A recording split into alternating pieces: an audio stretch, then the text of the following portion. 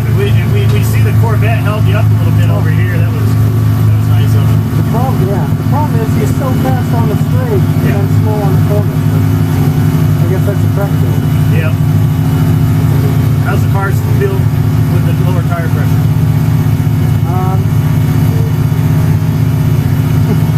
Feels better on the low speed, but not as good on the high speed. Okay, so we'll leave them where they are. Yeah. Just leave them where they are. Although the only thing I'm curious, is there a pressure difference between left and right? There. Alright, whenever you want to go out, you put your snap back up.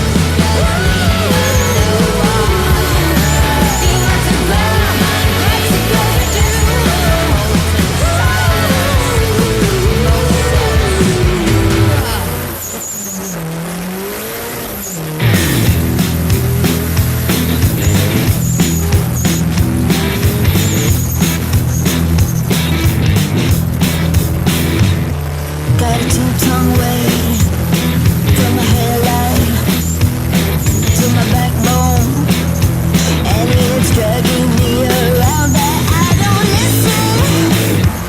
All your critics already mind your own business.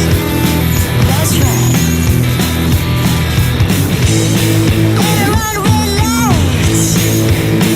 Now watch me fly. Got an angel to my left, devil to my right. We're going down.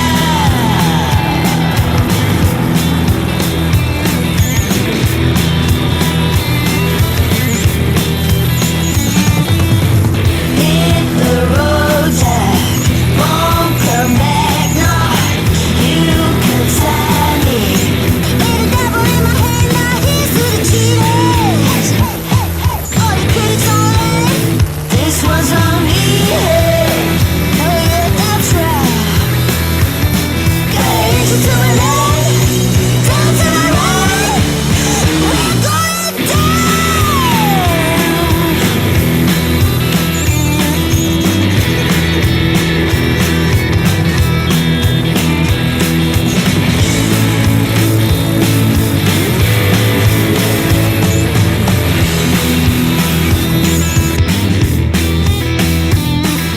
Little white light, I got these ties. Those who survive know the one more time.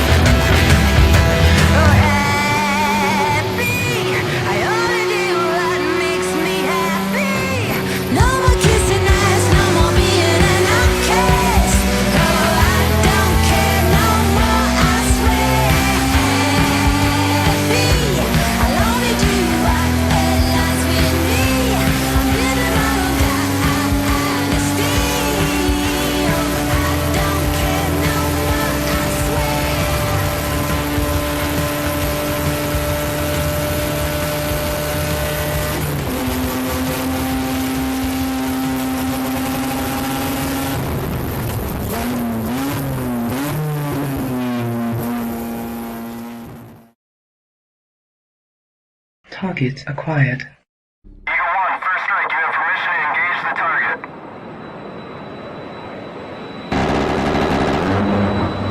Warning: the following video contains explicit language which may be offensive to some viewers or inappropriate for children. The content within this video is intended for mature audiences only.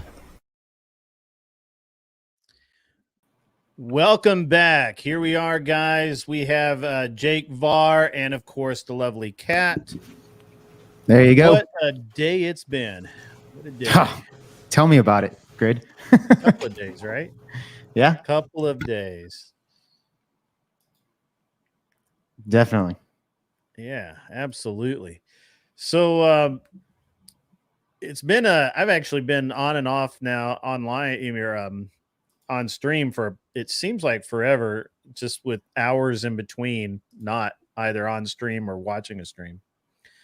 And a large chunk of it's revolved around your guest last night. Oh, yeah. Jake. And, Yeah. A lot of people are talking about it.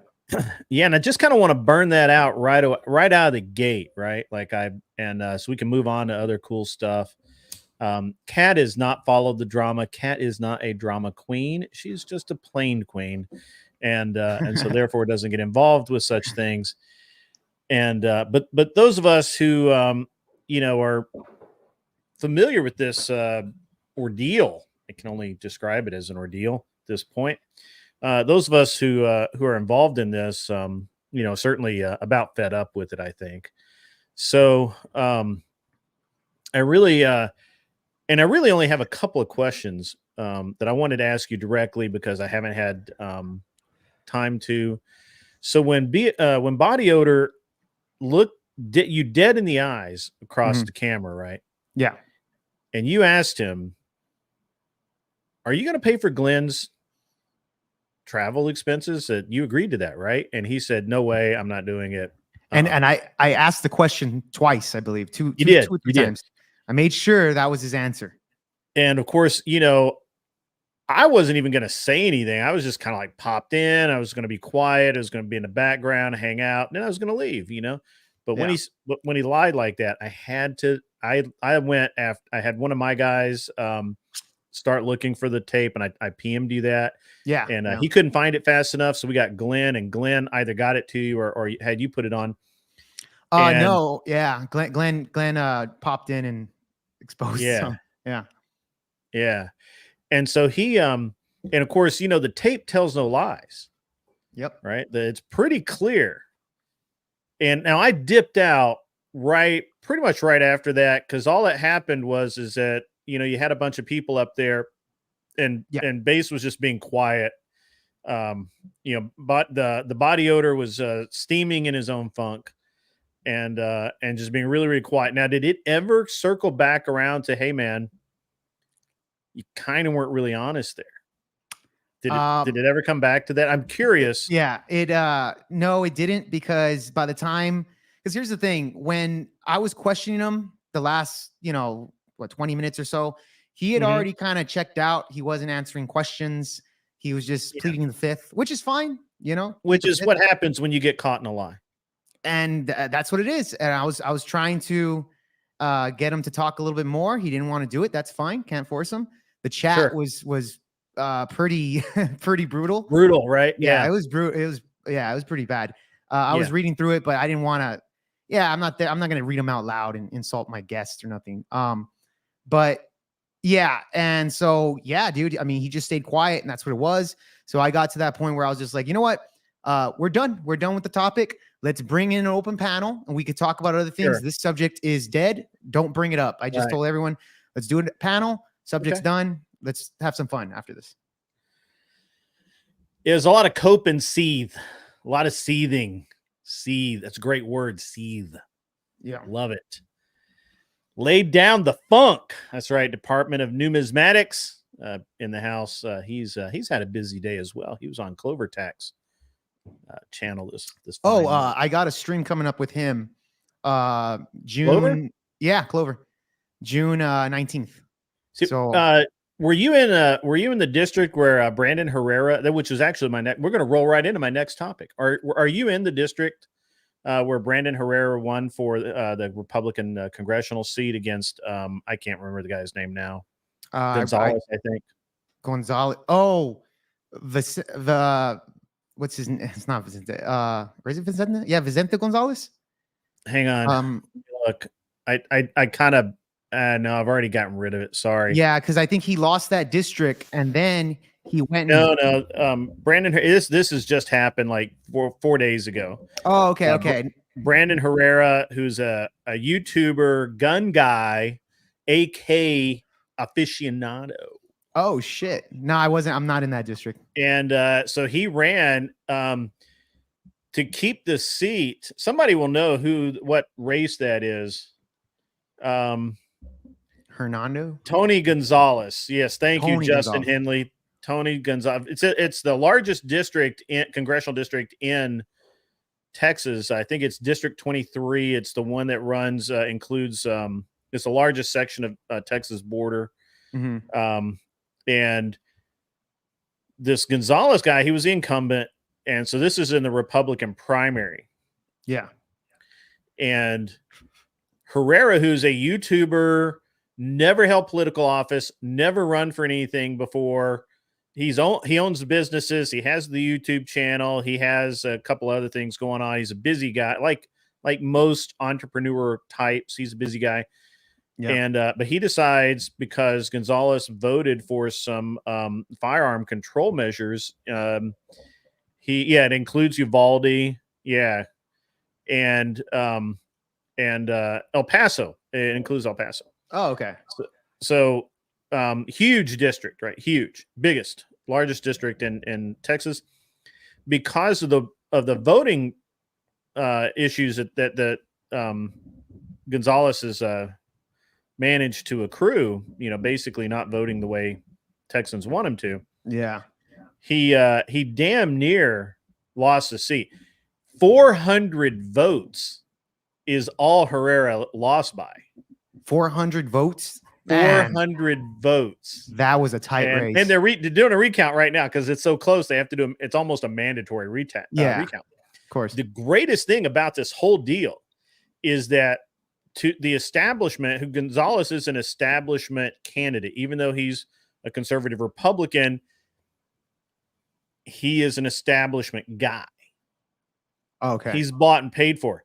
To keep his seat in the primary, to keep him on the ballot in the primary, they've already spent $10 million. Wow, really? And he lost to a YouTuber in a congressional run, and they lost to a YouTuber who spent maybe $1 million. Wow. Right? Yeah, right? that's this insane. Is the power. This is there's no cure for cancer. We just have to cut it out, guys. That's the whole topic tonight. Is there's no cure for cancer. Just like Based Oracle is a fucking cancer. Okay. I like the guy. He's likable. I really want him to, I want him to do well, but if he's going to be a dick all the time, he's a fucking cancer. He's got to be cut out. I don't want to talk about, and that's why I told you is we're going to, I wanted to ask you the one question, and that was it. And we moved right on. Gotcha. But guys like that, they're cancer. They got to go. The same thing with politicians that are going to repeatedly vote the wrong way. There's no cure for cancer, guys. It just isn't any cure. Okay. Just like we got rid of body odor, we now got it. Now we got to get rid of these politicians that smell just as bad. Okay. And this is just how it's going to be. And the fact that a YouTuber can go do this. This isn't just any YouTuber. This is a super based dope dude that, he works out.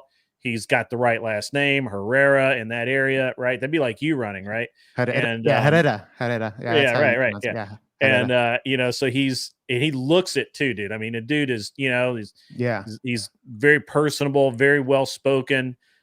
He will, if he runs again, he will probably win. Mm-hmm. And he only lost by 400, right? Yeah, it's crazy. And but we got to cut that out. We got to cut it all out. And there's really only some basic things that have to be done. And one of them is what Herrera has shown us is take it to the streets. It was the grassroots, the ground level guys that just need to know that their vote counts and go do it. Right. Yeah. Yeah. And I missed some, I've missed some chats. I'm going to stop just 1 second here. Yeah. Go for it. Go for it. Clover Tack, thanks for the raid earlier, bro. Anytime, man. Absolutely. You that was the first time I've been able to catch you live online, and so I was happy to make that happen. Let's see if there's anything else really cool. Angel Berber, yeah, Grid One, he is hilarious as well. Yeah, I mean Herrera's hilarious. I mean, he is hilarious.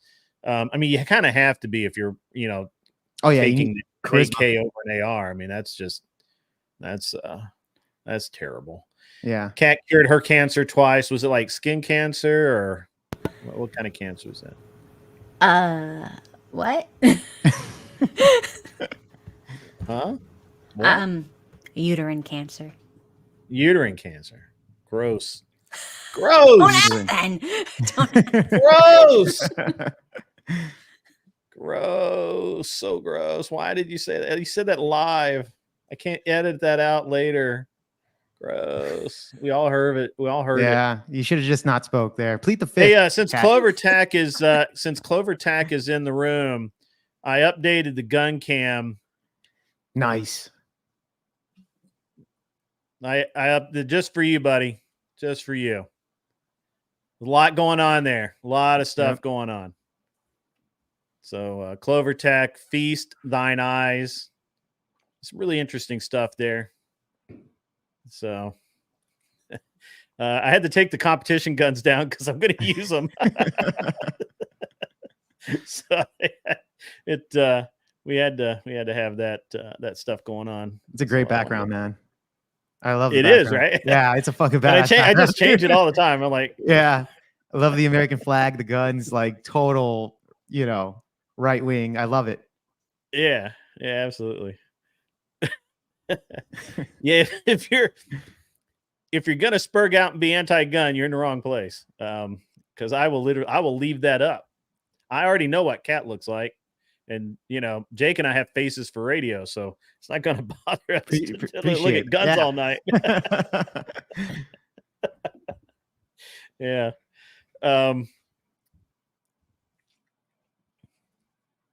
Is this spurg about guns? Guns, boys.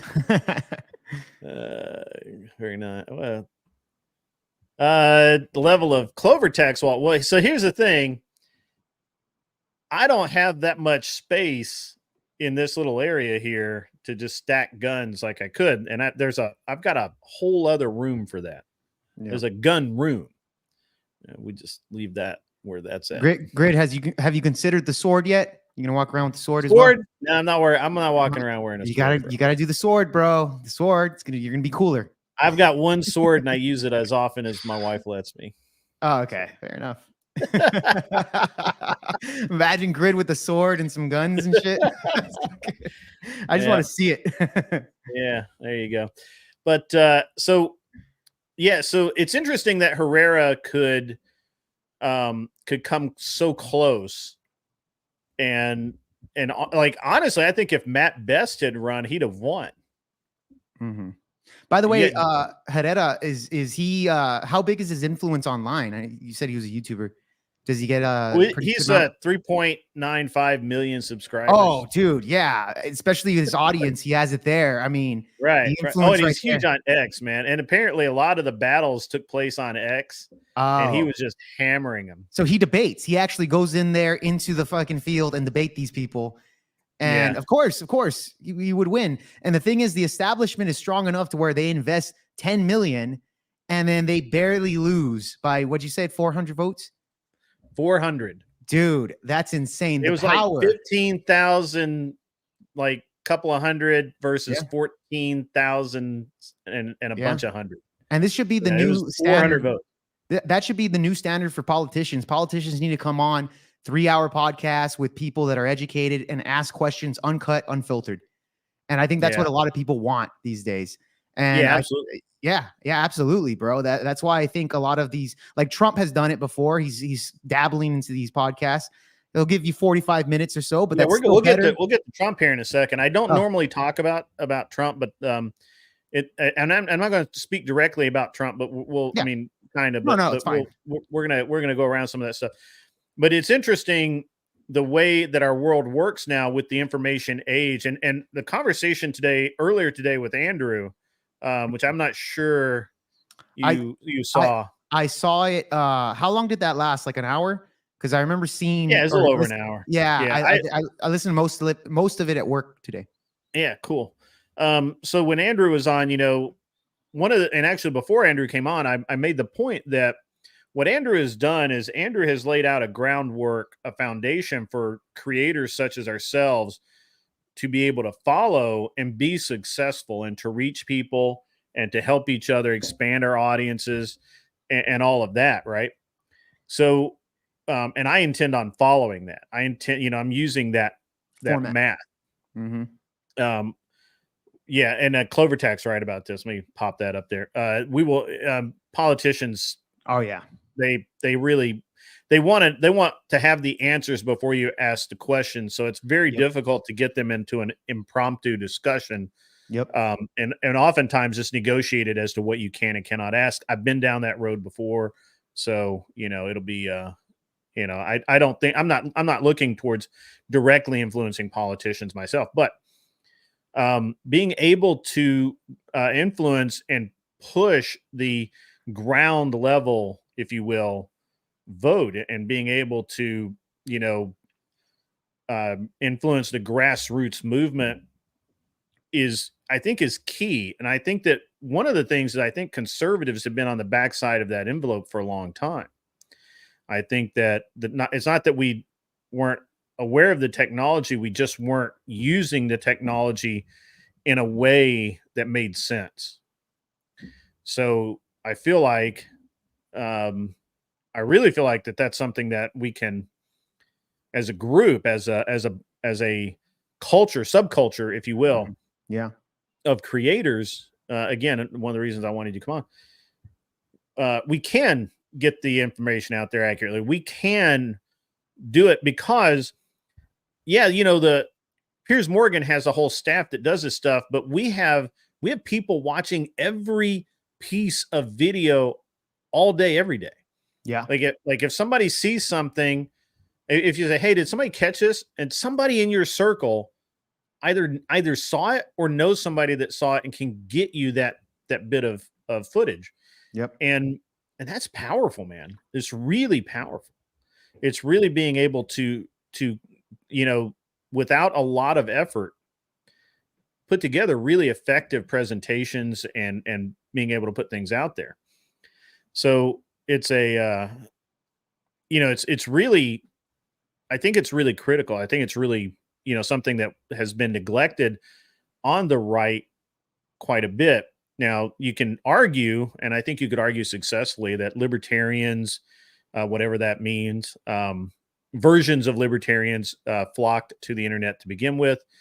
But even that is somewhat stalemate, it's very, they spurg out a lot. Yeah, I thought the libertarian movement died like a couple years ago because a lot of these libertarians that were like, we're libertarians. They're just all fractured, man. There's 3,000 different branches of libertarian. Yeah, exactly. That's why it gets complicated with that. It really isn't that complicated. They're either they're libertarians that want guns and want to smoke pot, or they're libertarians that want to smoke guns, smoke pot, and have prostitutes. And that means it breaks down, pretty common lines, Yeah. Or the libertarians that believe that, what's that, NAP, the non-aggression principle, like we're all going to be nice to each other just fucking because we're going to be nice to each other. Does that make sense to you, Kat? Does that even remotely sound realistic at all? No, you don't need to earn any respect. We should all just be nice just because. Yeah. Off the bat. Yeah, no earning of respect. No earning of respect. You don't need a gun. Look, Jake, you don't need any weapons because the guy next to you, he's a nice guy. He's a nice guy. That's a He's non-aggressive. Jake. Yeah. He's not aggressive. Yeah. the dumbest fucking thing I've ever heard in my life. I can't believe anyone older than 3 years old said such a thing. My 3-year-old's probably smarter than that. I'll go ask him tomorrow morning because he's asleep now. Mhm. But I'll ask him and see what he thinks about a non-aggression principle, and he's probably going to hit me just to show me that that's not what it's not work. So and I poke a little bit of fun at libertarians because I just think they deserve it. They're basically contrary Republicans. They just don't want to be called Republican because of the word association. Yeah. So yeah. And but anyway, so that's so that's kind of leads me to to kind of down the road I wanted to go, which is that we got it on the right side of the aisle. We have to kind of learn to just accept that there's going to be differences, whatever that 5 to 10% difference, or maybe even 15% difference you and I have in opinions. I don't have to hate you for it. Yeah. Okay. And I heard you talking to Viking about that earlier concerning the manosphere. The manosphere is an excellent example of this. Yep. Right. Super divided. And even if we did, all right, let's just say that you and I had a major disagreement over something. Mm-hmm.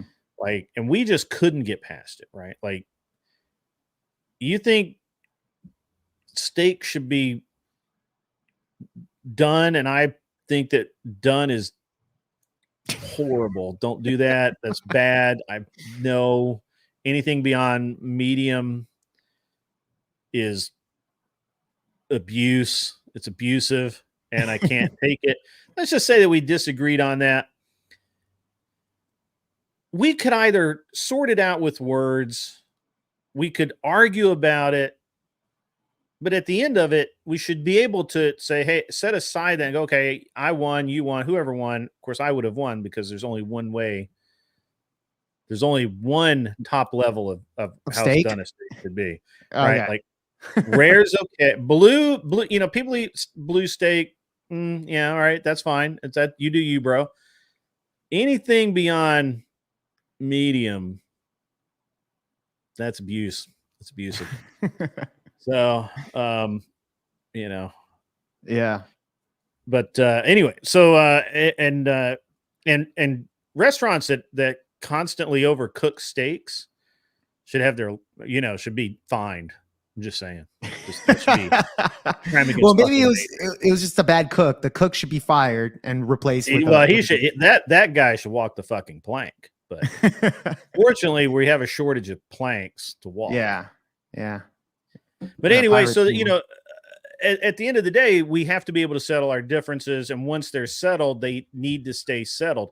This is the way it was with men throughout history. You have a disagreement, you do whatever it takes to settle it, fight about it, kick each other's ass, take, maybe, in the olden days, maybe you take their favorite wife, whatever. Mm-hmm. But once it's squashed, right? Yeah.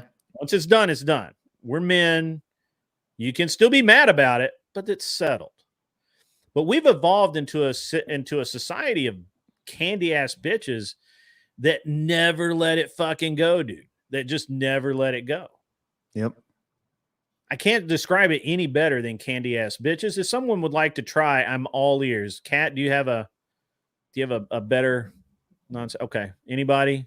Let's see here. You said candy ass bitches. Candy ass bitches. Honestly, I just describe them as simp blue pilled mother truckers, bro. I mean, that's what they are. Emotional, but they're not all blue pill. They're not all blue, because there's just as many people in the red pill space right now that have beef with each other that will not squash it. And even if they say they squashed it, even when they say, hey, no, we're cool, man, they're not really fucking cool. They will backbite like little bitches. Yeah, exactly. But I'm just saying, like, they probably have blue. Yeah, the blue pill's always in one of these. Even if they are like an influencer, etc. Like, you could see a lot of blue pill tendencies even within that red pill community, right? You can call yourself that, and but there's nothing wrong with it. I mean, look, yeah, having a blue pill view on something is, okay. And blue pill just means like, you deny reality. Anybody that. Yeah, that's all that is. The red pill stuff. I mean, it doesn't always have to contour to dating, right? Right. And I'm not relating it all to dating. I'm talking about, just life in general. But yeah. So with that said, we got to look at this thing with Trump. Okay. And the verdict from earlier. Well, actually, I guess it was middle of last week. Yeah. Piers Morgan. Did anybody watch the Piers Morgan? He called it a debate. It was really a discussion. It had Michael Knowles. Oh yeah. The guy from, and I can never remember his name. Mr. What was his name? He had Knowles. He had who else did he have there? I remember listening. He had the lawyer, which I can't think of his name. He had this Sexton. This no rabid liberal bitch, and the lawyer was liberal as well, but he was like, they fucked up. Okay. Michael Knowles. Anyway, it was a great debate. Or discussion because it was Mr. Wonderful, or was it Mr. Wonderful or Mr. whatever from the Shark Tank? Oh yeah, Kevin O'Leary, right? Kevin O'Leary. Yeah, him. Kevin O'Leary. And he's not a right wing guy, by the way. He's a business guy. He's a business guy. Yeah. He's not. So Ed Knowles on there, and Knowles kept calling out the liberal, pseudo face of the liberal party there. It's very fucking funny because it was obvious they offered this chick up for no other reason that they thought she looked good on camera, and they didn't think that Piers was actually going to question her very hard, or they didn't care that she was going to get spit roasted. And what, Kat, are you okay? What? Are you okay? Yes. What are you giggling about? Nothing. Liar! What are you giggling about? You're like, what? Something happened in the chat, then she just started giggling like a schoolgirl. So. Francesca, yes, thank you. That was her name, Francesca, something or the other. She was obviously an idiot, sacrificial lamb, whatever you want to call her. She didn't know anything. She basically was Trump bad. Trump bad. Yeah. Broke law. Trump broke law. Trump bad. Trump broke bad. Oh, she had the discussion, the back and forth with Michael Knowles. A little bit, that's the part. That's the part that I remember seeing. Yeah. Okay. Yeah. I remember who you're talking about now. The whole thing centers on this idea that the lawyer, who is a New York lawyer, he is a liberal. He's never voted for Trump. He doesn't like Trump. He will never vote for Trump. Even he was like, this was the worst prosecutory case I've ever seen in my life. It's got to get overturned on appeal. It never should have even made it into the courtroom. The blame is not on a jury because they based it off of what they were told, which is also not usual in that type of case. But it's just all this stuff. So that, and it shows that. Well, actually, I'm getting ahead of myself. And part of Morgan's, because he doesn't like Trump. Let's just be honest. Yeah, he doesn't. Piers Morgan is no Trump fan. But he has been neutral on this. But he is a very neutral. He wants to portray himself as very neutral, and he wants to portray himself as being an intelligent, thoughtful human being. And especially lately, he's really kind of wanted to be the moderator in debates amongst the knowledge base, right? Yeah. And so Morgan actually held the liberal girls' feet to the fire quite a bit.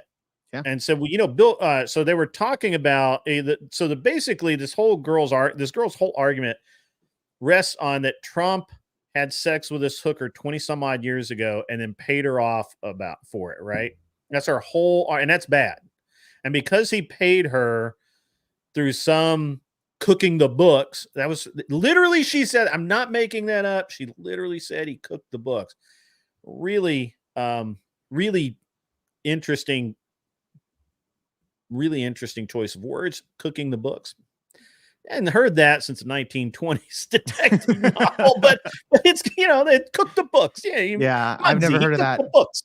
And so he cooked the books and he paid for Stormy Daniels, whatever, Well, it's not even a. So the lawyer pointed out that the law that they charged him with it was no longer used. It was actually they had to reinstate the law. Yeah, because it expired. Yeah, it had expired. Yeah, it sunset. Yeah. Yeah. So, and then he had. I got to read this. Stand by. Siege D idea give at Cat Katabi at Clovertack at Viking Paradigm and at Project VO Pod wrenches not to moderate chat but to protect them from friendly fire. Who? What? I don't know. What? I'm not sure. I'm not sure what friendly. Oh, so you can ban people in the chat that take shots at you. Nah, I mean, I'm fine with that, bro. Let them take shots. Cat's like, yeah. Oh, okay. Give me See how that. different that is, man. I'm just like, yeah, whatever. Unless they're spurting bad. Cat's mean, guys. I'm telling you, Cat's mean. She's she's mean. Yeah. Don't mess with Cat. Just you're gonna get your eye scratched out or something. I don't know what cats do. I have a dog. But so back to the thing here. So it's an interesting illustration because this girl, and I believe that most liberals have no fucking clue what Trump was even charged with. Yep. She couldn't answer the question. She could not answer the question. She couldn't answer it accurately. And so Morgan, who I thought was a fucking legend in this debate, he says, well, Bill Clinton he brought that up. sex with an intern in the Oval Office while he was married, while he was president. Do you have a problem with that? And no, it's different. Like it's different. No. Trump. Yeah, Dude, Trump bad. Yeah. But Trump bad. That was And so cringe. that was great. Piers Morgan pulled out a win, I thought. Mhm. And so he you're not getting a band stick, Cat. Just forget it. You're not getting a band stick. We'll protect you, but you're not getting a band stick. So that was a great thing. And Morgan called her on the carpet over and over and over again. The lawyer called her also on the carpet over and over again. And I really enjoyed that. And once again, this is an example of one of the let me back again. I got to back up. One of the things that I think really disturbed this girl, and I think it disturbs all of the liberals, is the fact that Trump had not only did his support at the courthouse, it was off the chain, but Morgan pointed out that basically Trump was out of the election prior to Bragg charging him. Like, he literally had the lowest numbers he'd ever had. Vivek probably would have gotten the nomination. Everything was kind of going against Trump until Bragg charged him. Oh, and literally, like, I want to say it wasn't even 50-50 congressional support. Like, he was dude was on the ropes. Let's just be honest about it. He was probably not going to get the nomination. The whole Republican Party was against him. Huh? A lot of the Republican Party was against Trump, like in the beginning. Pretty much the whole thing, right? Yeah. Man on the street was like, yeah, I like Trump, but I would rather vote for Vivek. Yeah. Or DeSantis. Yeah. Or DeSantis. Everybody loved DeSantis as well. And then the kingmaker, Bragg. Yep. What does he do? Goes after Donald Trump. He wins the election for Trump. He won the election months ago for Trump because he charged him with these bullshit misdemeanors that they relabeled as felonies that he actually didn't even break the law. Even if he did, they're like $1,000 fine each. Like, he could pay that out probably with his pocket money. But he had to go for the win. He had to go for the big W. The ego spoke to him. He's gonna fucking lose because Trump's gonna get elected. And this is very interesting. This is a very interesting thing. And that pissed the young liberal girl off to no end. But what you could tell, what really hurt her, what just twisted it in her loins was showing the video of Trump walking into Madison Square Garden to a standing fucking ovation. Joe Huge. Rogan acting like Trump was king of the world. Yeah. Mr. Trump, come on over here, buddy. You know, like Joe Rogan, just like in total awe. Who Joe Rogan doesn't care about anybody. Like Joe, I mean, Joe Rogan's just like, fuck all y'all. But for Trump, he got out of his chair. He's Mr. Trump, and I can't remember the name of the fighter who talked, but you know, and said, you know, I'm going to support you. I'm going to donate to you. We're going to set that up, right? And that was a fucking moment. And and now you hear have you heard this thing going around? Felons voting for a felon. Right? Yeah. Felons voting for felons. Right? That's what it. That's that, dude. They literally they made another catchphrase for Trump to attach himself to. Yeah. It's they keep shooting themselves in the foot. And it's crazy that there's any concept here that they're going to pull this out. I mean, they're gonna have to pull something out big time. And Mr. Kevin O'Leary, Mr. Wonderful, he pointed out, and this is something I agree 100% with. The worst thing about this, and look, let's ignore the election. Let's ignore the case against Trump is just, you know, it's just a bunch of dumbasses going after a bigger dumbass and whatever. Let's just ignore all that. Mm-hmm. Whatever you want to say. Here's the real thing. Billions of dollars worth of projects in New York have stopped. Yep. Billions. Even Kevin said, I ain't doing business in New York anymore. He's like, I'm doing business everywhere else. I'm not doing business in New York. Yep. Billions with a B of projects are not on permanent hold. Like, there's no money, right? There's no money going in there. And that's hurting New York, period. And because, you know, legit, you know, businesses are like, if this is the way we're going to get treated, this is fucked up. Yeah. And it's happening, but it's happening in everywhere. It literally everywhere that these guys are in play. Florida has a massive drop in real estate just over the past 6 months. It's ridiculous. Sorry, Kat, your house is probably worth less. Let me look that up. Yeah. She's looking like, oh no. Yeah, it's crazy right now. It's crazy. Yeah. Somebody did like 5 of the top 10 cities, depending on which survey you look at, with the highest depreciation over time in the shortest amount of time is in Florida. Florida? It's crazy. You know, I know Trump is getting seized his property over there.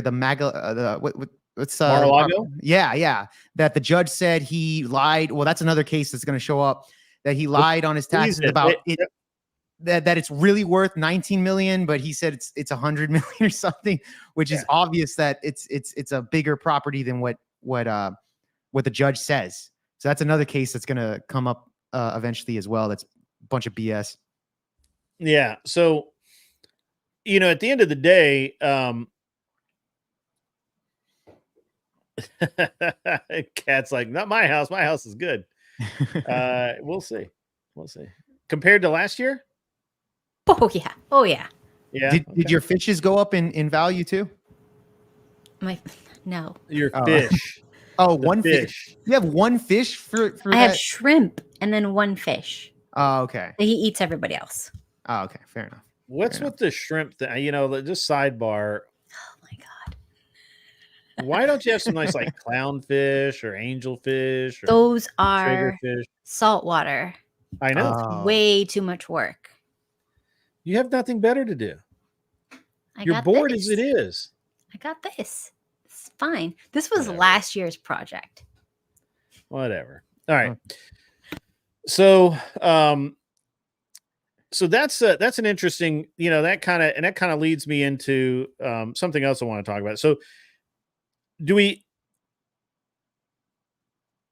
there's a myth. There's a bunch of mythology that involves women and society. Do you guys know who Hetty Green is? You ever heard of Hetty? Hett Green? Hetty Green? No, You don't probably believe- haven't, because it's not taught in schools, because why would they? So Hetty Green was known as the Queen of Wall Street back in 1906, bitches. You know, theoretically, before you could even own a checking account, she was a millionaire, multimillionaire, actually. She bailed out Wall Street after the 19 whatever, what is it, 1907 crash? Was it 1907? Yeah. In the panic of 1907, she helped bail out Wall Street. She was known for giving out loans in cash and obviously getting payment back. Mhm. It's interesting because if you look up contemporary knowledge about her, she's portrayed as the Witch of Wall Street. That she wore the same dress every day. She didn't spend it. She made her own underwear and all this stuff, and she didn't bathe, and she didn't use. She never turned on the heat and all of the, And she saved a lot of money. She didn't use hot water to bathe and all that, which is partially true, but the reality is way different. And she was, she was married. Her husband died. But she was a multimillionaire, and made most of her money in as a business person, investing in various businesses and things in her neighborhood, actually. So it's very interesting when people start talking about how women have been disadvantaged over the ages. They always forget the exceptional people, because they're What year was that again? Grid? not. I mean, she lived from 1834 to 1916. Wow. And she was banking. Yeah, she was a multimillionaire. Mm-hmm. She's listed in the Guinness Book of World Records as the greatest miser, because she refused. All right, let me. I'm just going to read you this little passage here, okay? She was an American businesswoman and financier, known as the richest woman in America during the Gilded Age. That's J.P. Morgan, Pierce, or was it Morgan? Not Morgan. J.P. Well, I'll get to it in a minute. Mm-hmm. She was known as the Queen of Wall Street due to her willingness to lend freely and at reasonable interest rates to financiers and city governments during financial panic. Her extraordinary discipline during such times enabled her to amass a fortune as a financier at a time when nearly all major financiers were men. She was unusual for being a woman in a man's world. She did not participate in New York high society, conspicuous consumptions, or business partnerships. She may have been eccentric and curt with the press, but she was a pioneer of value investing. She had an entire theory about this, which is right. And she often wore all black because that was the cheapest color. Stories that were often cited included her refusal to buy expensive clothes or pay for hot water, her habit of wearing a single dress that was replaced only when it was worn out, and but she sounds like a man. She sounds like a man, right. bro. The evaluations of her differ from eccentric, but mostly out of step with the excesses of the Gilded Age wealthy, with the contemporary expectations of women, especially of her class, because she was very wealthy. She came from a wealthy family. They were a whaling family in Massachusetts. She started working for her grandfather at the age of 10, because her grandfather couldn't read. So she would read the stock quotation and commerce reports to her grandfather, and watch him do business. So at age 10, she was doing that. She went to boarding school. She did a bunch of really cool stuff. When she was 13, she became the family bookkeeper. And she accompanied her father to the counting houses, storerooms, and commodities traders and stockbrokers. And in the evening, she read him the news once again because he couldn't read well because he was old. This is back in the age when glasses, they had them, but they weren't nearly as good as what they are now. And so she did a bunch of this stuff, and she inherited a bunch of money from an aunt. I think she inherited just under $1 million from her aunt and just under $1 million from her dad. Now this is in 1907 dollars, so that's the equivalent of probably like $100 million today, right? This was a lot, and so she moved to New York City from somewhere. I think it was in like Connecticut or somewhere, because her dad had sold the whaling business and went into I think oil. I'm not going to look it up in the article to find out. But she oh, pardon, it wasn't $1 million, $100,000 estate, right? And so she married a guy, Edward Green, blah, blah, blah, blah. Just look, she had a life. She had kids. She was a multimillionaire by herself. She actually bailed her husband out when his business ventures failed. He was $700,000 in debt in that year's money. We're at 1900 whatever. That's a fucking lot. Yeah. And she bailed him out, wrote the check, cash. So it's very interesting, right? It's a very interesting dynamic. And she never complained about anything. Feminism didn't exist. This is 1907. Yeah. There are no women parading in the streets. Yep. And she made fun of them when they did start doing that. She thought that was stupid. Don't do that. So it's a very interesting thing. I think most people have never heard of her, because we're always told that, women were very disadvantaged all the way up until whenever. But here's this woman who, by her wits, by, teaching herself, she didn't go to school to be an accountant. She worked with her parents. And this woman succeeded where others just didn't give a shit. Mm-hmm. And she put herself through, she acted much like a man in that she set herself a budget. She set herself a style of living, right? And she lived within it. And I think it's a very interesting study, right? I think she's a very interesting study because as men, we're often told that we should not do that, right? That we should be more in touch with our feminine side. And here's the ultimate expression of a girl boss, and the ultimate expression of how badass a woman can be in 1900. Yeah. Turn of the century, when men were men and women could be slapped around. Yep.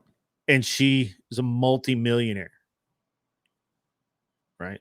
Yeah. In real money. Like, this wasn't credit. This wasn't, she didn't have this was real fucking money. I like that a lot.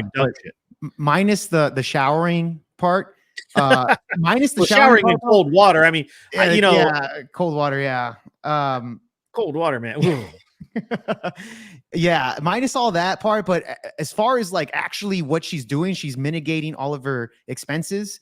That makes sense, especially in today's economy. A lot of people need to learn how to save money and absolutely put their money into good investments. Yeah, I like that idea of her.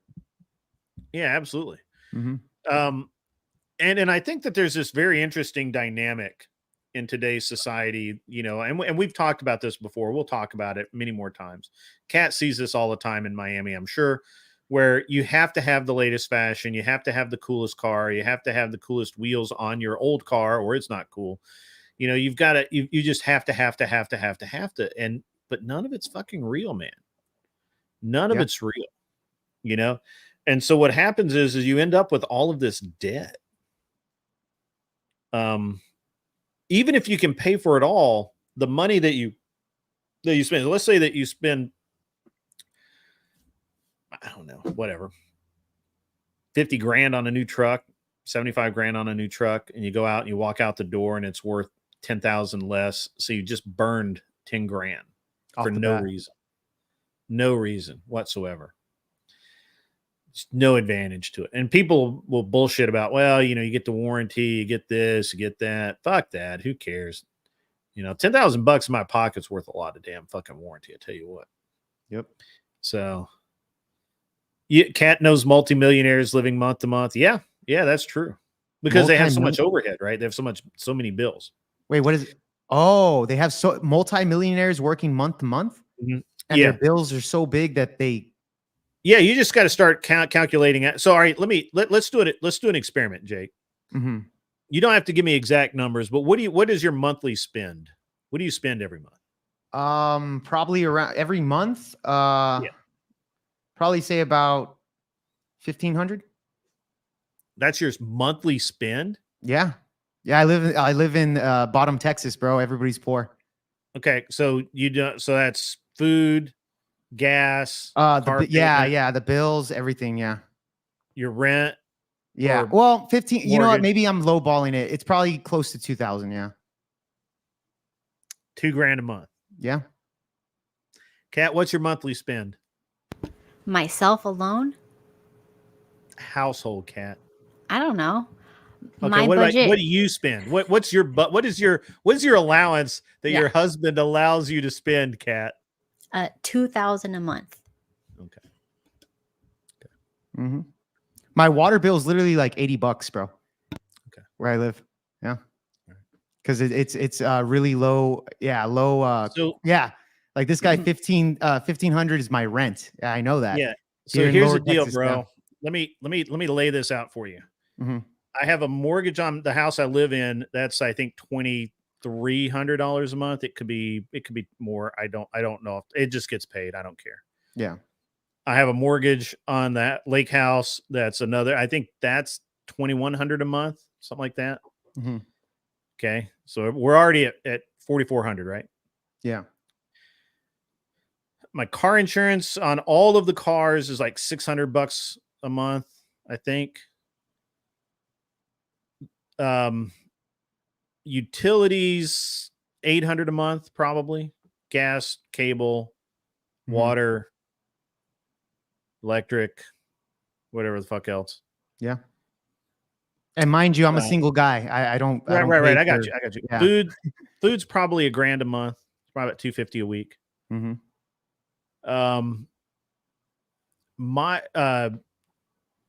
My personal spending, just, you know, some months can be very high, like really high. Yeah. Try and keep our personal spending in like the $2,000 a month range, something like that. I don't know what's going on with my camera. My camera keeps wanting to jack up. I don't know. I have to check it out in a minute. But my personal spending is probably about $2,000. My wife probably spends $2,000 to $3,000. I forgot the mortgage on the apartment in New York is another, I think, $2,400. I think $2,400 a month. Yeah. My kids' school's about when and it, you know, that's like half the, or not half the year. It's like 10 months out of the year or whatever. Mm-hmm. My kids' school's probably, I think it's $2,200 a month. Daycare's $1,000 a month ish, $350 a week. Yeah. Which I'm not happy about. I mean, we're talking about that may end. Yeah. What else have I got? I don't even know. But already we're well over $10,000 a month. I figure my monthly spend is somewhere around $20,000 a month. Mm-hmm. And I can, some months, if I'm like in a project, if I'm doing like a remodel or I can do 20,000. I've done 10,000 a month on my credit card by itself. Yeah. Damn. And that doesn't include your wife. No. And we pay it off every month. Yeah. Yeah. She has her own credit card. Mm-hmm. So that's how Jake. Yeah, I know. That's I how a know. millionaire can be I know. living month to month, right? Yeah, yeah, I get Multimillionaires it. can be living month to month because if they have, again, this is how this happens, right? So, and I'll tell you right now, like the average, million and a half, $2 million home, your mortgage is going to be about 6,000 a month. Mhm. If you can get it that cheap, it could be 10 grand a month in a mortgage, right? Yeah. Your if you have an expensive car, like any exotic is going to be another 5 to 6 grand a month, and it could be more. It could be double that. It could be 12 grand. But let's just Yeah. call it 6. Mhm. If you have a car payment, so if you buy a car like you just buy a Ford, you just your little beat around town, truck. So you go out and you buy a Raptor. That's a $70,000 car or 75,000, I think, right now. Yep. You're looking at probably what, another 1,200 a month, 1,300 a month. Yeah. Then you've got, if you've got a pool, the pool has to be serviced every month. If you've got, your insurance is going to be high because it's a multi-million-dollar house. Yep. Insurance on the car is going to be high. Everything's going to be high. And then, Yep. kids. And all How that much? stuff. How much do you pay for your insurance over there? Like for your vehicle? All the vehicles together, I think right now is about 600 a month. Damn, that's crazy. I have two vehicles. I think. Well, one's a work vehicle. I think I pay like 140 for that one, and then my other vehicle is around. It's a two. No, like I think it was around 200 or so. It's a little bit more. That's my actual vehicle, but it's not anything crazy. That's what I'm saying. I'm like, dude, I hear these numbers from the big cities. Remember, I live in a small town, bro, super small town. Yeah. And I hear these numbers. It's crazy to me. It's like I wouldn't be able to afford, although I'd have to go and get, a higher paying job in those areas. But yeah, the cost of living is just so night and day. So night and day. Yeah. Well, that's why you hear about millionaires going broke and, then taxes, right? Like, income tax, a lot of people, especially guys that get paid on a 1099 or they, they file, a 99 or whatever. Yeah. If you are, depending on how you file your taxes, you could really fuck yourself and have a massive tax bill at the end of the year. Mm-hmm. Yeah. So, so we have currently, I think our policy covers my truck, the C350 and the F-Pace. So it's three vehicles I think are on it right now, and the boat, and my and probably my trailer. I don't know if my trailer. Yeah, that's insane. And it's crazy when it comes to taxes. Like you pay in taxes. Like for me, I get money back at the end of the year. It's a couple thousand, but I know like here in my area, single moms. I knew this one chick that got like single mom, bro. I think she was hitting like 15,000. She got money back, and it's like, man, dude, like I'm a single guy or whatever. It's just nothing compared to the people here in my area that, we're a little bit more poor, but it's just like insane to me. Well, I mean, income tax is really annoying to me because my wife gets a W-2, and of course we make now. We're fortunate in Tennessee that they do not tax rental income as income unless you incorporate as a business, which I've been very careful to do. But because she is on a W-2, more or less, our income tax is 6 figures every year. Yeah, damn. And completely fucked up. Yeah.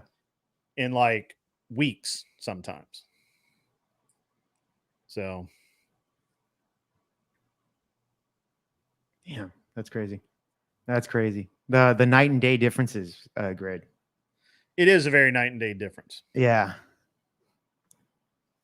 It is a night and day difference, but that's why Kat can know people that go broke. Yeah. Or pardon me, are living month to month while they're multimillionaires, especially in Miami. Miami's like, crazy. I mean, they're paying like their wardrobes are probably $50,000, right? Anson Knowles, when is the D-Gen profit? I think you misspelled profit break. I don't have music for that yet. I'm going to set that up. The not D-Gen, what did we call it earlier? There's a name for it. The something obscene profit break, so that we can have profit PROFIT profit break, so that we can make money. I just got chided about talking about my finances, so it's interesting. So let's see. Let's see what we got. Yeah, that's true. Yeah, that's 100% true. And I have money in the bank, bro. Like I don't live paycheck to paycheck. I'm fine, you know. But, yeah. I'm actually really surprised because like that's very interesting because most like even a small apartment here is really expensive now. Yeah, like really expensive. Mm-hmm. So. Yeah. And I am thinking about, well, eventually I'll probably be moving around the Houston, Texas area, planning that out anyways. So, yeah, I'm going to have to plan that out and it's over there in Houston, rent is, 1,500. So I got to figure stuff out to kind of get up there in upper Texas, get out of this small town. But we'll see for the future, you know? Yeah. Yep. That's an interesting, thing. Mm-hmm.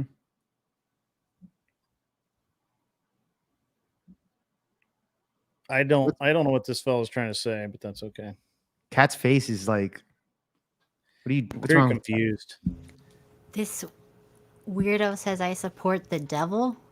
What? Where in Tennessee? Where has Tennessee gotten horrible? I'm in Tennessee, so. Some guy says stay away from Houston. It's super ghetto. Yeah, I know that, but I have connections in Houston. That's why I'm considering Houston. Perhaps even San Antonio. We'll see. Yeah. Yeah. 2,400 for a 1-bedroom. Wow, that's expensive. Fuck. That is expensive. Welcome, Evan O'Brien. Welcome, buddy. Yeah. Yep. Yeah. Yep, that's an interesting thing. Where was I? I had before we got kind of derailed there a little bit. I had a direction I was going. You've been busy, Jake. You've had Viking on today. You had Body Odor on yesterday. Yeah. Yeah, I got Clovertac in the future. Clovertac in the future. Clovertac's a good guy to have on. His show is great. If you go on his show, it's really good. And he's from Texas, so that's another thing. Yeah, he is from Texas. That's yeah. Where in what is north Tennessee's only 100 miles wide, so what's northern Texas? I'm in northern Tennessee. $1,800. Where are you at, Evan? I forget where you told me. I forget. I don't know. I can't pay attention long enough. Mm-hmm. So real quick, Cody is King. My Discord name is actually it's this right here at the bottom. Jake Var _ Project VealPod. Yeah, that's my Discord name. It is. That is it exactly. That's when I want to get a hold of him. I say that. Yeah. Yes, sir.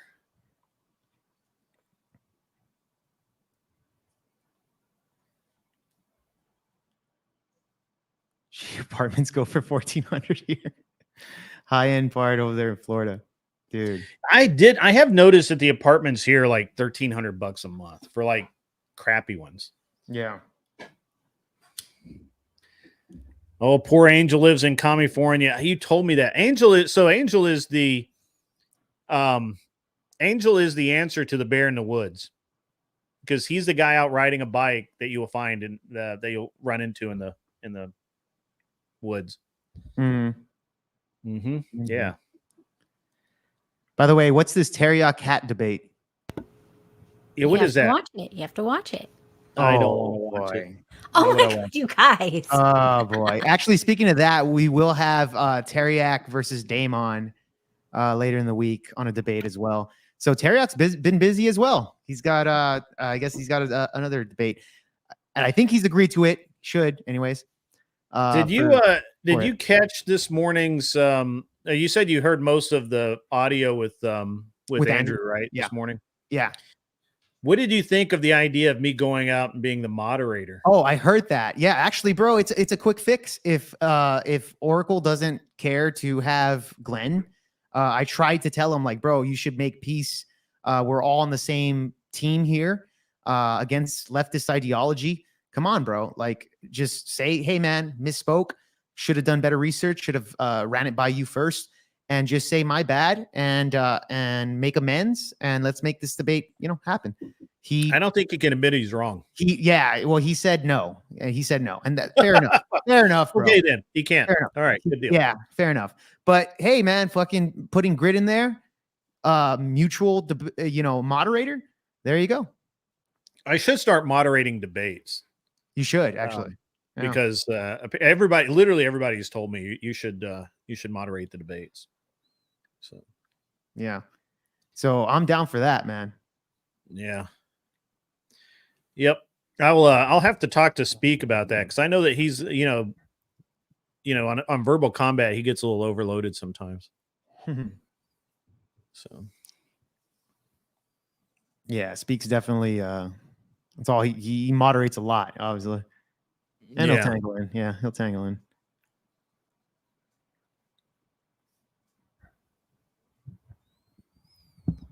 Real and dual. You misspelled dual. It's D-U-E-L. Dual. Cat versus Andrew Wilson. Let's make that happen. That would be hilarious. That'd be hilarious. She was in the chat this morning the whole time that he was on, and she would not come on. She was like, "You, no." Yeah. I should debate Adam 22 on what? He's what? A degenerate. What is there to say? He's a degenerate. He'll be like, "I'm not a degenerate. Change my mind." Great.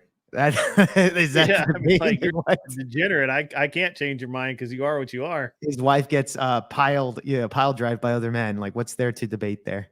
Oh, it's worse than that, dude. It was worse. That was bad, man. That was just terrible. Yeah, that's horrible, man. Effing epic. You asked me a question earlier, and I missed it. I saw it and it scrolled. I don't remember what it was. Ask it again, because I can't really keep up with the chat. You guys got to send super chats if you want me to actually pay attention most of the time. Because it's not that I'm not paying attention. I'm just can't see that fast. Yeah, it's going kind of quick.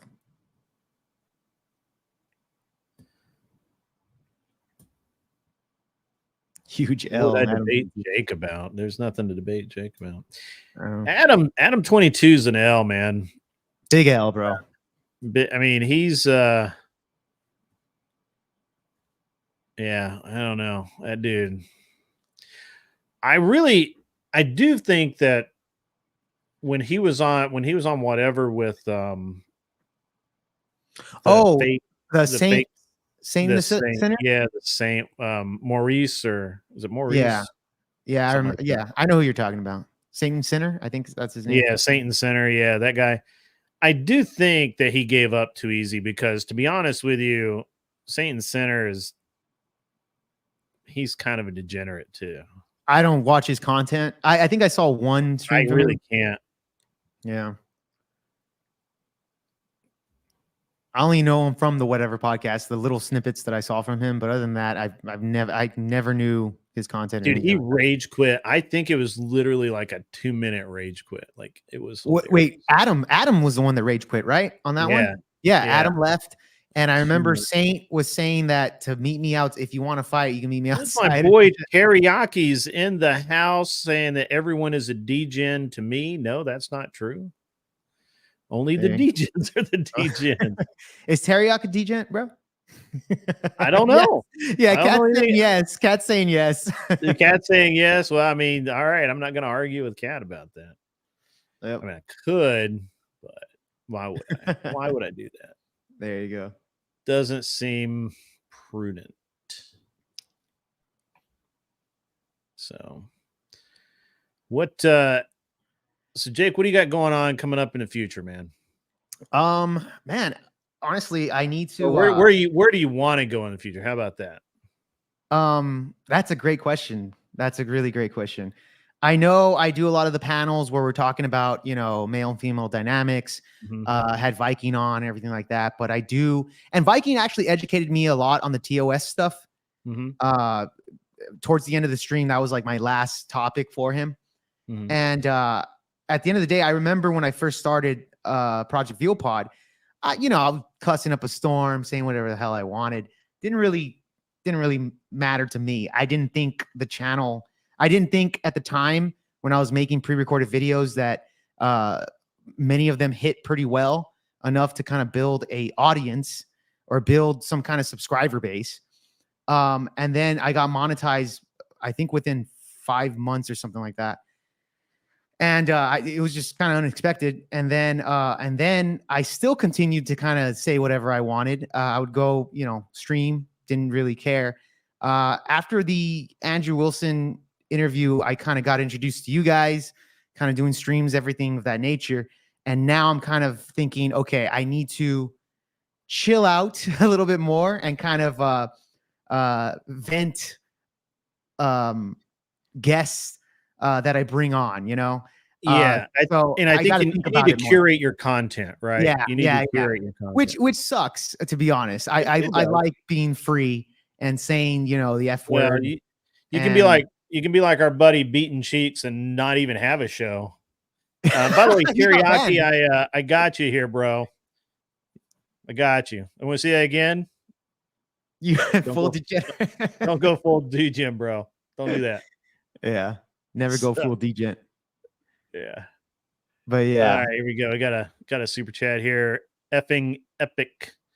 $5 American this time. Thank you. We appreciate the American dollars.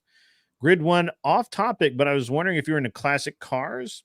Somewhat, yes. I have an opportunity to pick up and restore an AAR CUDA. Do it. If you can get it cheap enough, do that. That would be a great thing. The AAR stuff is somewhat rare, and if it's a real one and you can put real parts on it, you should do that. 100%. Make sure I didn't miss any super chats. All right. Yep. Yeah. So yeah, Grid, you know what's, by the way, Grid, I remember hearing you say about there was a stream that you did and YouTube automatically gave you the yellow $sign, right? Which basically means it's like partially demonetized, not fully. Yeah. Yeah, that was crazy, man. That was like Dude. right out of the gate. Dude, it's funny because at one point, swear, all it was, which by the way, all my streams are yellow, yellow, Right. and which is fine. I don't fight it because I kind of get it. I'm like, nah, I'm not even gonna, because you could fight it, right? Right. Funny thing is, the base Oracle interview is fully monetized, fully monetized. So that went well. Funny enough, Vikings interview went yellow Instantly, right? instantly. And I put there to fight it because we didn't do any bad language. It was pretty clean. So I want to get that one fully. But the What other was the ones, title? yeah, I believe Fresh and Fit's name was in the title. Yeah. Yeah, Yeah, that so would probably I be it. think they're just keywords Yeah.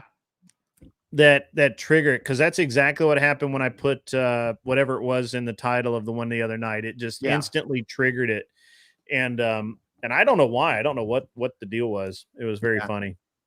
Yeah, and I remember even with it's funny, Grid, because I remember I was doing good and I was getting them monetized, and then when I did the bug, I had a video of the bug virus that happened, and the Democrats, I did back-to-back ones, didn't do well, but after those two videos were posted, every single video after that, automatic yellow.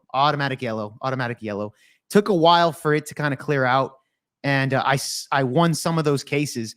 But yeah, that's just how YouTube is. And that was at a time where I wasn't really thinking about it, but I did win some of them. I didn't go full. Me. I just don't care enough about it. So Yeah, neither did I. Yeah, I was like, I don't care about the money. I'm well, just the thing is that I appealed some of them and they didn't change. So I was Mhm. like, all right, they just don't like. There's something they don't like, and I'm not gonna go through 5 hours of a podcast to find out what they don't like. Right. Cold truth. I came over to this weird manosphere from true crime, thinking it would be super chill. That's a hard no on the drama, lesser crimes, but I have my eye on a few I will end up covering one day. Can you elaborate on that? That seems like you were trying to say something very specific, and I'm not really getting it. So True crime. Okay. Thinking it would be super chill. So obviously, yeah, the Manosphere is not. It's hard no on the drama. Lesser crimes, but I have an eye on a few that would be coming up. Yeah, okay. I'm a little confused. If you could clarify that, that'd be great. What are we really still the manosphere? I get you, it's changed. But yeah, this is the manosphere. It's divided like any other sphere to a degree. I mean, it was always divided because Yeah. initially the red pill came out and they were just like, well, I mean, it wasn't initially, but whatever. It's Yeah. I had that discussion with Viking earlier today, and yeah, he talked about all that stuff, man, in detail. Chief Wahoo. they've removed some of my videos from 2 years ago here late. Wow, 2 years ago. Really? That's a benevolent patriarchy sphere. Yes, my brother.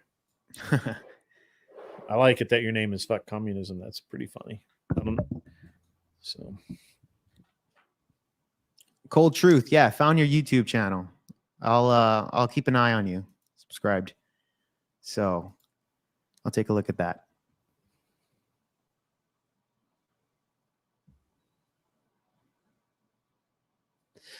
Turn your volume on, Cat, he's What? muted. so we can hear you laugh. You're the manosphere where I'm just giving you your 2 minutes of fame. I am the mess. There you go. That's great. That's great. That's so funny. I don't like that. We'll do back. Yeah, that one. But anyway. Yeah, so it's an interest. I asked, are we really the manosphere? Because I don't know that we truly are anymore. I think it's a conglomeration, or for me, it's a conglomeration between what the manosphere was, the ideal of the manosphere, which is, educating young men to be better young men, and, kind of restoring a masculinity to the world. And at the same time, oh, wow. Welcome, Mr. Andrew Wilson. Wilson in the house. Andrew Wilson has made it. What you guys doing? We were just talking. Chilling. Yeah. That's all I'm doing tonight too. Just chilling. We started out really strong with some really good subjects and descriptions, and we were just kind of taking a break, taking a little bit of a breather, kind of just a bat around some stuff, and then before we head back into anything serious. So it's a great timing on your part. You got an excellent sense of timing, sir. Oh well, that's just pure happenstance, as I just really wasn't doing shit. So thought, I'll just pop in over here real quick and see what these bums are doing. Yeah. So, yeah. So I have no idea. I haven't been watching your stream, nothing. I just had a nice successful day, spending the wife's book royalties. So that's my favorite. On guns? Well, I tell you, I would be grifting if I didn't. Right? If it was anything else, I'm going to use that as an argument. I'll push it out the base, bro. That's right. Spent it So I'd on be something. grifting if I or remiss in my duties if I didn't. So,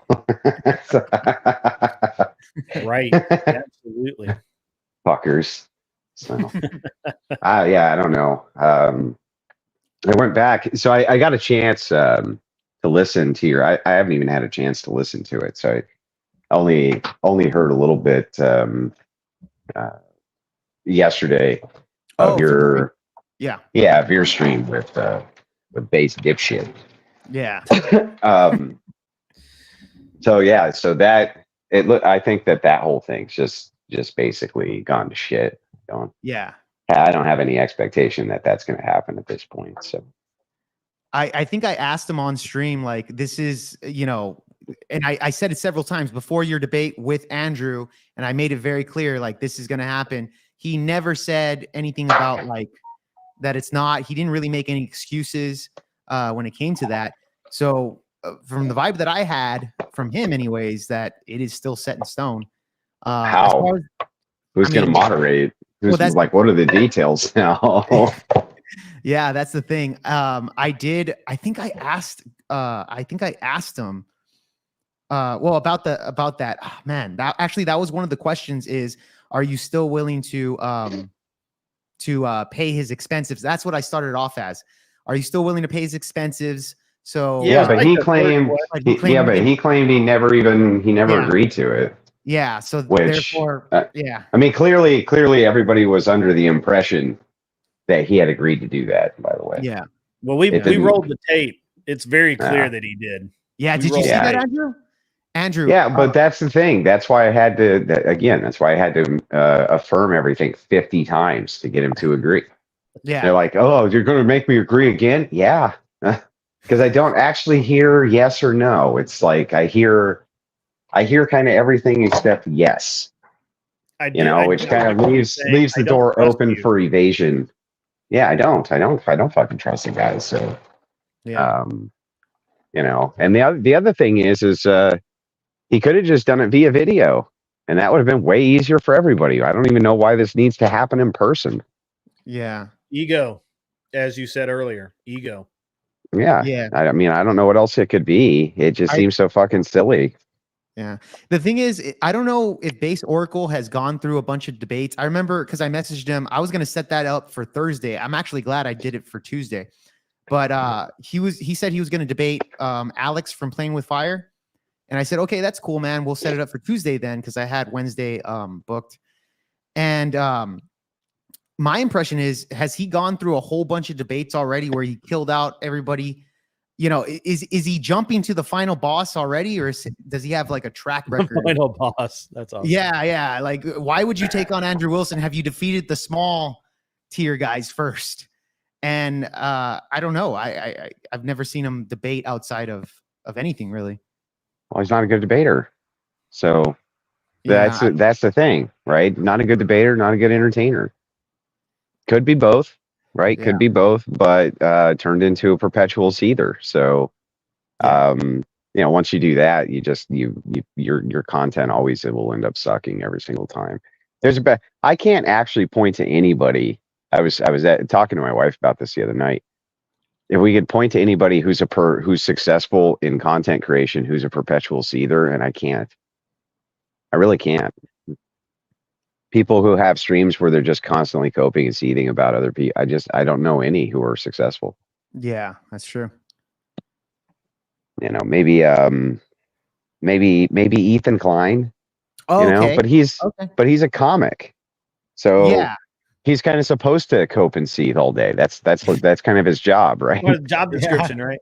Yeah. Yeah. It's right there. So Destiny. So yeah. No, he doesn't really spend his time coping and seething about, like, he'll do something about Hassan or how he disagrees with Hassan, but by Wednesday he's on to a brand new topic. The one thing Destiny's always done is kind of keep his content really fresh. Same thing I do. So we deviate within a lot of different communities, so it's never stagnant. Yeah, You definitely. know, there's a TikTok invasion on a Monday, maybe a debate on Tuesday, maybe we're engaging with this other community Wednesday, we're doing something IRL. It's always it's ever shifting. You know what I mean? To keep it from stagnation. And that's a big key to success, right? That's actually the next thing I'm working on, to be honest. Yeah, switching up the content. Yeah. Yeah, well, like you'll see, I've been building a stage here and this and that so that we can release our weekly skit show, or not, yeah, once a week, you know. And that's an angle. The Crucible's always written skits and put out bits and skits, but we wanted to kind of up the quality of those, make them really, really good. So it's, you know, it's one more piece of content from a completely different angle of satire that people will enjoy. But it's just constantly moving content barriers around, that way you don't become stagnant, right? Yeah. So I just don't, I'm not aware of any. And I know most. I have either a relationship with them or talk to them or something like this. Almost every major content creator from Tim Pool over, they move things around. I mean, I remember Tim Pool. He was doing Timcast for a long time, where he was just kind of reading the news. But then he shifted over to more of an IRL podcast, and then IRL debates on top of it. So he really started to shift the content around to meet a different demand. So it's always adding to rather than taking something away from. You know what I mean? Yeah, and he still reads the news. And I actually watch my favorite Tim videos is him reading the news. I actually like that. I don't. Yeah, really, well, yeah, and then you have other guys though who never really deviated in the content. They just found a niche and stuck with it forever. So Mark Dice, he's one who just kind of found. He used to do, Mark Dice used to do like pickup artist stuff. A lot of people don't know that. Yeah, they don't know that, right? This is years and years ago. His actual name's Mark Schuldice. Really? And he used to do pickup content, and he had a book called Being Your Wingman, and he had wingman services. So what you would do is pay him, and he would come out and be your wingman when you would pick up chicks. Dude, that is so dope. That is so fucking dope. Mark Dice. Yeah, Mark Dice. Yep. Dude, that's so insane. And I actually really like Mark Dice a lot. I actually watch every single video, to be honest, from Mark Dice. Yeah. Wow, so but he found this kind of niche of, being in his kitchen and raging about, Democrats, essentially, Democrat fucking lunatics. But he rode what really got him popular was riding the SJW wave. But if you think about it, Mark Dice and his kind of famous surveys where he'd go out and be like, the Trump children killed the last Tyrannosaurus. Can you sign here to say that you're, and they do it. In many ways, he started a whole genre out of that. Yeah, he did. And that genre was basically showing that how politically inept people are. And on the dating scene, that became the same thing, right? Showing how inept people really are when it comes to their kind of preconceived notions and disillusionment with people around him. Yeah. So he unwittingly started this little genre, Yeah, he did. and then the IRL stuff launched him into kind of the fame of people coming over and just kind of watching his little breakdowns of the daily news. Yeah, for sure. You know what? You and Mark Dice would actually make a great conversation. I know he doesn't do like live or talks to people. I know he went on InfoWars, and so did you. Actually, I saw that, Andrew. Yeah, he does combos and shit. Yeah, he did that with the quartering. I remember. Yeah, but all those guys are really funny because a lot of them invented genres kind of unwittingly. They invented these little side, genres. So yeah. all of them did, but I'm just saying that most of them have always tried to keep their content different and a little fresher and a little bit more digestible by switching it around to what's going on in the time and the place, right? So like right now, you guys will do really, really well if you're smart this year. If you focus on politics and engaging with political leftists, your content will do really, really well because we're in an election year. And you start to see channels that focus on political content So like, right, I'll give you an example. Mhm. There's a great video I can link over to you. It's all about these leftist Twitchies who are utilizing dark money. They've basically been bought by a single pack, and oh, what's the pack called? Hang on a second, let me pull it up here. Give me a second. Evan O'Brien, I really appreciate that comment, sir. I can't even tell you what that means to me. That's an excellent comment. How's it going? What's up, Josie? What's up? It's been a You guys while can since hear me I've talked to you. Yeah, sound great. I have not. I've not been to the Tazewell Sorry. Speedway. I don't do dirt track too much. You guys still there? Absolutely, we're listening. Hi, Andrew. Hi. I don't know what's going on, but you're breaking up on me a little bit. I'm breaking. Am I breaking up? Or is it Yeah, Joe- hang on. Let me drop the call and I'll hop back in. Okay, sounds good. Sounds good. Yeah. Yeah, Josie. Yeah, we were talking about content creators. Actually, this is a very interesting topic because the whole focusing on political content, which I want to do. That's what I originally set out to do. It's interesting because what Andrew said, that's what we were just talking about. Yeah. Where do we go from here? What Yeah. new formats do we need to do, and that sort of thing. Well, there's a pack, and it's called Progressive Victory. And Progressive Victory went through. It's under it. Okay, let me start over. You guys know who Brianna Wu is? Mm-hmm. Anybody here besides you, Josie? I don't know who that Brianna is. Wu is. I don't. Okay, Wasn't Brianna Farha Wu. part of that too? Yeah, Brianna Wu goes back to Gamergate and was the architect of Gamergate. Brianna Wu is a Democrat operative who somehow found herself, trans Brianna Wu, moving over and suddenly appearing in Twitch politics for no particularly good reason. I had a debate with him on gun control and just totally fucking smashed him. But he was trying to become friendly with me and I didn't know why. Like, why is this person because fucking Democrat trans is like the last person in the world who would want to be buddies with Andrew Wilson. What the fuck is going on here?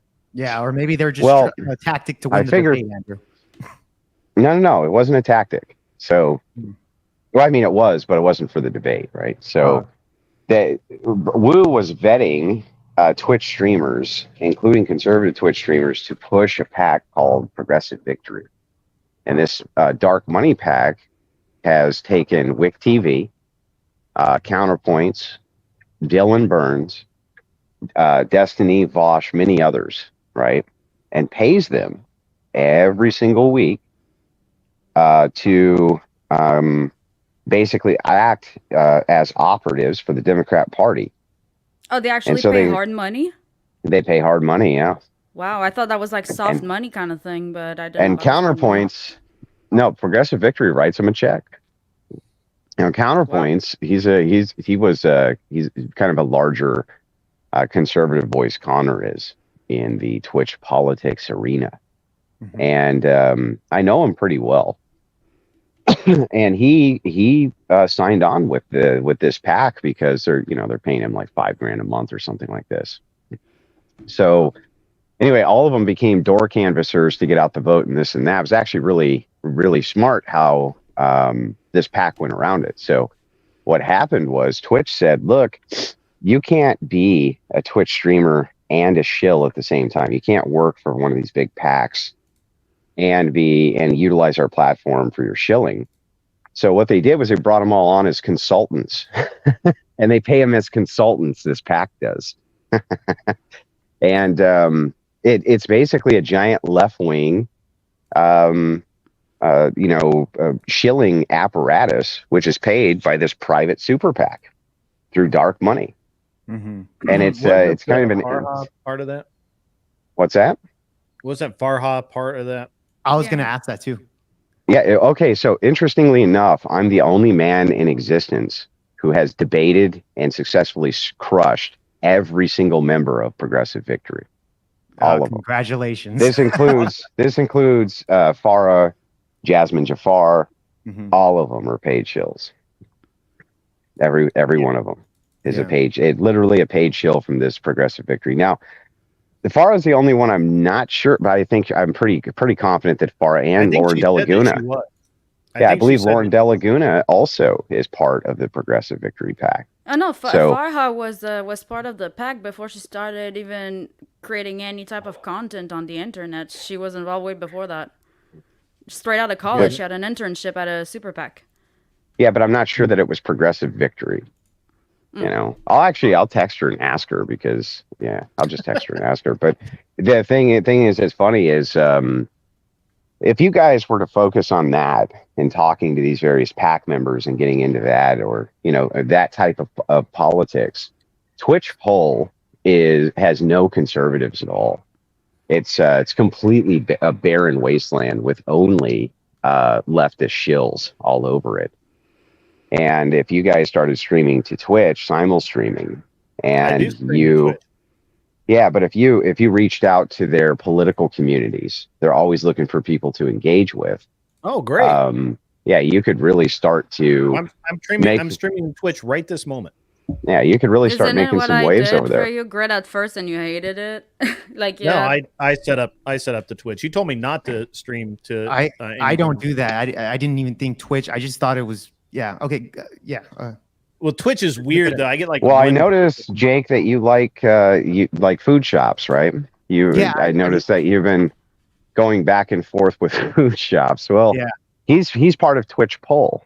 He's part of the Twitch poll community. So, Twitch poll or Twitch politics, its own genre on Twitch. Really? And there's a ton of creators in Twitch poll, and food shops is one of them, right? But there's a ton of leftists who are there. Wick TV's one, Dylan Burns. Dylan Burns used to be one of the largest Twitch poll streamers out there.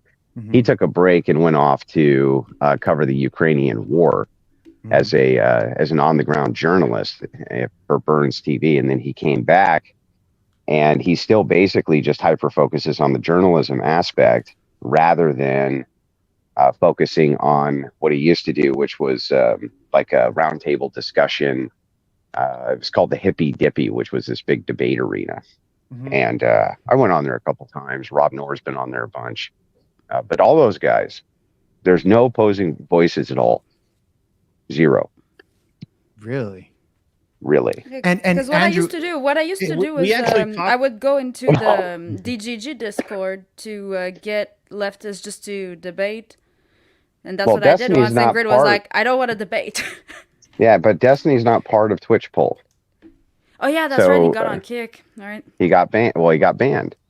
Right. So he got another contract with somebody else who wanted to swallow the audience. So Twitch only had Twitch. Asanabi heads. Yeah. No. Twitch had room for Vosh, or it had room for Destiny, right? But it didn't have room for both because it has Hassan Piker, who's its big political. That's Twitch's big political bread and butter is Hassan Piker. And Destiny don't like Hassan Piker. And Twitch didn't want to deal with it, so they made a choice and they got rid of Destiny. Wow.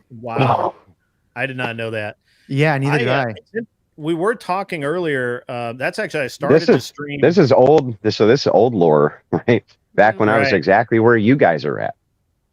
So, Andrew, earlier, I actually started this show out with, I asked Jake about, obviously how it was watching Based lie to his face about the the money or the paying for Glenn, and then of course the film backed it up, and then because I didn't stay around to see it all because I went to bed.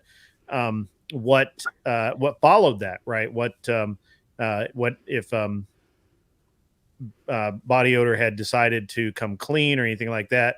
And I was told that no, he just kind of kept his mouth shut and didn't really say anything and just checked out.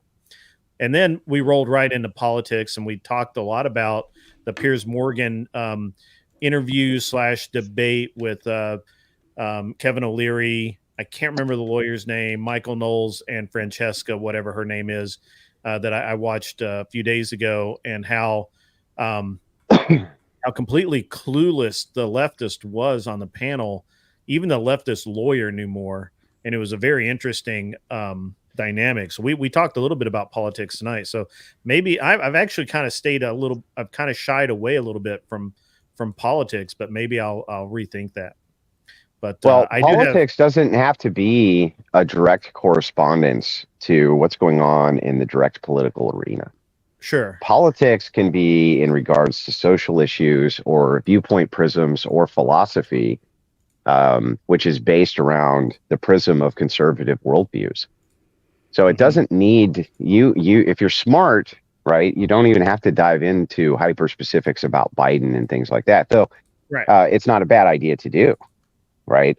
But you can talk about these kind of general principles and how they socially apply, and you can give kind of when you see social norms begin to change, covering those and Twitch poll and engaging with the leftists there, even if it's not in a debate. A lot of those guys, if you just say, hey, look, I have a conservative viewpoint, and like just have this discussion, or we have conservatives over here, why don't you join our panel? Those guys are happy to do so that they can give their takes, because these guys are always looking for content. And they have no opposing views. They have no opposing viewpoints anywhere in Twitch poll. They ran them all out. Well, you guys have kind of this wide open. You have a wide open opportunity where there's this huge gap, vacuum, if you will, that nobody's filling, that you guys could easily fill because you're all conservatives. And they're all fucking dirty progressives, right? So. I'm gonna DM you, and I'm gonna dig that information out of you, Andrew. What a grifter you are! You could have kept that information to yourself, and instead you grifter, you gave it out freely. Yeah, well, it's almost earlier about that. It's almost like I want the messaging to win more than I want the. So the bigger the coalition, if you want to call it that, right, or the cooperatives of conservatives operate online between small creators or huge creators or intermediate creators and everything in between, the better off all of us are ultimately, because you're still producing something akin to the same message in a different package, which means that the amount of people who will gravitate to that message because they like different messengers is really helpful to the overarching message. This is how Democrats subverted Twitch politics to begin with, utilizing dark money and influence, because they had already had a monopoly on the message. So they were just like, man, we can utilize these people, and they're able to swing elections, man. They've been able to swing local elections for Democrats because they organized. And it's like, you guys can do the same thing. You don't have to be at the mercy of these people. And everybody starts small. And most of these, like Wick TV, dude, your YouTube channel does better than his fucking Twitch channel. I mean, you're running 120 people, I see, on average now, over 100 for the most part. Yeah, I try to have over. I try to give a good show, and people come, and I tend to run. Well, dude, I mean, that's great. You're way ahead of the curve for where you should be at this point in your career, right? Way ahead. The people would kill to have an audience like that. Literally kill for it. Frankly, who are streaming to 10 people. To be honest, frankly. You don't listen. You don't listen. None of you guys owe me shit. The audiences will begin to produce outside of that. Who cares where the initial kind of spark came? You get to add all the wood to make it into a bonfire. So the thing is seeing that growth, the 100 to 300 is going to come a lot easier, and then the 300 to 500. And then you're a mid-sized creator, just like that. It's an interesting thing you say that, Andrew, because the other day, and Josie got mad at me last week, and she thought I was really mad at her, but I wasn't actually mad at anybody. I wasn't mad at you. I was just like, well, I know you weren't. You thought I was mad at you. I wasn't. I was actually really. I've been looking forward to the next metric, right? And trying to, because I'm always pushing myself. I'm always trying to refine the show, refine the content, refine the guest, refine everything. And and looking for that next thing. And I actually really enjoy talking. I can argue politics for hours and hours, and I've shied away from it on the show for not because for any specific reason, because I think a lot of people can get kind of bored of it at times. But I'm glad to hear your take on it. They're dying, bro. They're dying for it. Okay, they're dying for conservative political content. I will absolutely. And instead, you guys focus. Well, don't you know why that red pill content is so popular? It's political. You just don't know it's political. Yeah. The reason it's so political is because the male-female dynamic, when we get down to the nitty-gritty, we start to see these kind of distinctions in voting patterns. And, then it leans into the Skittles stuff, right? It leans into all these kind of various political, these various political genres. And that is a distinction in dating. And the dynamic of conservative versus progressive and men and women is a massive barrier. And so that becomes fascinating for people, right? But the truth is that, people they're dying for better political commentary, better political content, right? Cool. And there's only so many of us who produce it. And so the way I give commentary and content is through debate, right? So I do political debates constantly. Right. And that's my way of giving political commentary through debate. But other people can give political commentary through satire or through engagement with political leftists and things like this. And don't be discouraged at first if the political leftists are beating the tar out of you. They're supposed to. They're well organized. They have actual talking points memos that they get from collective DNC fucking college aides. It's not a joke, right? They get talking points memos. I talked about that when we first. One of the very first conversations we had was about that. Yeah, they have debate talking. They also have debate. They have debate talking point memos that we've intercepted that actually lead you down different argument chains. Let me run something by you. First, I want to do this super chat. Andrew, Anson, I know that you sent in the other one. I left it up long enough for everyone to read it. Anson Knowles for $5. I appreciate it, brother. Andrew Wilson is 2 steps of building from influencing in elections. It's a pleasure to watch you work. Take care not to become used to the degens. I don't know that there's any fear of Andrew becoming used to degens, but thank you, Anson, for sending that in. Used to fucking hating him. Every time I engage with another one, I hate him worse than I did the time before. So, anyway, that. I can sense that actually. Let me ask you. So I have this thing that I want to do, and actually, I was going to come to you privately for help, and I will in the details. But basically, my next step would be what I want to do is I want to host a discussion with 2 libertarian types, and I think Jacob Wanagrab from the Crucible would be one, and then I don't know another one really, and then against 2 pretty hard, hardish right conservatives, and I just want to see where they align and where they don't align, and just have a discussion, not really a debate, and just a kind of a round table almost. To what do you think about that, and who would you pick? Because I'm not aware of people. Well, there's a bunch of former libertarian presidential candidates in the Crucible Discord who are really good guys, and they have good sized followings, but they like to go on and do various shows like that. Okay. And I can point them out to you. That'd be great. I'll do that. Privately. I'm trying to think of the names. What was I've been on several of their shows, but the Libertarian Party, because it's small, they have very few people to draft from, so it's easier for them to get on the national stage. So there's actually 3 or 4 former political party candidate or even party nominees for president who after the run is done, they have no hope of winning, right? But their job is just to kind of bring everybody to the message of libertarianism. But those guys often engage in smaller shows and things like that because that's how they get their message out. Great. Yeah. Yeah. So yeah, for sure you can.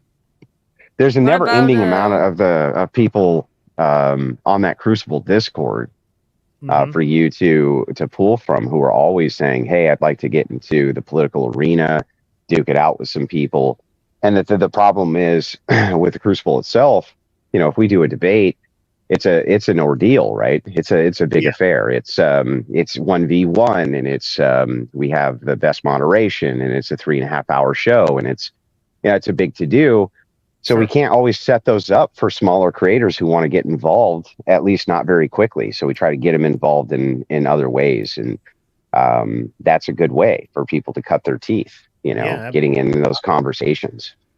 Yeah, I think I'd really like to do that. I've spoke about this. One of my mods and I were talking about it in my Discord last week, and I said, just at this stage of my game, this would be like a great thing for me to do, to have kind of a roundtable discussion and kind of promote it for a week or two or something like that, and have it just kind of like a kind of a big deal, but not too big a deal.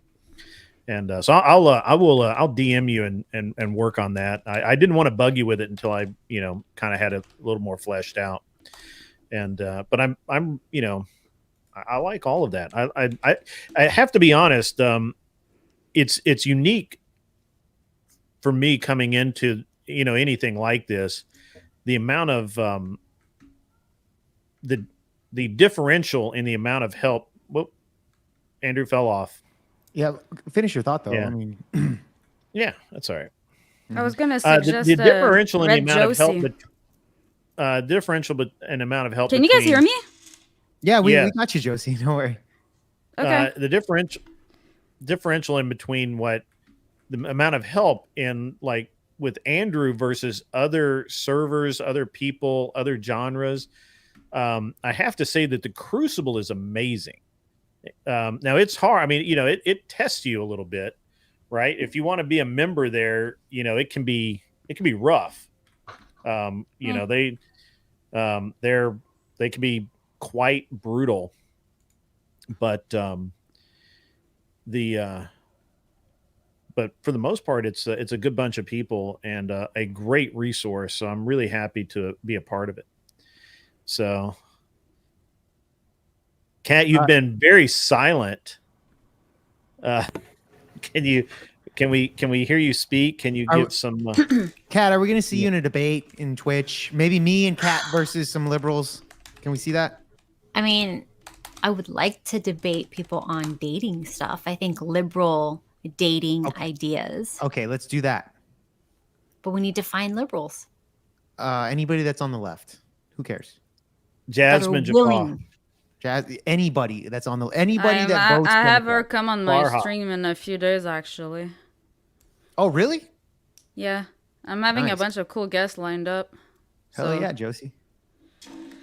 I don't know. I was like, I'm gonna use the connections. Might as well. So, Josie, what do you have planned? Because Grid asked me about the plans for the future, everything like that. Who do you got lined up? Everything like that. Future plans for your channel. That's a secret. Oh, okay. You don't want to kiss and tell. Well, no, it's just because I don't want to like. It's never a good idea to talk about it until it's like 100% confirmed, Okay. So then it works, because. Yeah. Because people flake. They do. People flake all the time, except on cool guys like Andrew is back. I'm sorry, dude. My phone died. That's all right, man. It happened. Yeah, no, I wanted to ask about like libertarian guests. What about Josie, but the red one, the redhead Josie? I don't know who that is. Josie, the redheaded libertarian. Oh yeah. I know. Okay, I know who you're. I don't know. You might be kind of hitting a little high, right? But no. But I mean, maybe not. The thing is you'd be surprised in guest outreach how many people who have really, really large followings would be willing to come on. Another one who would be a great intermediate guest for libertarians would be like Jake Rattlesnake. He's got a 500,000 sub channel, and he engages with the Crucible quite a bit. Very good guy. He's been a frequent guest on whatever. I know who he is. But he has great videos. Yeah, he does. He has great videos, and he'll usually carve out a little bit of time to chat with people. I've had a debate with him, changed his mind on some things, and he's not quite done with libertarianism, but he's moving very far off of it. And I think ultimately the re-engagement process is I think that it's good, that you should, what you're trying to do, and maybe one day what we should do, and maybe I'll do this on the Crucible, and co-op with a bunch of creators like you, is we'll do maybe like a creator workshop where I can talk to people about their channels and maybe how to help them grow them. Mm-hmm. But one of the things, you guys are in kind of a unique position, because that massive infrastructure that we built, you can just use, and there's great guys in there. They were great resources like KOE Nation. He knows all the Twitch poll players. He's been involved in tons of different debates on Twitch politics. And he advertises inside the Crucible constantly, and he chats inside of the community quite a bit. Yeah, I talked to him the other day. Yeah, there's hundreds of different creators who are in there, who all kind of intermingle with different groups and crowds, and it would behoove you to begin to use that infrastructure to kind of consolidate down a base where you can start engaging with these different audiences. You see that Speakeasy has kind of started to move in that direction as well, where he's moving into these different panels which are going on all over the internet, so that he can expose himself to those audiences and vice versa. So, I mean, engagement is key. You want to constantly be engaging with different communities, and I think during an election season, if you guys focus on the politics of the day, your channels are going to do really, really well. But Andrew, aren't you afraid of like all the censorship going on during election year? Because I got like 2 channels nuked the previous election, and that was kind of rough. Well, don't be fucking retarded, right? So the key is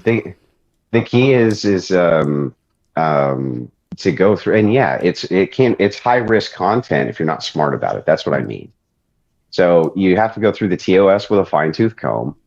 You have to be very cautious about who you engage with, so that you don't get your channel mass flagged and mass reported. You know what I mean? You have to be really careful with your content delivery style. But like Jake, his content is pretty TOS friendly. Yeah, it is. It's not really overly controversial. I mean, he's not, slinging the F slur, and you know what I mean? It's not super controversial in that regard. And same thing with Grid. So yeah, I mean, is there some risk that exists there? Yeah, sure. Another great resource is the Politics Discord, which is the largest political Discord in the world, run by a guy named Doobie. And I've been engaging with Doobie since I first started. And this guy has so many members of his Discord, he's essentially running a small country. I mean, that's how many people are in that Discord. It's the largest political Discord on planet Earth. It's Fuentes went in and did an AMA in that Discord, and the owner admins of Discord actually came in and listened to the AMA because there were so many people flooding to that one single server. Wow. When a lot of people cut their teeth over there in the Politics Discord, talking to various people, various groups, and you'll find tons of like-minded people. The thing is people really, where a lot of the streamers fail is they stick too much to the idea that if they just run a good show on their channel, that eventually people will notice them, and they forget they're supposed to market. You guys are supposed to market. Yeah. Absolutely. How do you market if you don't engage with other communities? I don't understand that. That's like saying I want to grow a national product by only marketing in one town. Nebraska. Yeah, that's just dumb, right? That makes no sense. Yeah. Let me read this really quick. Anson Knowles, $10. I've been a libertarian activist for over a decade. I have experiences as a political candidate in formal debates and as a political consultant. I'm in for a debate. Anson, if you're not part of the Crucible, you should become part of the Crucible. Oh yeah, Anson's over there, dude. He just called in. Yeah, I think he just called in the other day. Oh, nice. During our charity stream, I think he called in. I'll be coordinating with Anson, and I think Anson and Jake Jacob Winograd, I think it's Winograd, would be great. And then probably, then I just need to find a pair of conservative guys. I got one more that came in that I missed. Justin Henley. How much do I have to pay to pop a champagne bottle, mute Jake, and kick Josie off? Where'd the TTS at? That is pretty funny. I'm working on the TTS. Every time I think I have it stable and where I like it, it freaks out on me and reverts back. Could have just let me know. That my guys will come over and get that all taken care of for you, Grid Ones. Hey, I mean, if you want to kick me, which guy? If you want to kick me, don't you just all you gotta do is ask, eh? Yeah, Mr. E. At least Mr. E will take care of it. Oh, I will get Mr. E. Mr. E will help me out. I will get Mr. E on it. Yeah, he is a great dude. We've had great conversations. Yeah, and I mean, these guys are, in my opinion, some of the most highly skilled in the entire industry, and that's why I hire them. Right? Yeah, right. Because they're really fucking good. Right. So, I will pester him about it because he helped me with my lights and stuff too. So. Yeah, well, the guy. He's a meticulous expert, and his expertise are ridiculous. But in any case, I mean that's where you guys should be going with content. Why would you let an election year get by without exploiting it to grow your channel? That seems silly to me. Well, especially since you're political politics earlier tonight, so that's funny. Yeah, you're political creators, whether you like it or not. I am. So yeah, I agree. Yeah, both of you. Jake is too.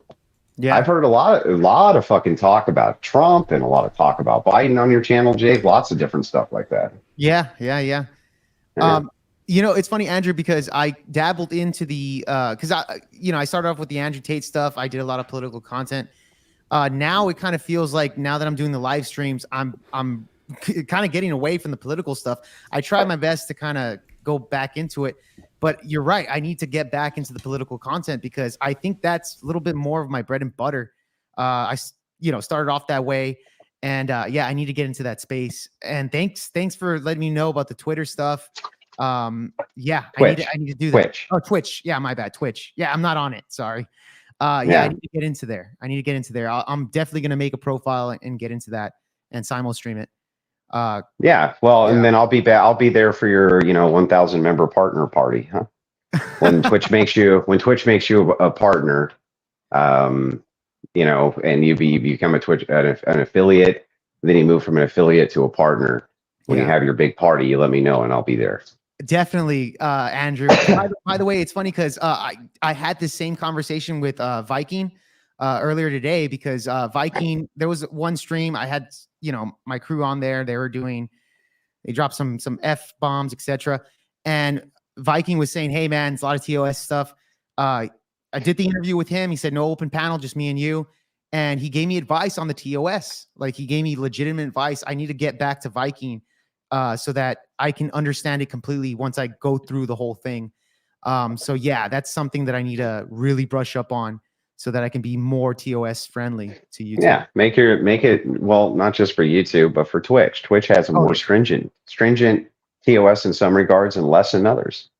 Twitch was the only place you could talk about, the vaccines, and YouTube would knock you off the site, right? For discussing it. A lot of conservative commentators fell on their sword and were banned over that more than any other single issue.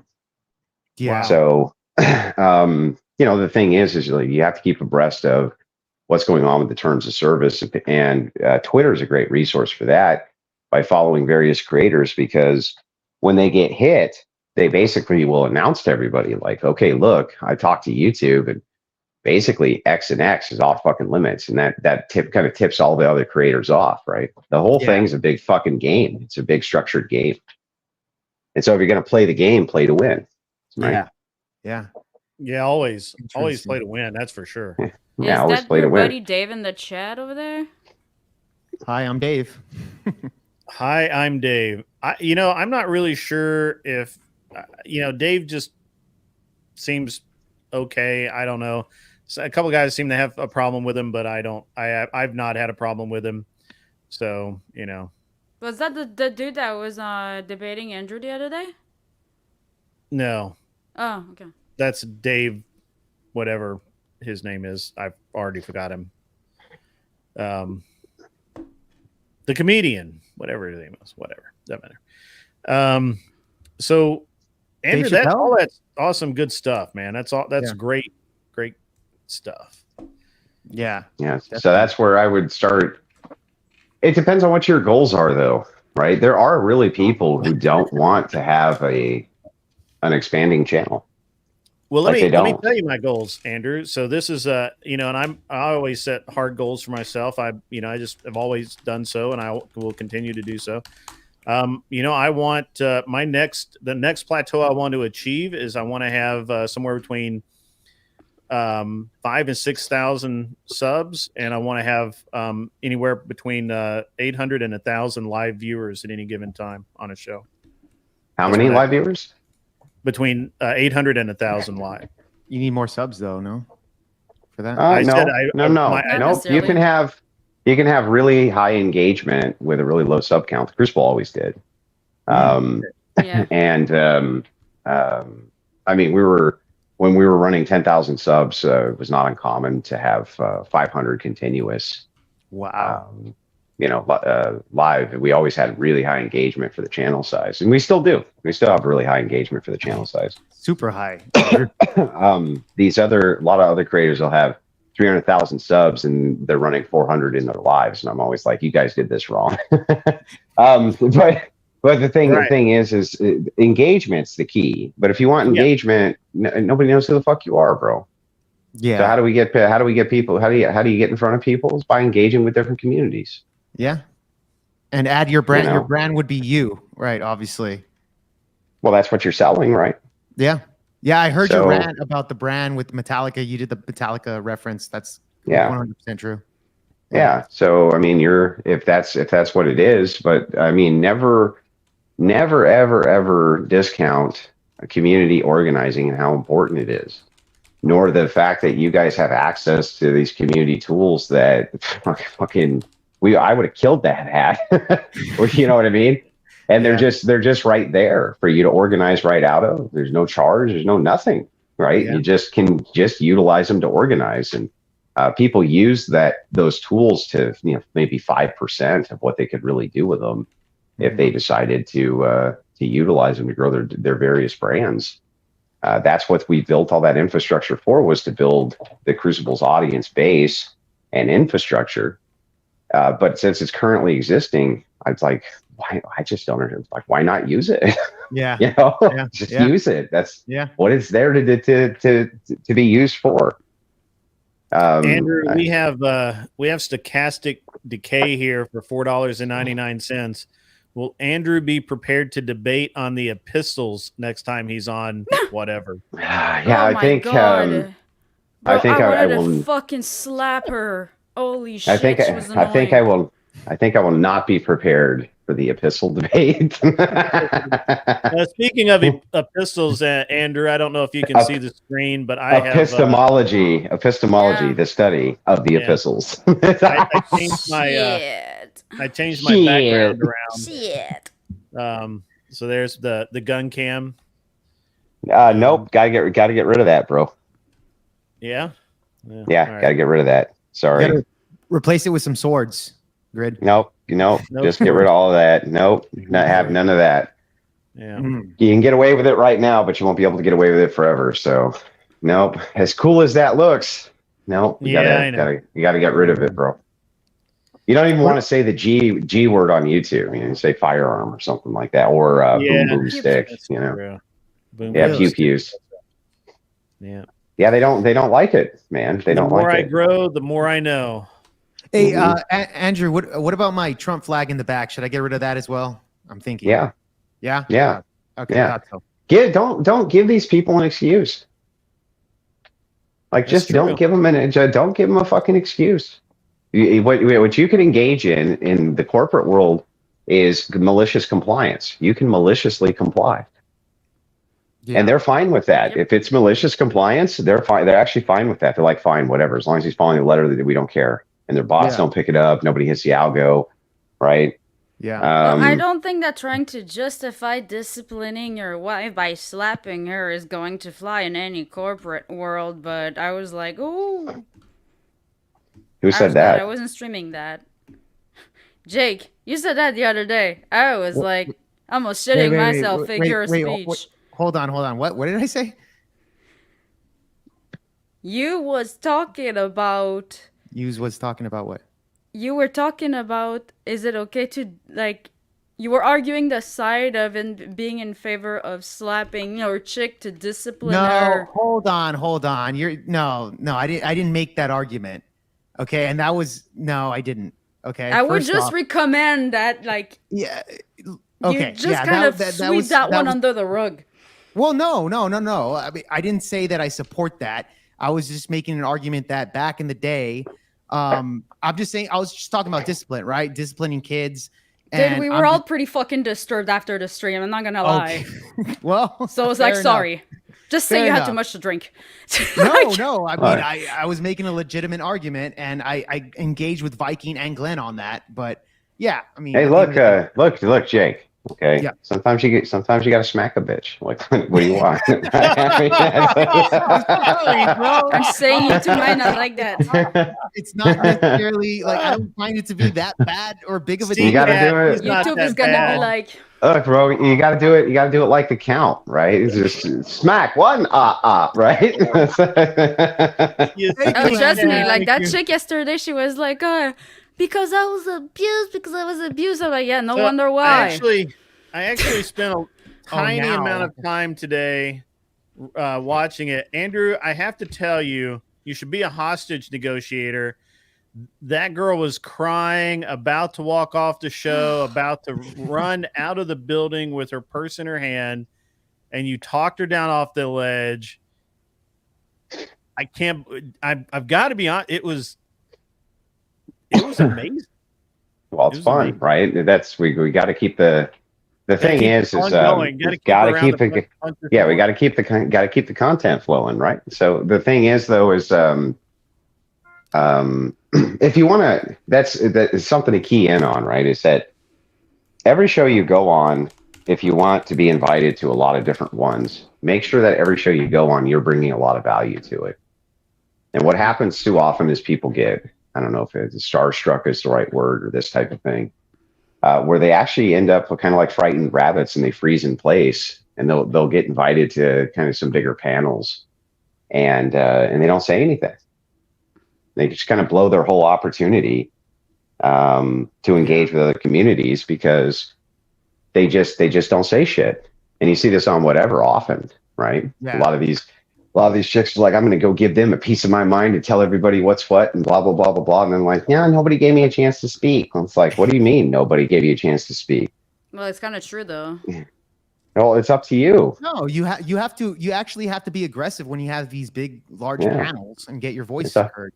It's up to you. You're the person who needs to, the squeaky wheel gets the grease, as they say. Right, the chick who was there might have gotten told to shut up 15 times, but she got the most amount of speaking time by far. Yeah. Right, because she was willing to engage.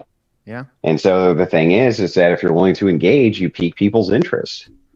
Yeah. But if you sit there like a fucking frightened rabbit, right, and you hear shush once and you just kind of take it in stride and say nothing the rest of the show, you've blown your opportunity. What have you done?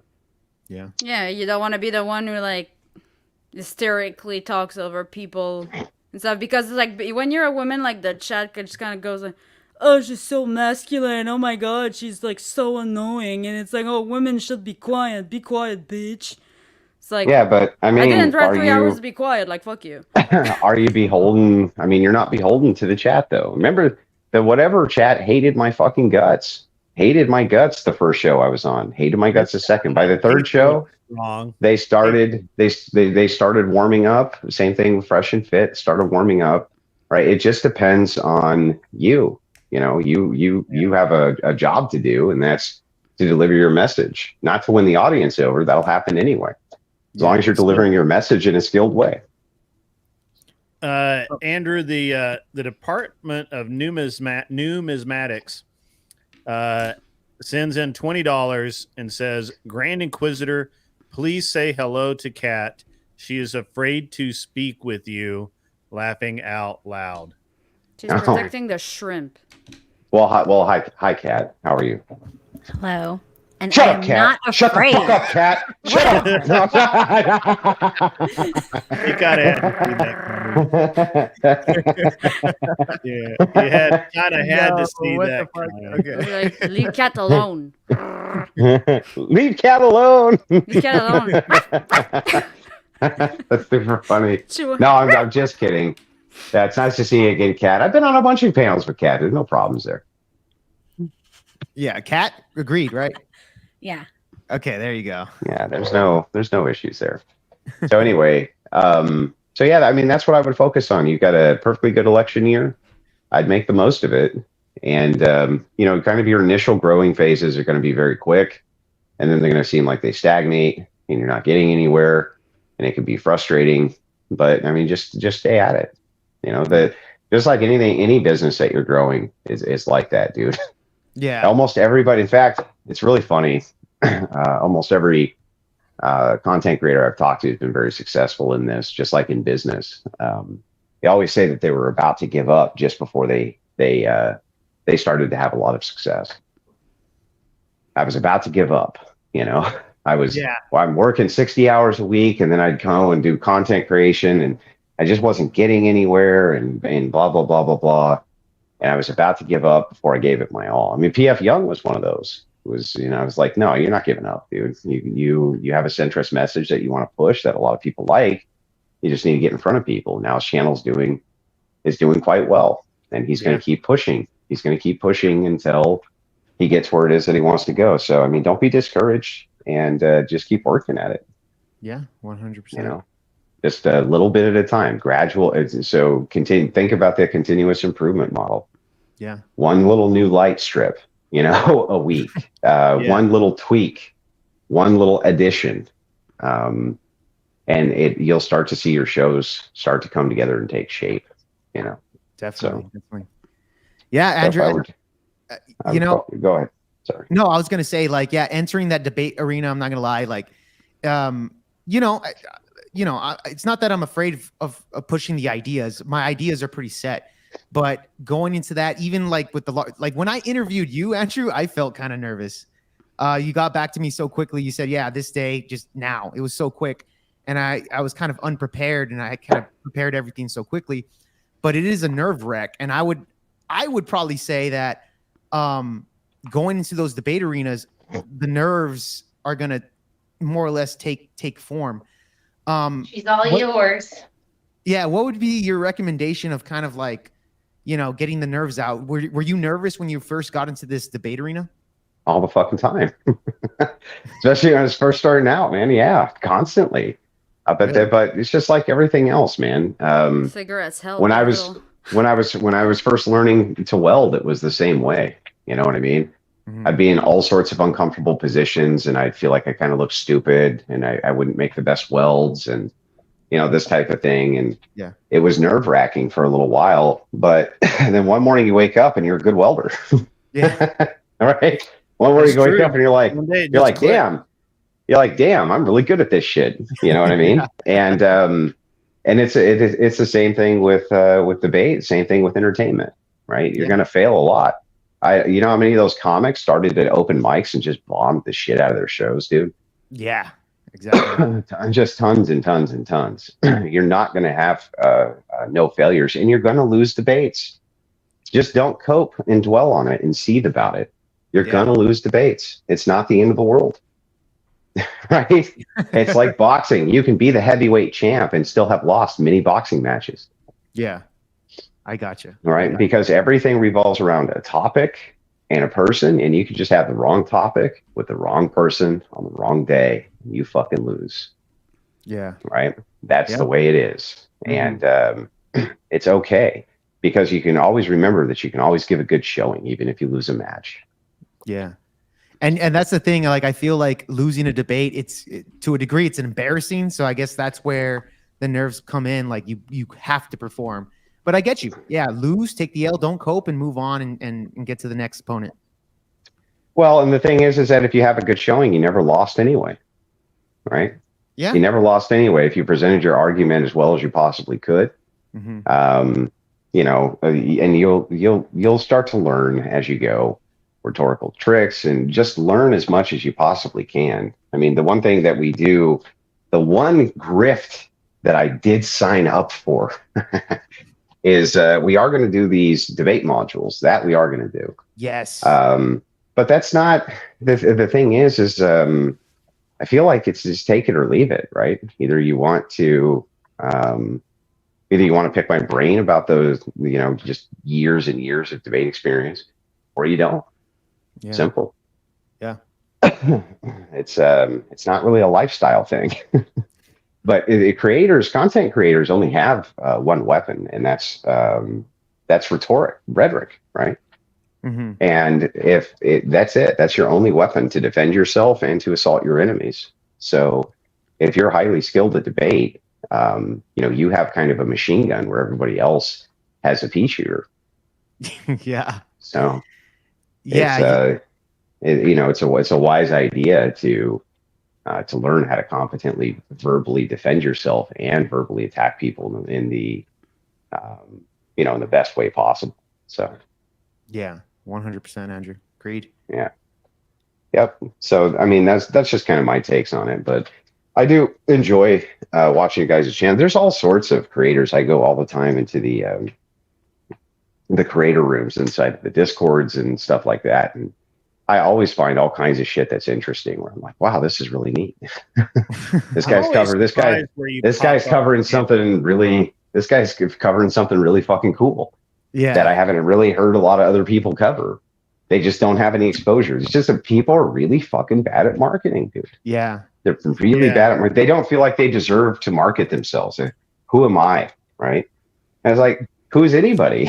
You know? That's how I felt when you were like, go to Jake's channel, give him some super chats, and I didn't even have it activated because I'm like, bro, like nobody's gonna super chat me. I'm doing streams with like 2 people, and they're people that I know. Like, come on. So I never thought to do that, to be honest. But you changed my mind on that, obviously. Yeah, but I mean, who's anybody? Yeah. You know, you always start somewhere, I'm and not you build Grace yourself Thorpe, up. I can tell you that. Yeah, well, I mean, but the Thorpes could have had a smash hit show. You know, they really could have, and then they just kind of fucked it all up for no good reason. Well, he's back in jail where he belongs. What's he back in jail for now? Violating his probation, I think. But like the restraining order. Yep. Yeah, like he violated a bunch of stuff. Yep. He got arrested I got clips yesterday. if you want to see them. Wow. Well, that's too bad. I mean, that's a guy who really gave his all to try to start a streaming career, him and his daughter, and they're kind of a roadmap for everything not to do. They give me nightmares. Well, the thing is for some reason, and you know, maybe this is just kind of ingrained in their family dynamic, but the Thorpes just don't. Not only do they not have really any loyalty of any kind, and they'll kind of turn on you in a second, but they also hold kind of these grudges over nonsense that they just kind of can't move past ever. And so they made an enemy. They made an enemy out of the entire internet. Even people who genuinely liked them and wanted to see him succeed. They kind of just made enemies out of everybody. Act like they're fucking each other. What are you expecting from those people? Dude, loyalty? I think they are though. I think they are. That's the thing. Well, I think that they're not doing that. No, of course not. But they leaned into the idea that they could be because they thought it was funny, but they don't realize that the incest and PDF file stuff is not something the internet has a sense of humor about. So hey guys, what's going on? Andrew, it's interesting, Andrew, because I've had 2 interactions with Grace. Once she was on Glenn's panel, and I hopped on, and I didn't really know who she was, and then I figured it out. And then the second time she hopped on my panel I think Glenn invited her, which was fine. both times she quit because apparently I'm too boring and I didn't allow her to create the drama that she wanted to create.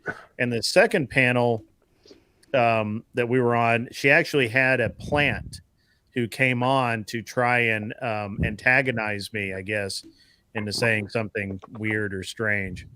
And I thought it was very funny. And then it's just this random dude that showed up pretty much right after she did, and kept his camera off. And then I guess they didn't understand that everybody can see the private chat in StreamYard, and so he messaged her that he wanted her to come on his stream, and she said she would. And I in the back channel, and then as soon as I left, he left, and he basically came at me the moment he signed in, like literally, like I think the first sentence out of his mouth was something addressed to me. It was very funny. Yeah, well, it's all troll. Well, I mean that's the problem too, is that there's a big troll culture online, and there's an active troll community, and there's two types. There's the harmless troll community, which they're just kind of there to kind of laugh at you and poke fun at you, and maybe they'll kind of mess your stream up a little bit by getting on and then saying haha gotcha fucker or something like that. But then there's the other troll community though, which is far worse, and those are the we're going to call the police on you, we're going to we're going to start fucking with your actual life. And unfortunately, Grace got intertwined with the second brand, and she never really could get out of being kind of intertwined in the lolcow community, where the trolls are beyond vicious. Because please, she that's knew the brand. exactly what she was doing. Maybe, I don't know. She's kind of a dumb kid, and I think she's just fucking insane. Like maybe she's not that dumb. Well, yeah, I think she is. I think that not like that. I think the thing is, she's not a victim. Just put it that way. No, she's not a victim, but that doesn't mean she's not naive. And the problem is it's cope, right? So once you get involved in a community like that and you can't escape, you just kind of start coping about it.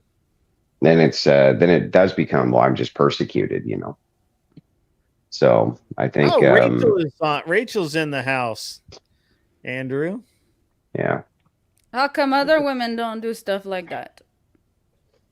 You mean sell their soul for clout? No, not like that, but Josie is right. Oh, Josie. Oh, misspelling. Sorry, I just saw the Hosey. Yeah, She accidentally hit the H and not the J. But that's hilarious. That'll stick. See, I'm not that smart either. While we have a break in the action, let me read these super chats. ZD Den sent in $20 for the love of the game. Awesome, thank you, appreciate that. Yeah. And then MC sent in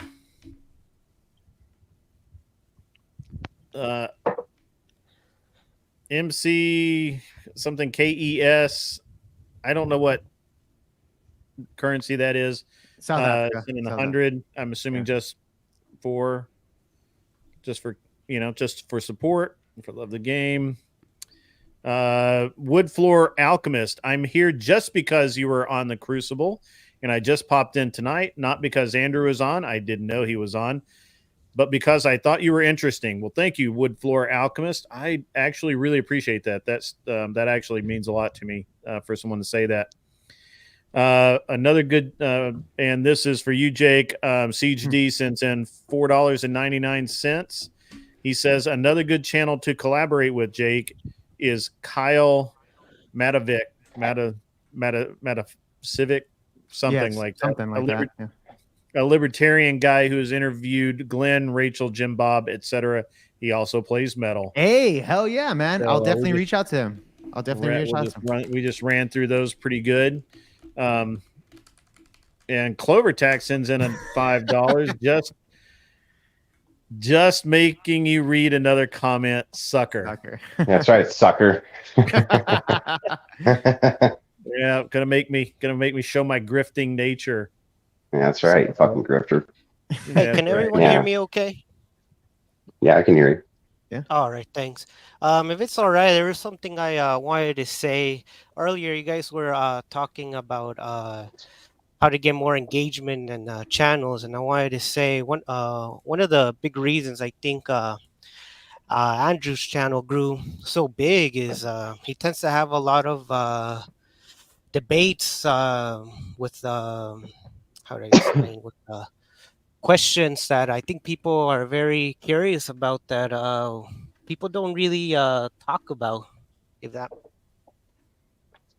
Yeah, that's true. So for us, debates have always been an intricate part of community outreach, and having the kind of proposition of the dualistic worldviews colliding, whether it's from smaller or larger creators, creates an interesting dynamic for people to look at, especially when it revolves around questions of research feminism or kind of how we're in these social issues which we're in, and the slugfest which can occur from such hot disagreement.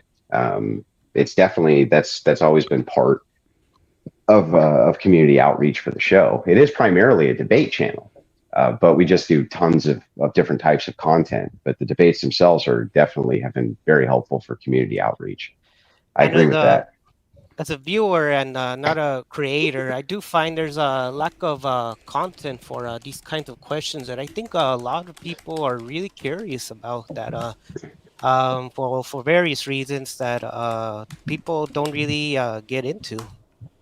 Yeah, I agree with that too. I think that there's always been there was at least always a hole in the market that we filled, which was what are these kind of different questions which are super interesting to people, but we only kind of go on the edges of, or we're not really getting to the heart of.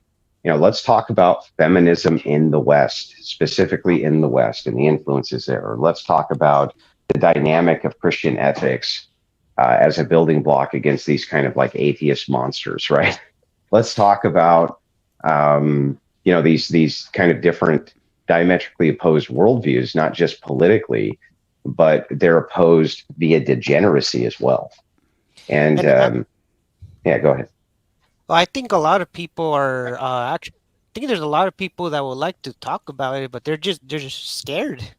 Yeah, I understand. And it's hard. It's hard to because anybody comes on to debate against the kind of modern degenerate culture with anybody has their work cut out for them, because all the other person has to do is defend the status quo.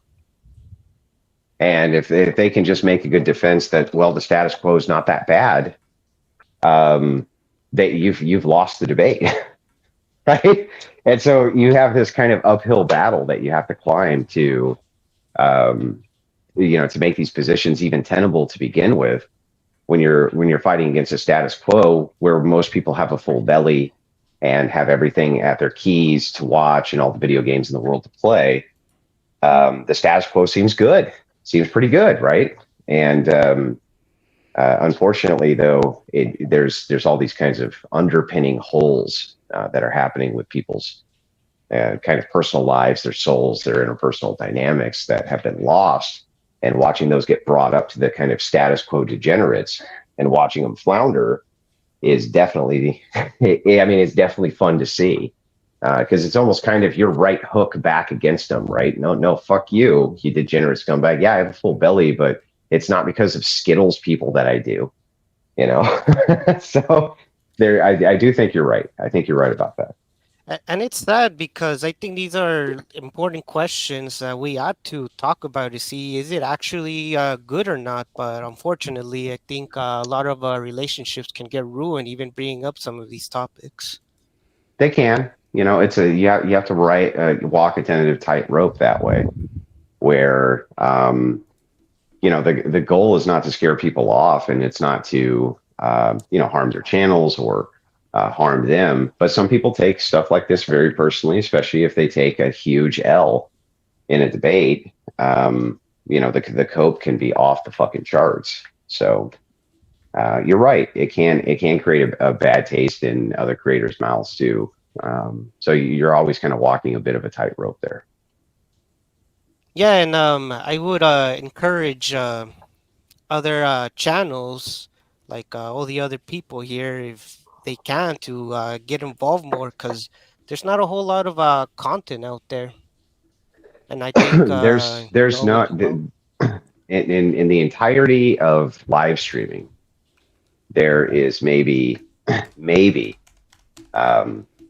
or 400 channels, which isn't very many in consideration of how many live streamers there are that actually produce good watchable content.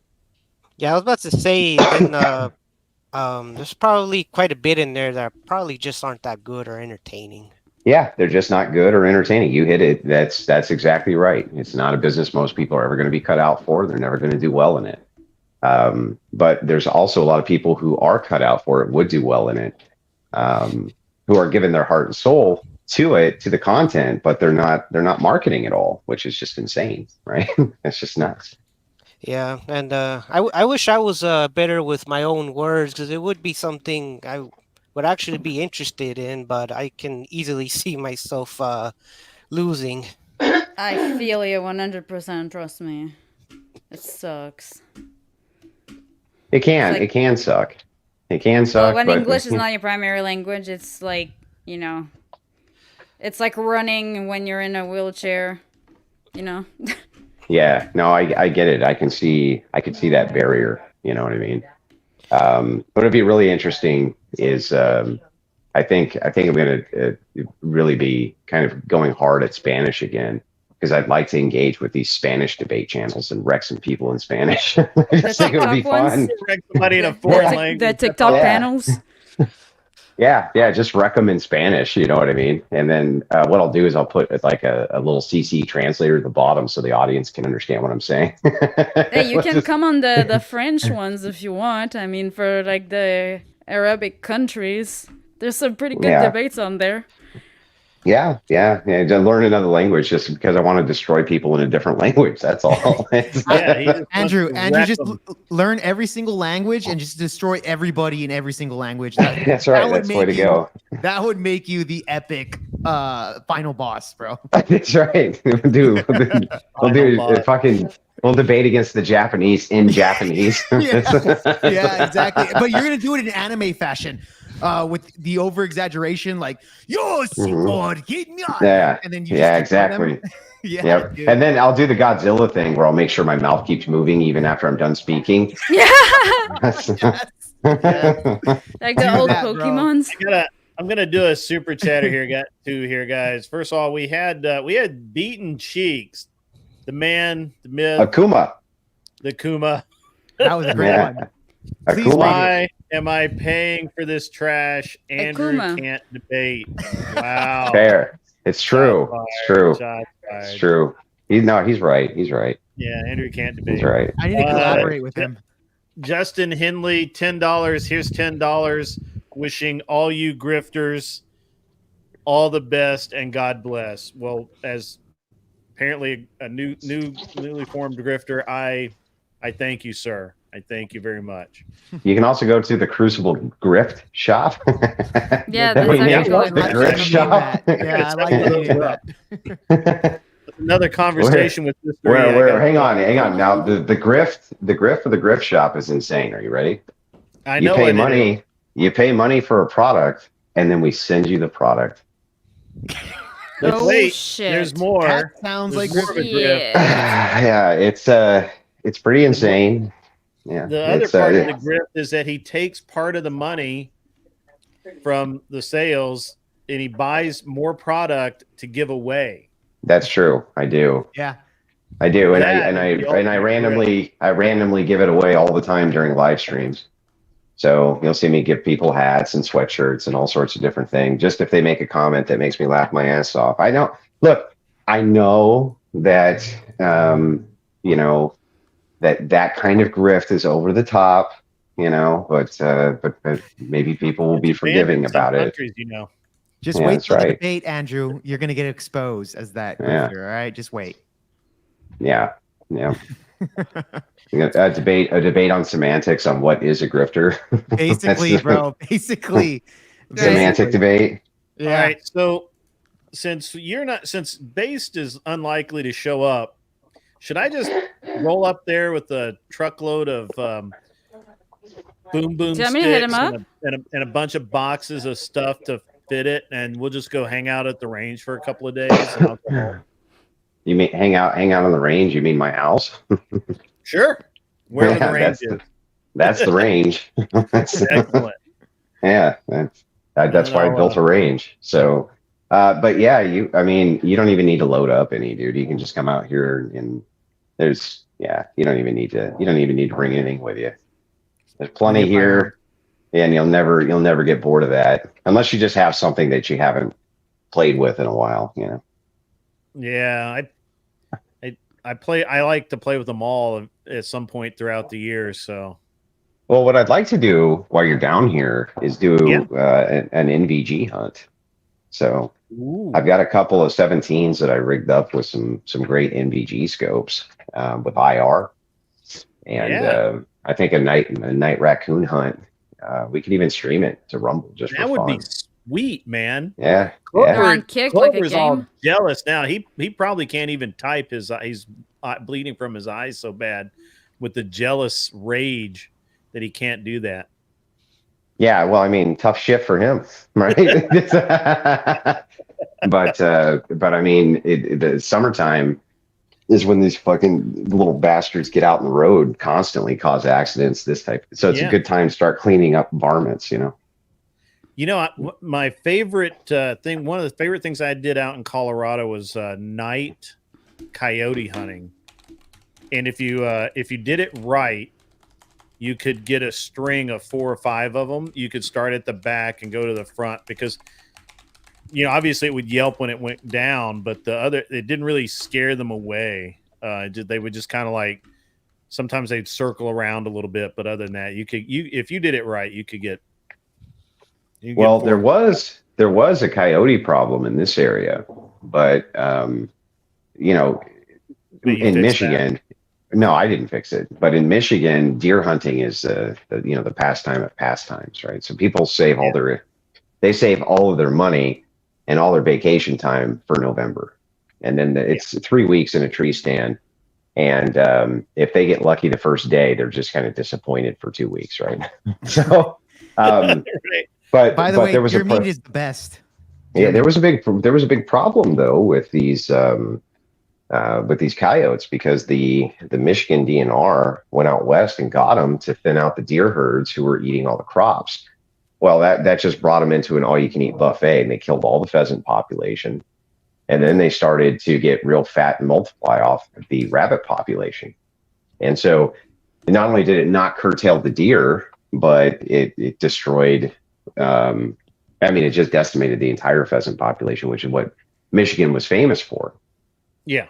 Well, so in this area, there was a coyote problem, I guess, for a while. But some of the farmers got together, trained up dogs, and they spent winter after winter just running down every coyote they could find with these dogs, man. And they took care of all of them. There's just none.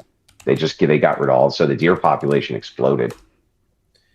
We have a similar issue. We now have more coyotes in my area, not as much because there's a lot of people that just randomly will go. Well, not randomly. We go out and hunt them. But it's it's hard here because of the thickness of the brush. So if you have to be within 7,500 yards of them to even see them. So, yeah. Yeah. Well, I mean, there's good predator callers out here, but just nothing works like those dogs, man.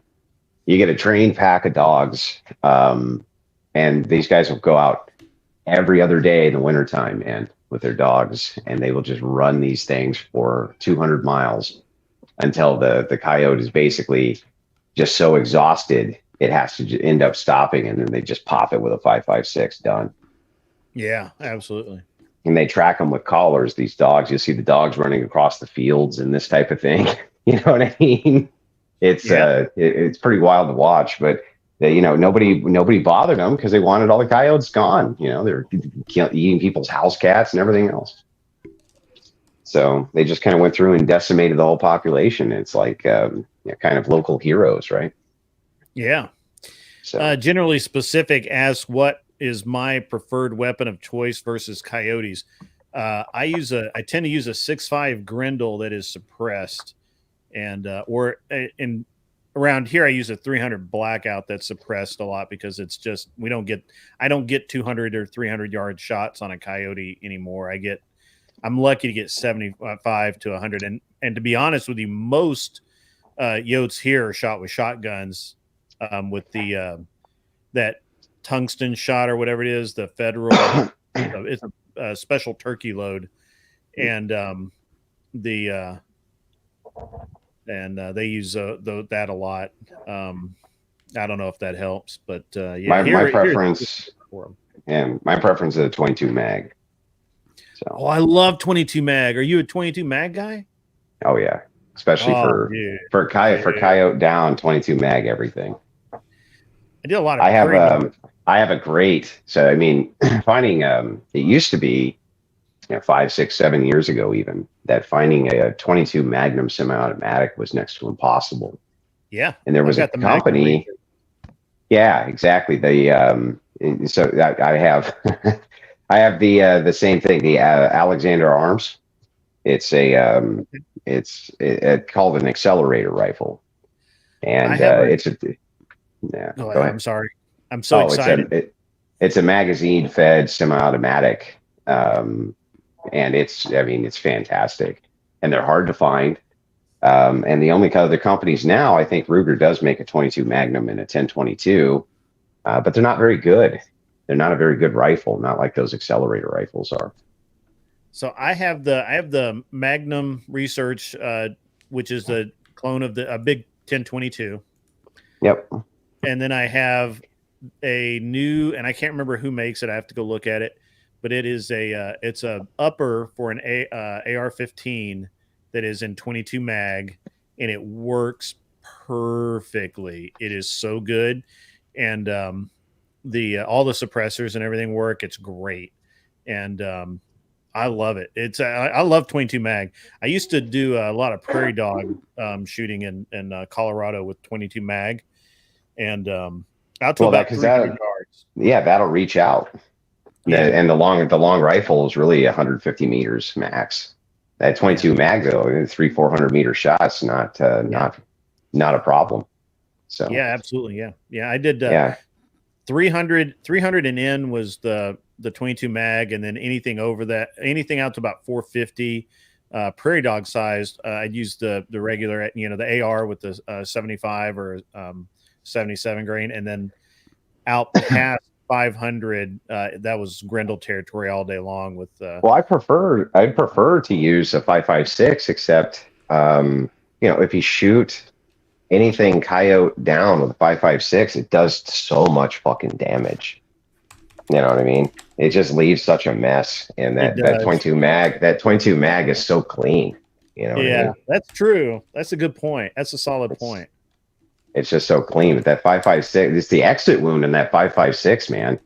It just like blow the whole back of their spine out. It's like, dude, that was not like that.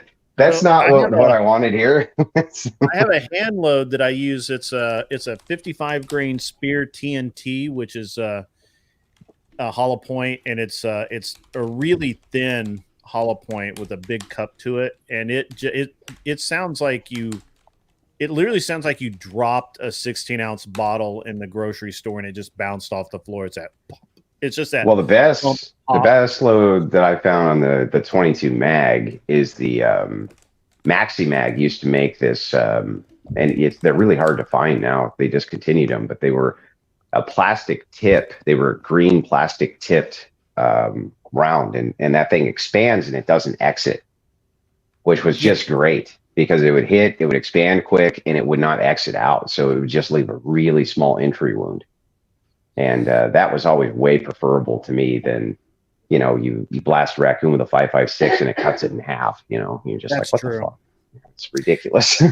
I use I think they're 43 or 47 grain Hornady with the red.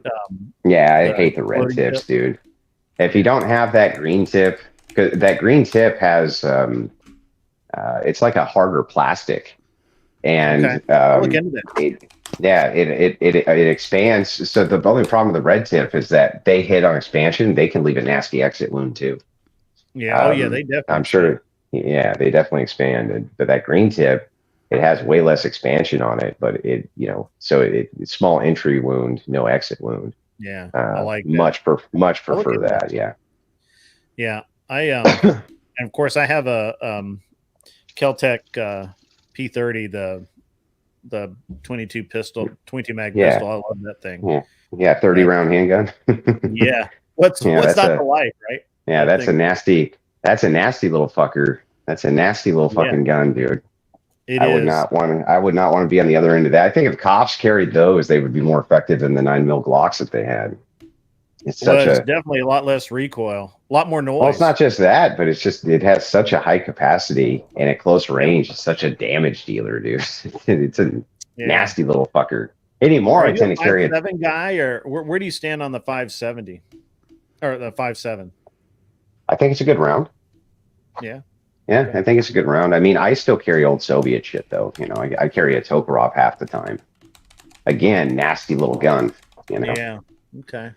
That or that 9x18 Makarov is a nasty little gun.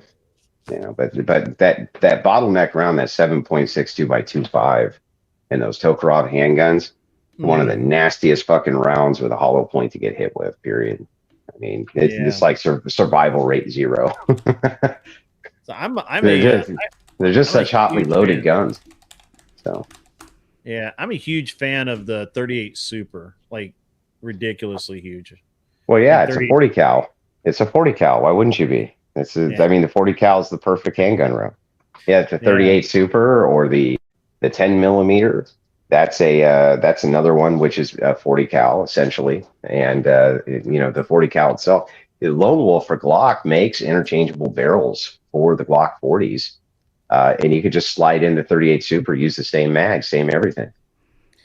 I love the thing I like about the 38 Super is I don't get the recoil out of it that I do out of the 40s, and it's just super. I mean, just the feet per second is just off the chart. So crazy. Yeah, I love it. I love it. I had a hand load for a 147 grain for my 9mm that was supersonic, and it would just disintegrate milk jugs. I mean, like completely gone. But a supersonic 147 that's a nasty round to shoot. Like, well, I see the chat talking about this, but so this guy F Communism, apparently, he carries. So listen, the only thing the commies ever got right was their guns. Okay, that's it. Yeah. That's the one thing that they got right, because they needed to create weapons for millions of illiterate peasants who defecate in their drinking water, and so they had to be reliable and uncomplicated. That's the one thing they got right. That's an interesting descriptor. Thanks for the $10. Clover Tax sent in $5. Hey, Cat, you can take a nap during our gun prattle. But she didn't. Look at her. She's awake. Did you learn anything, Kat? No. They dig 22mm mags. That's what you need to recall. Under 350 meters. That's what they go for. Otherwise, they go for 75. Kel-Tec, my Kel-Tec, my PM30's never actually jammed. It has I have one magazine that I think the spring's getting weak in it, and I probably need to do something with it. But I never had any issues with it jamming per se. But I do know that some of the early ones had a thin barrel or something, and they had problems. So. Yeah, but listen, this is the case with all 22s, whether 22 mag or 22 long. They're always ammunition sensitive if they're semi-automatic. Always. There's always going to be some type of ammo of the Winchester Super X. It can't take the Winchester Super X, but it'll take the other cheap fucking whatever it is. You know what I mean? It'll take the Hornady, but Remington Golden Bullet. Yeah, but I mean, some of them hate that too. They're always sensitive. Yeah. And I understand why. It's because those rimfire cartridges were not designed to be used in these semi-automatic platforms. They really weren't. The rimfire is not, because the way the extractor system has to loop around the end of that rim. Case expansion for these tight chambers becomes a real issue, and so a lot of times it won't eject because of the type of ammunition. So yeah, I don't know how many times I fix people's guns for them by just going, have you switched your ammo out? And they go, yeah. And you're a fucking liar, dude. We'll go, we're going to go down and get some different ammo. And sure enough, it worked fine. And it just has to do with that case expansion. Yeah, I actually have that problem. I have a 1022 with a match barrel, and it will shoot the Browning match ammo perfectly. It will not shoot CCI at all. Yeah, that's very common. It's very common. And you know what? You can get that exact same rifle, a year later and have the exact opposite problem for no particularly good reason. Yeah. It's just the way the chamber tolerances are. Yeah, it's a 1022 with a I believe that has a Tactical Solutions match barrel on it, and it's just tight. I mean, it's just a tight chamber, and it's not meant to be uber reliable. It's meant to fire 3 rounds at a time, and then you clean it. Something, I don't know. I don't do that much with 22, but I know the 22 precision stuff's really taken off, and guys are spending a lot of money on those guns. So look at this. The MC says, Americans and their guns, I'll never understand them. Well, good, you dirty European scumbag. It's not for you. We're too good. We're too good for you. You don't get those. We're too good for you, filthy lobster backs, if that's what you are. You don't get to have any, right? Yeah. That's for those of us with pedigree. We get the guns. You get nothing. Breeding. It's called breeding. That's right. That's right. Superior in every way. Yeah. I'm gonna shoot a match this weekend. I'm taking obviously my competition ARs. I'm gonna take a 2011, and I'm probably just gonna shoot 3-gun, but I'll take my shotguns with me just in case. Or pardon me, I'll probably shoot 2-gun, but I'm gonna take my shotgun with me just in case. And my kid's going with me, and he's actually shooting basically all the same. He's shooting like my 2 years ago match rifle. So and so he's having a good time with that. Hey guys, I'm gonna I've got to just listen. This is no offense to anybody, but I need to have somebody drop out of the panel because I'm going to bring Clover Tack up. Kat, yes, mate. You. Oh, Andrew went. Oh, come on. We needed Clover Tack here to have that good. Andrew will be back. Andrew will be back. Hard. Andrew will be back. Yeah, I don't like to have more than 6. I don't even like to have 6 up. I'd be happy if I had 3, but that's okay. Andrew will be back. Just an FYI for my chat. I replied to super chat. Sorry, I'm not gonna go reply to the chat while there's a conversation going on. So if you want your questions answered, send a super chat. One super chat per question. I'm gonna drop you out. You can take a break. No, you don't leave. Oh. Don't leave. Hey Barbsy, thanks for the $10. Don't leave. Catnap. Don't leave. There you go. She's just in the background. Yeah. Or backstage. Yeah. Don't you leave. I think she left. That's terrible. Jake, this is for you to go buy better beer. Try for a Youngling, Stella, or Heineken.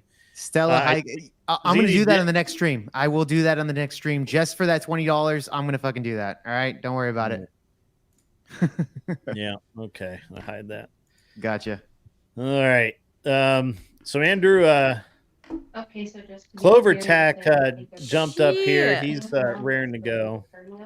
Talk gun shit like way too long. So bound to happen. Yeah. Yeah. Well, we can't help it. can't. Once you get on guns, you can't get off the guns. That's how it works. Really? Yeah, exactly. Politics. Andrew, my chat led us wants to guns. my chat wants to know where's my hat, because apparently I made you laugh in the chat yesterday. So I didn't get a hat. Did I say I was going to send one to you though? No. No. Well then, yeah, that's where your hat I is. did make you laugh though. Well, that's good. It's good that you made me laugh, but yeah, I mean, I mean that was a sweet a sweet future No, black ex-wife you had there. yeah, no free hats for bitches. Okay, I'm sorry. No, I'm kidding. I'm joking. It's okay. I don't wear hats anyway, so I don't wear free hats. Okay. Just giving you shit. Just that chat was like, why are you talking to Andrew? You made him laugh. He's not giving you a hat. Like, I mean, I have so many sponsored hats. Like, keep your simps under control, Josie. Keep your simps under control. what? Just because I'm a chick, fine. there are Sims? Fucking hell! I saw Jake the other day glazing. That was pretty fucking gay. He was glazing. What is that? What is glazing? It's the not like the version of dudes to dudes simping. Is glazing. Oh yeah, I know the stream you're talking about. But in his defense, he was drunk. So who are you talking about exactly here? I'm pretty sure Jake is drinking right now. Hold on. Yeah. What do you mean I was glazing? Who the fuck? What are you talking about this? I even put the meme.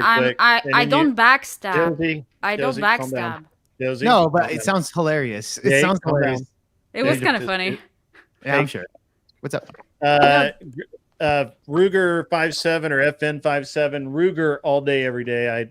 The FN's still overpriced, and I had trouble out of mine. I didn't like that gun. Andrew may have a different opinion, but I never. Yeah, I'm going for the FN. So FNs are good guns. Ruger shoot better, I think, but the FN. But which FN? The FN feels better. The 5.7. I don't like the way. Yeah, I know, but which one? The one from the American FN or Fabrique Nationale? Oh, the one I had, I'm pretty sure was an American one. Pretty sure it came from Virginia. So.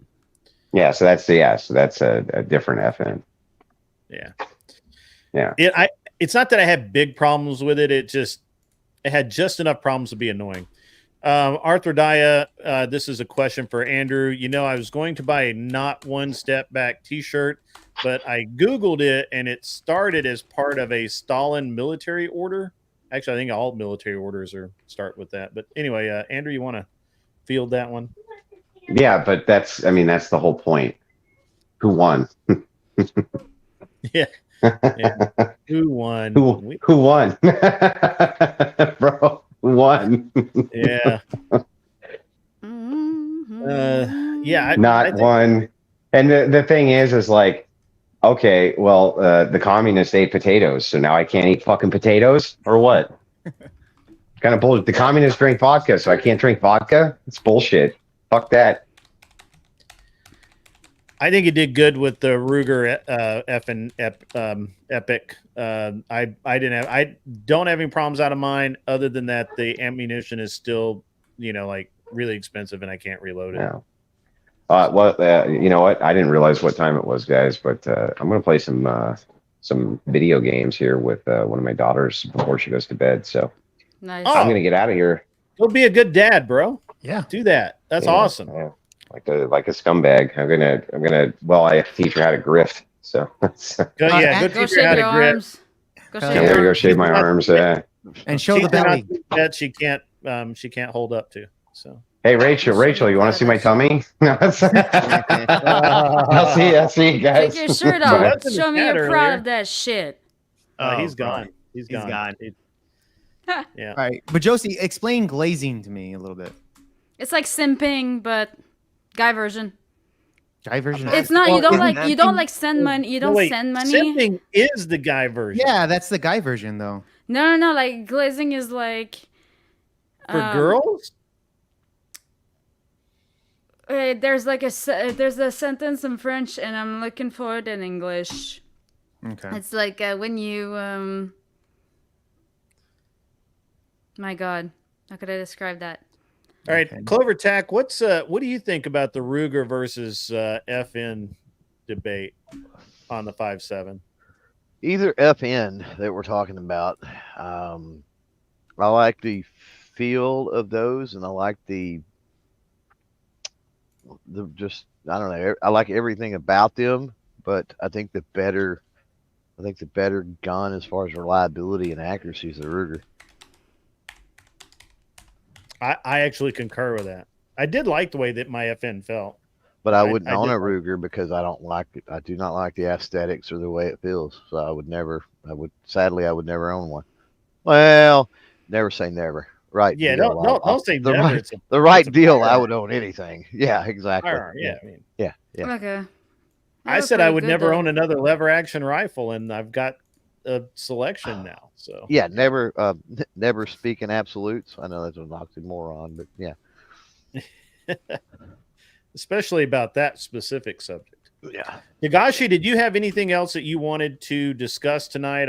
You asked to come on, and I wanted to make sure that you got your timeline, because last week you kind of got cheated a little bit, got railroaded. Oh yeah, don't worry about last week. I did, but I'll be honest, I can't remember. It's all right.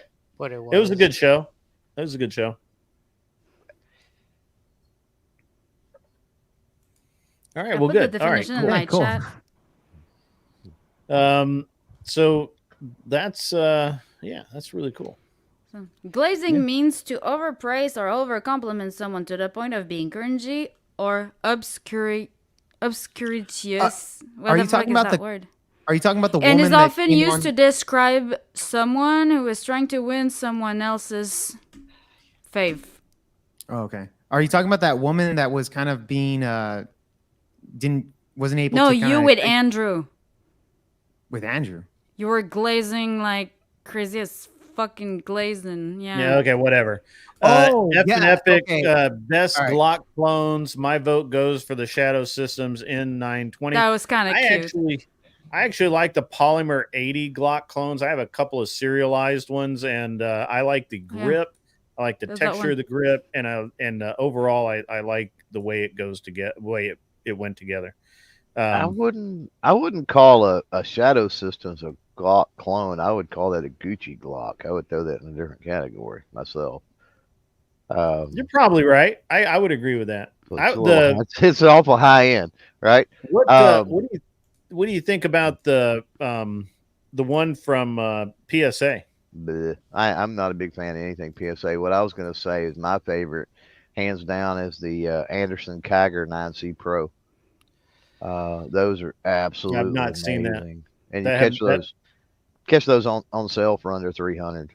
You know, yeah, okay. They're freaking amazing. Yeah, my local gun store owned a rifle company, and they got an order for a bunch of custom Glocks or Glock clones, and so they ordered. I want to say it was like 1,000 serialized P80s, which were, and they got the compact, so the 19 size and the 17 size. Mm-hmm.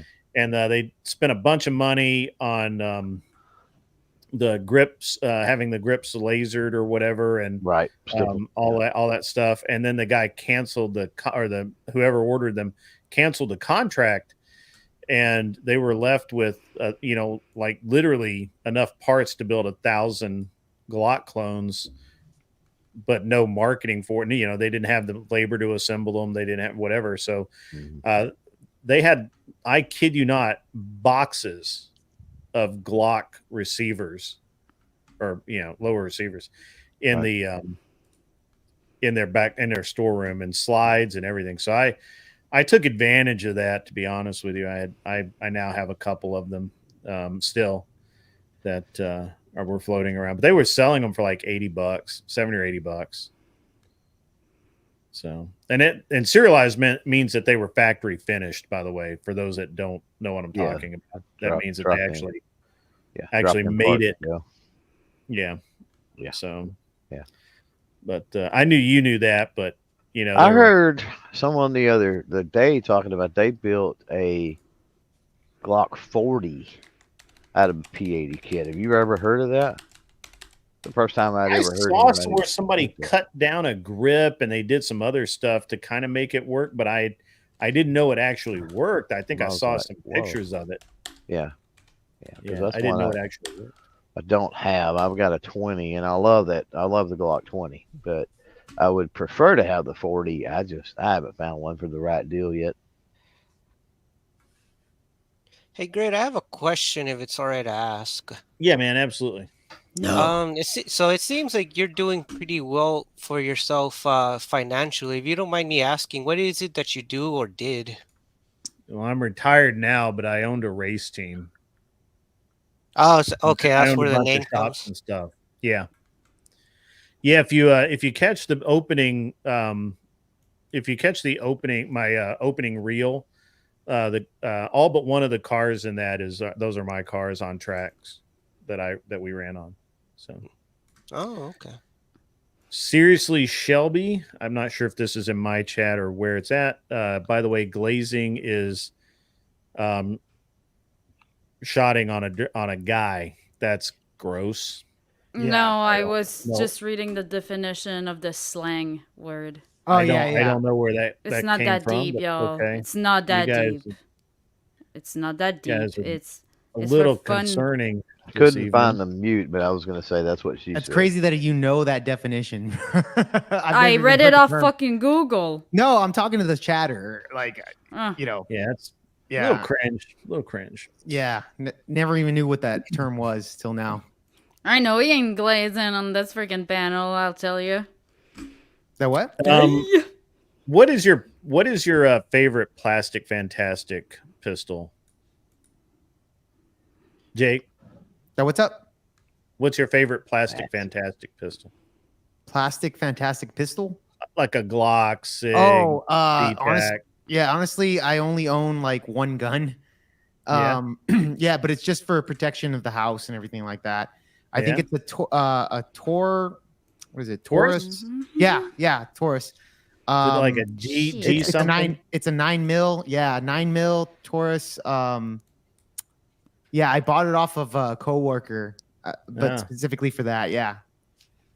We got to train you up, bro. Honestly, you do need to train me up, your man. game is weak. Yeah, I'm sorry, man. But yeah, I own one gun. Yeah. Yeah. Those rookie numbers. Rookie. Yeah. I shot it. That's not even a rookie. I go out to the baby. I go out to the outskirts and I shoot it out and stuff like that. But yeah. Yeah, that's preschool. Yeah. We can't talk to Josie about this because she's behind enemy lines. And over there in Canada. And Togashi's in Japan, where all they can have are air guns. I'm in California. I thought you were in Canada. You're in enemy territory. Oh, you're Canadian. We have shooting ranges. For real guns or airsoft? Or for like water guns? Water guns. Yeah, that makes more sense. Yeah. All three? All three. I thought guns were illegal to own over there in Japan.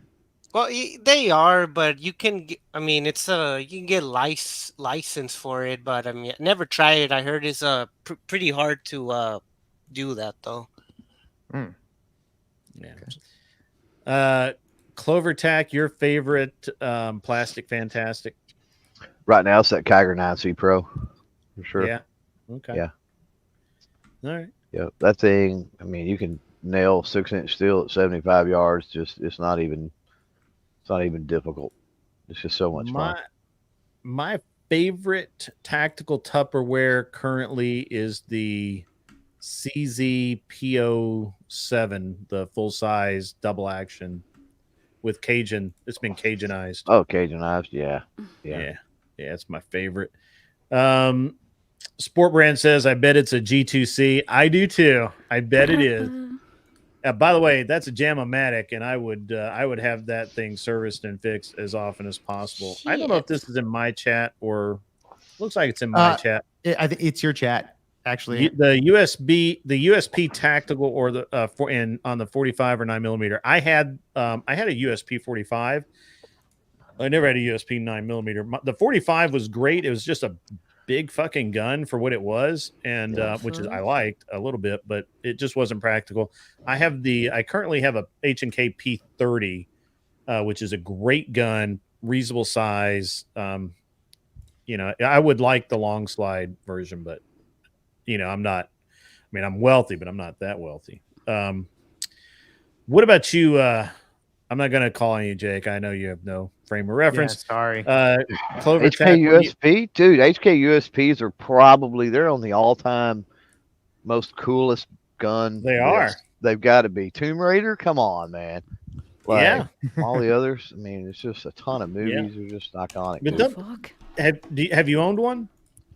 No, I've never owned a USP. No, I've shot many, but I've never. Did you find them to feel bigger than they should be? They are. I tell you what, you got to realize when the USP was introduced, right? And so at that time, things tended to be big, unfortunately. I mean, I liken it to, I've got several of the old P series Rugers. Yeah. And so the USP is similar in size. Like a P85? Yeah, P85, P89, P90. Yeah. And they're similar in feel and size, I think. Somewhere maybe actually between that and the Deagle, maybe even. They're pretty big. Yeah, I think it's closer to the Deagle. Not Deagle big. They're definitely not Deagle big, but they're a handful for sure. But they're just iconic. They're so cool. So I remember when the good guns and like they're fucking awesome. Yeah, they run like a sewing machine. They're great. So when that gun first came out, I think it was Guns and Blammo or some magazine somewhere did a 10,000 round test on the USP 45. I saw that's a metric ass load of 45 first. And second, they just literally just sat there and just ran it through. And I think they had to clean it one time. Yeah. I think at one time it stopped working. You know, that sounds like a fun job to be able to go out and run 10,000 rounds of testing or something. I think they ran it through a ransom rest too. So they were just literally sitting there just. Yeah, that's the industry. Yeah. Ransom is the industry standard without a doubt. It's military standard as well. But you talk to any of the guys that in the industry that have to go out and actually do that, and it's brutal, man. They hate it. And so to the average person, it sounds fun, but it's like at some point, it's not fun anymore. I have a good friend of mine. His name is John, and he worked for Magpul. He was their product development guy, and that was literally his job, was to develop the programs and then run the programs to test all of the various things. And so, like, when they would say that they've got, he would say, I would call him, hey man, what are you doing today? I'm going to run 20,000 rounds through this machine gun to see how our mags do. Like they've got a new mag revision, or they've got new feed lips on the drum, or whatever it was. And they're literally going to run, like, just sit there all day with a pair or 3 or 4, full auto guns and just run machine guns away. Yeah, it's burn ammo. Yeah, that's all they're going to do. Just sit there and burn it up. Yep. And some of them run in rest, like you're talking about, but usually for the rest, that's usually the accuracy test. That's not the prototype. I don't know why they did it in the ransom rest thing. I don't know why they did that. But it takes longer. I mean, you got to reset a ransom rest every shot. So I mean, yeah, maybe they only did the initial Maybe they did the accuracy testing I think they did the accuracy testing at 0, basically 0 rounds or 10 rounds or whatever. And then they did whatever at 100 or 1,000. And then every 1,000 they checked it for accuracy. But I just remember seeing they had a picture of that gun in that ransom rest. And then that 10,000 round test, I was like, this is the coolest thing I've ever even heard of. I want that gun. That was, I think, the third gun I ever bought.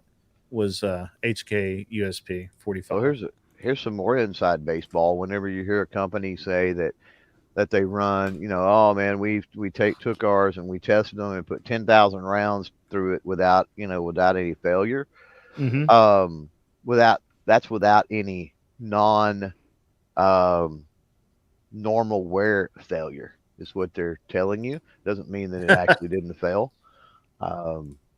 That's something that I learned fairly recently. I'm like, really? And they're like, yeah, there's a way that's specifically worded. So like, 10,000 rounds a firing pin can wear, for example, right? Sure.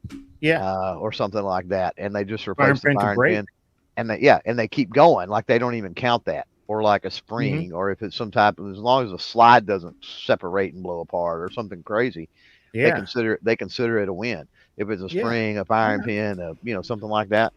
And a lot of people think that means they've taken that firearm and they've literally run start to finish and had absolutely zero hiccups. And it's like, no, it's not the way it works. So I did a thing with a local gun shop when I was in Colorado, and they took a like a service rifle build AR, and they ran 8,000 rounds through it to see when it would stop, right? And we're not talking, this wasn't like good, this was just standard Lake City, it wasn't like premium, super cool, super clean burning high-end ammo. This was just standard off the shelf every day, go get it. And I was part of that. I probably shot 1,000, 1,500 rounds myself, and that gun never stopped running. There was one point where like the bolt didn't close and they just squirted some oil at it, I think, if that, or maybe they just racked it a couple of times.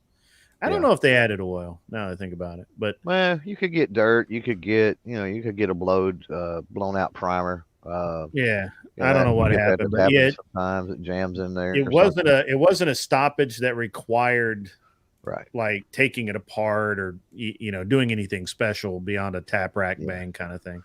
Yeah, and there's plenty that'll run that many rounds without. Oh yeah, modern, I was really surprised. Yeah, modern materials and machining and stuff. Yeah, absolutely. Mm-hmm. Yeah, I think. Well, I just think that it's an interesting thing that how far we've come with, and a lot of it's the coatings. I've got a JP LMOS bolt carrier that I've had since 2012 or 13. And I have no idea how many thousands of rounds that bolt carrier has fired. And if I clean all the carbon off of it, it'll look brand new. Like it shows no wear whatsoever. Yeah, so pretty interesting stuff. Mm-hmm. So, have you seen the new? I mean, there's always a new one, but this new assault weapons ban bill coming down the pipe from MAD and all, or backed by MAD and a bunch of other organizations. Yeah. Do you think I kind of it seems just standard issue election, pre-election, distraction technique to me. Do you think? They'll never get an AWB through again. The only hope they've got is they're going to have super majorities in both House and the presidency. Democrats would have any hope, and not majority, super majority.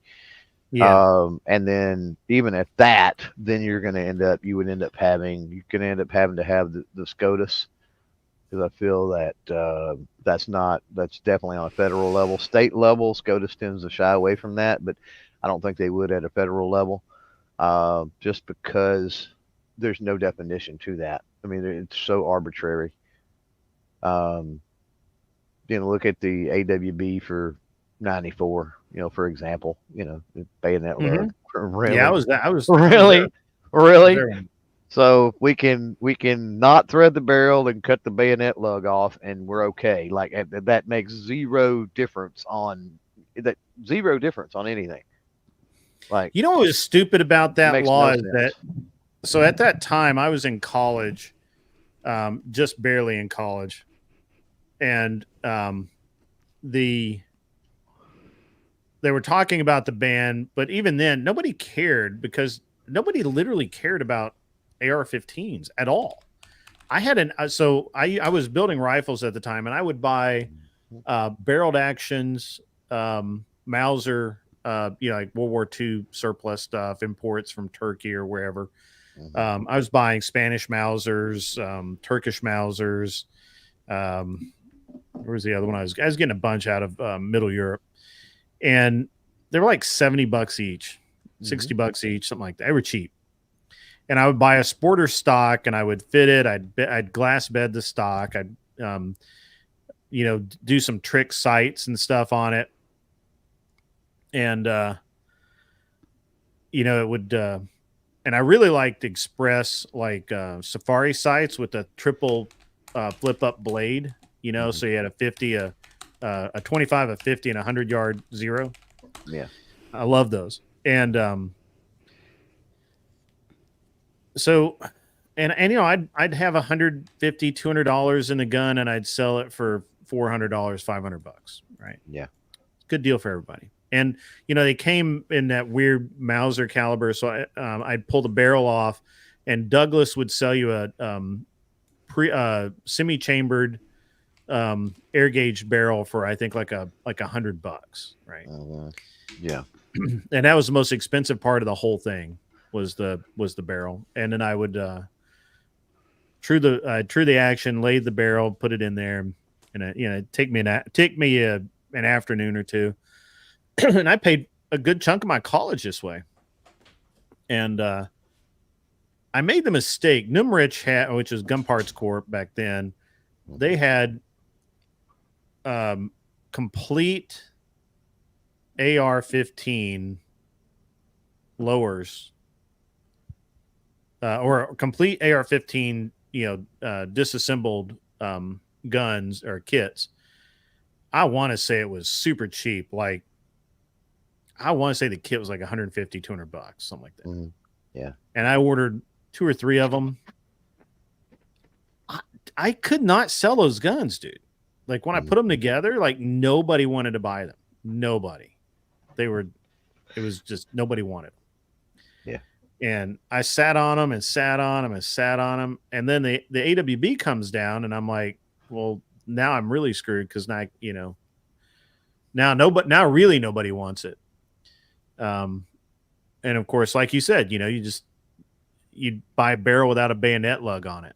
You'd buy or install a gas block without a barrel lug on it. Or a bayonet lug on it. You would take the muzzle device off and put just a piece of steel, a threaded piece of steel on there.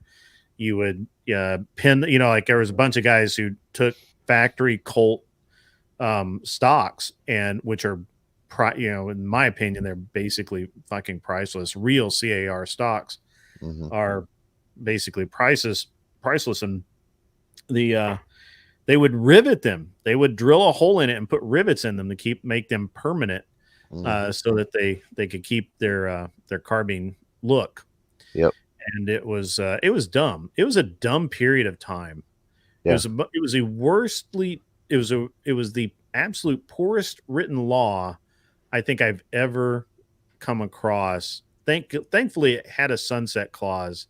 Yeah. And then we went on to where, now, everybody wants an AR, and you can buy Gucci ARs that are like, there's $4,000, $5,000, $6,000, Yeah. There's 2 reasons for that. Real quick. I don't know who I've seen it float by out there in the chat, but real quick, somebody was asking about a Garand or Garand.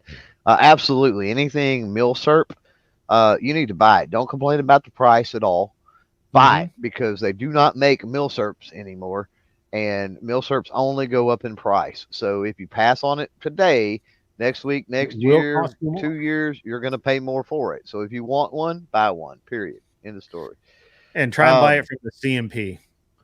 Yeah, this is true. Garen. Yeah, for sure.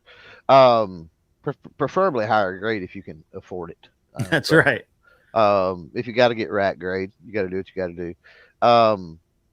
No, the popularity of the AR platform. So there was 2 things that really drove that, and both involved our wonderful mainstream media, contrary to what the propaganda that they normally put out, which is totally anti-gun.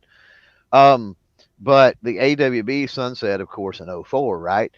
And what was the first thing that they hollered? Oh, these weapons are getting on the streets. So they made everybody aware that, oh, snap, we can own these? Really? Cool. Oh, wow, cool. So everybody runs out and gets them, right? And starts building whatever, because they hyped it up. Like, had they not said anything about the AWB sunsetting, most people wouldn't have even realized that was out there. It was a thing, or that you could even own them. And then what was it, 2012, 2013 is when it really got crazy with Sandy Hook.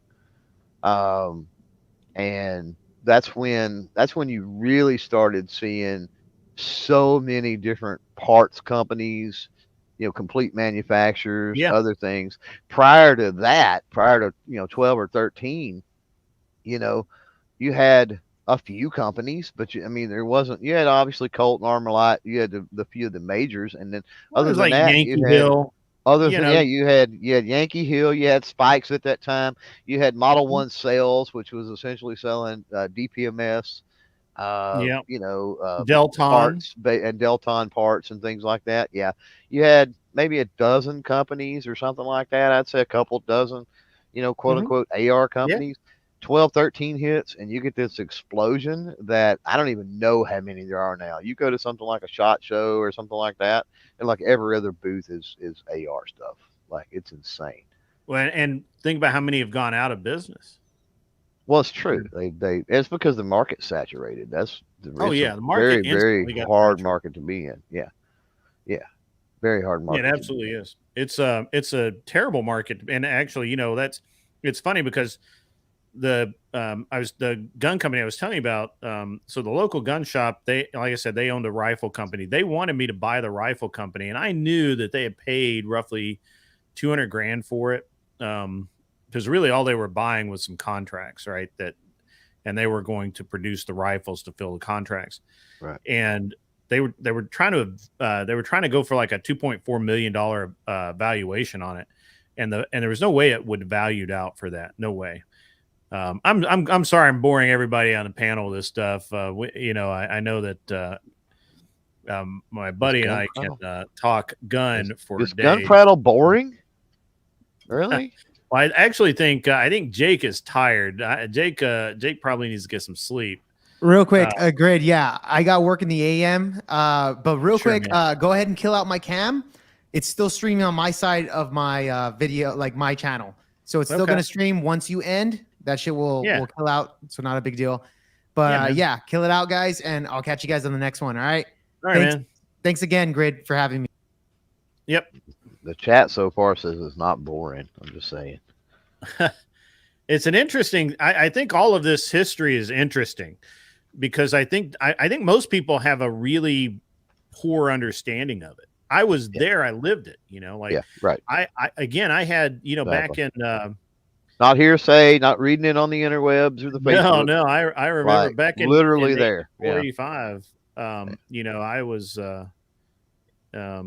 well, it was not 80, 45. Probably it was 90.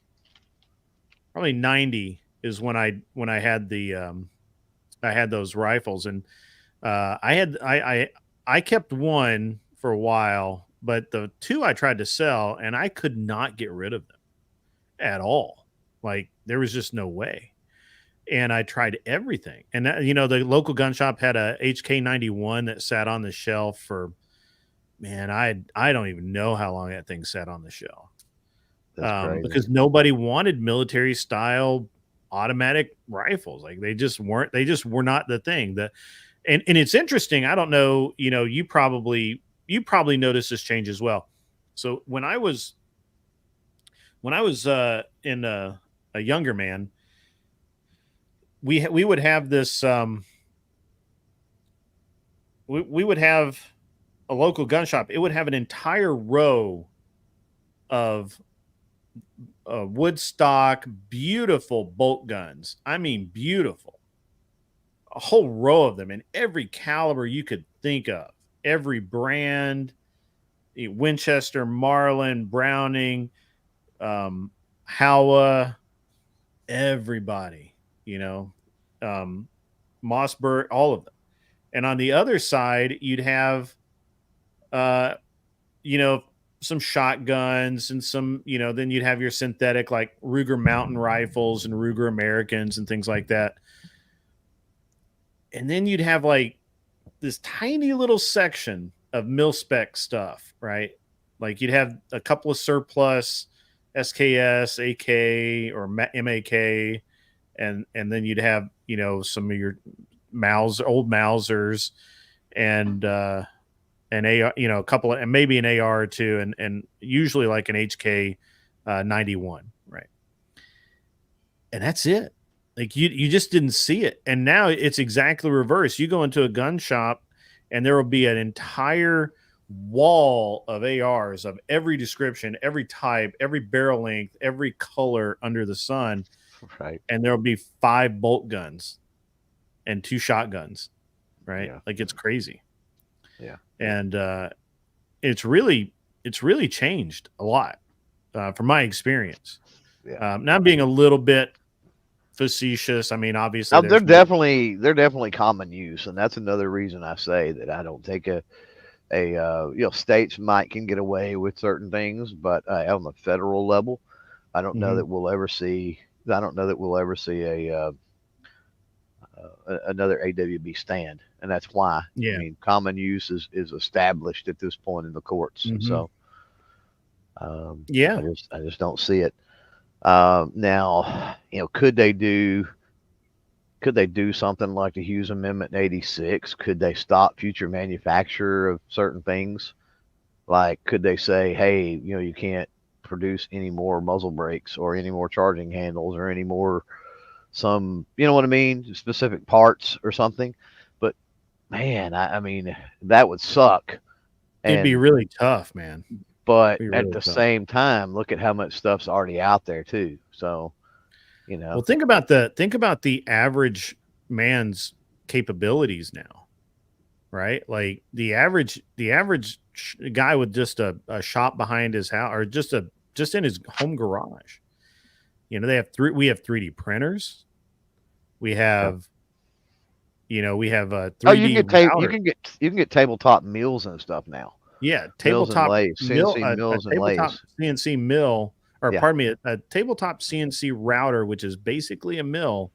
Will I bet you could program it to machine a charging handle. Oh, there's the Ghost Gunner. Yeah, you absolutely can with the Ghost Gunner machine. Yeah. Literally a block of aluminum. Yeah. Yeah. And so I think that it's an interesting. I think we do live in interesting times. Right, we do live in this age of,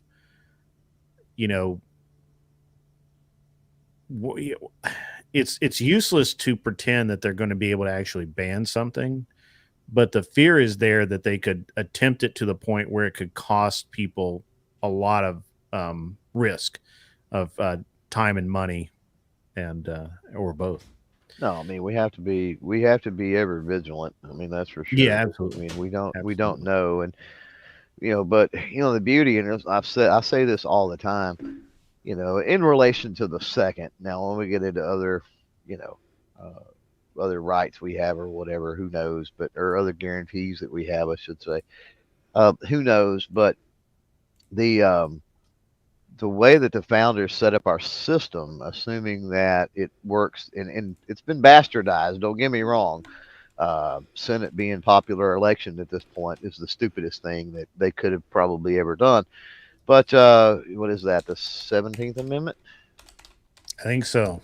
18th. 17th or 18th. Either way, the popular election of the senators, that needs to go away, and we need to get back to the original idea of that. But regardless, the way that the power structures are set up, with the different branches and the way all that's laid out, I mean we've got quite a bit of safeguards. So I mean, if we're all voting the way that we're supposed to be voting, you talked earlier at the start of the show about Brandon and his efforts to run for Congress and all that, but grassroots effort. Get out and volunteer for the candidate of your choice, knock on some doors, do a few things. And if we can, keep the balance right, let's just say, right. I think we'll be okay. I think we can get by. And then in dribs and drabs, roll some stuff back, and make no mistake, we've been rolling stuff back lately. We've had far more wins than we have losses in the last 5 years or so. Far more wins and losses, and I know that for some of the folks out there that are in behind enemy lines in some of those states, it doesn't seem like it, but on a national level, that's what I'm talking about. Right. Yeah. Yeah. No, I get you. We've seen far more wins than losses, so we need to recognize that we're moving in a good direction. It's just going to take time.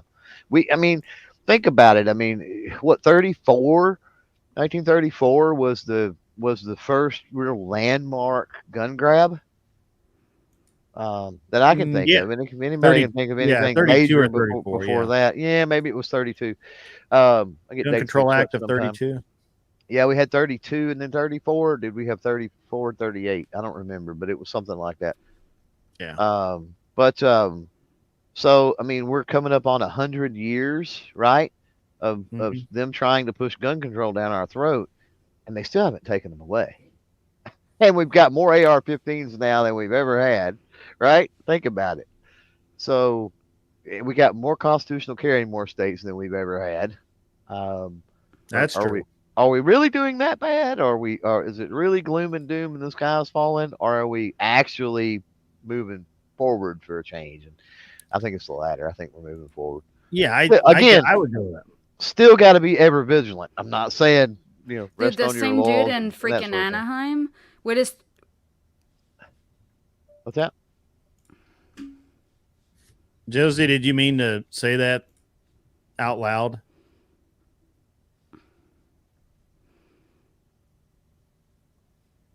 Some dude in Anaheim? What? Yeah, I don't know. I don't know. I don't know. Very strange. Maybe she accidentally mic'd up. Yeah, that happens. Accidentally change. Sorry, wrong earbud. Wrong earbud. My bad. I was delayed.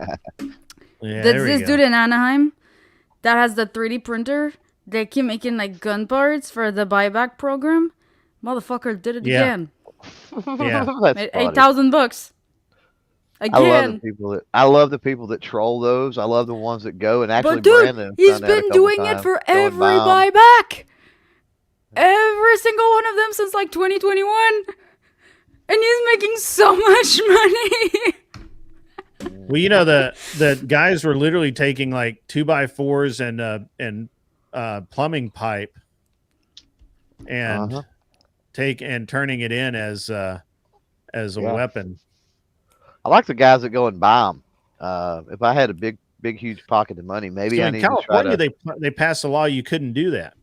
Yeah, well, you can here in Texas. They can whoever's doing it can get security and they could run you off. But how many could you potentially buy before they run you off? That's the key. Right. And so if you had a big pocket full of money, I may need to do a charitable donation live stream one night next time I hear one coming in the Dallas or Houston area or something like that.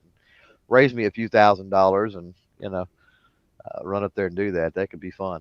Because here's a sad thing, and a lot of people, Josie's 100% right, with the people that scam the system, or, and this is the sad part of that. So you've got those people that are scamming the system, and then all the other guns. Look at the pictures that the whatever organization takes of these guns, and it's like Grandpa's highly collectible, whatever rare. Yep. Whoever out there was talking about the Garand, it's like I've seen pictures and there'd be 3 or 4 Garands laying in there, and I'm like, oh my God, really? You're a moron. You traded that for a $50 Walmart gift card or something. Like, really? I was in Colorado. Was it Colorado? I think it was Colorado. I forget. It all blends.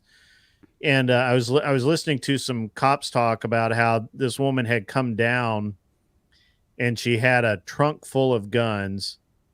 Oh, and and she's like, these are, my husband passed. We don't have any, we don't have any kids that live near us or even want this stuff. So I'm just going to, just here, take this.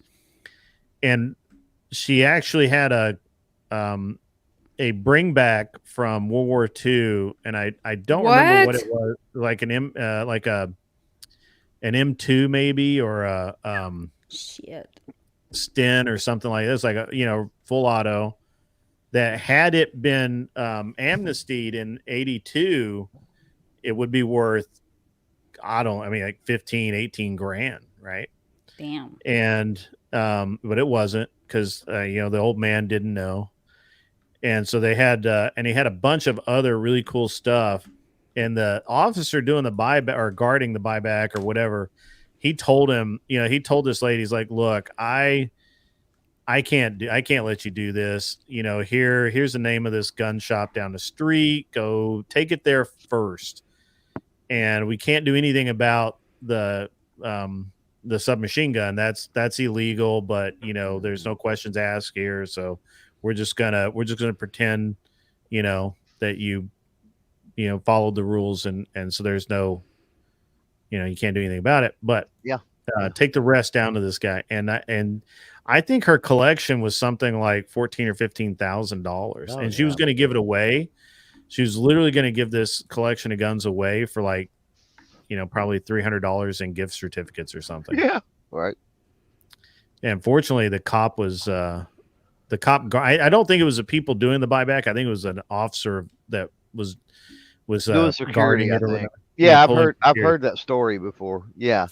Having the unregistered sub gun was I've heard that story before. Yeah. It was, I think it was when I was in Colorado, and I've heard that multiple times. I actually had a friend of mine who his dad had an Arasaka with a chrysanthemum intact, which means it was a war bring back, and he had he had some kind of sub gun. It wasn't a Thompson. It might have been an M2, but he was in a Japanese theater, so probably an M2, I guess. But yeah, and they did amnesty that one in '82 because he literally just had it in the corner of his house, just sitting there. Hey, there was a lot. I'm gonna peace out. Thanks for having me. I appreciate it. No worries. Bye, Josie. See ya. Good night. Yeah, there was a lot. I mean, when they opened that, it's one of the reasons they did it. It's one of the reasons they opened the amnesty back up, is there was a lot. There was talk of that, which was one reason they didn't do it, but was the whole pistol brace thing. And of course there's nationwide injunctions, I guess is what you call it now. So the whole pistol brace, you can have a pistol brace right now, and I don't think we're going to hear anything from that for years and years and years down the road. It's right now. It looks like, anyway, that has pretty much blown over and gone away. But when all that was a thing, they were talking about opening up an amnesty period, right, to register those. They did. As well. I mean, I get you, but before they did is what I'm talking about. Oh, right. Okay. When they were in the, they got to publish. Planning stages. They got to publish the rule change, and they got to go through all that. Pardon me. So before they, before it all went into effect. I actually have a question about. They were having those discussions, and it come up that they were going to open up registration for those. And an amnesty, and it was like, whoa, wait a minute, hold on a minute. And there was a lot of pushback because folks were like, you can't open amnesty for the NFA with a very broad specific item like that. Congress would have to do something with that. Like the ATF doesn't have the power to selectively, what would be the word? Not preempt, but selectively usurp, I guess, the NFA like that. And you had some people excited because they were like, oh snap, I can register my machine gun. It's my grandfather's that I found in the attic, or this, that, or the other. Yeah, or right. Whatever, right? Like whatever you wanted to do, you could do. And then they come around, and that's one of the issues with the constitutionality of the pistol brace rule, is that they ended up going through and selectively. There's big huge, I don't know if anybody's looked into it, but they had a big huge worksheet that you worked through, like 3 pages of worksheets to figure out if your AR pistol is a SBR or not. Like the stupidest thing you've ever seen. Chevron deference. There you go. Boule. Thanks. So I'd like to ask, if it's okay. Why do you think the what do you called? Why do you think people's perception on guns, at least it feels like it's changed? Like people are just seem more scared of it. Media. Just media. Yeah, it's all media. It's all media. It's media. It's media hype. It's an interesting thing. One of the let's talk about that because I wanted to ask you if what you had seen in person. Because so when they opened up the free registration, if you would register your pistol brace as an SBR, I had some friends of mine that did that. And now that the injunction's in place, now they have a legal SBR for free that they put a regular stock on. Yeah, right. Yeah, because once it's an SBR, once it's on the books as an SBR, it doesn't matter. So if you pre-registered, that would be my advice: is go ahead and put a stock on it. Be done. Like, why have a goofy pistol brace on there when you don't need it? You know. Cold truth. How do you feel about no-knock warrants? It's a good way for cops to get shot. Good way people to die too.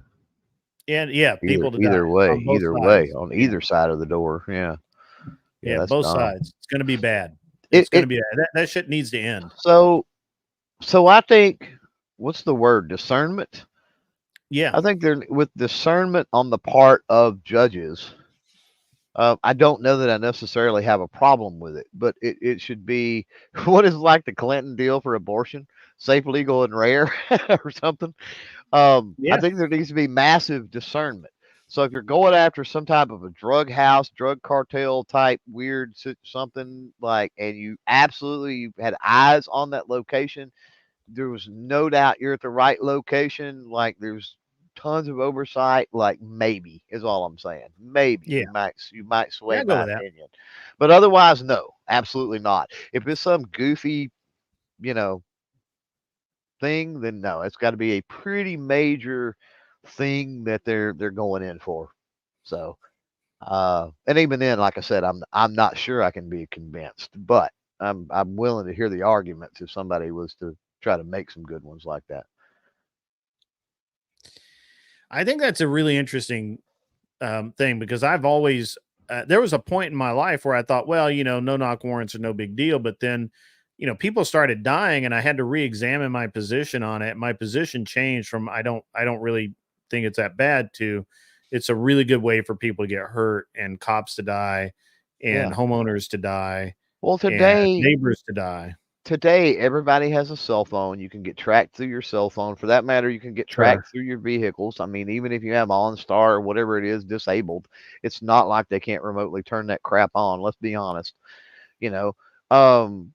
So, even if they were to call you up, like the olden days, let's just say, and go, hey, you got a warrant here for so and so, we want to give you an opportunity to, you want to come up here and turn yourself in, or something of that nature. I think the vast majority of people probably would do that. In some of these situations, especially that problems are occurring, where people are thinking they're getting invaded in the middle of the night. Yeah, the tactics out there. So Starlink will find you. Yeah, for sure.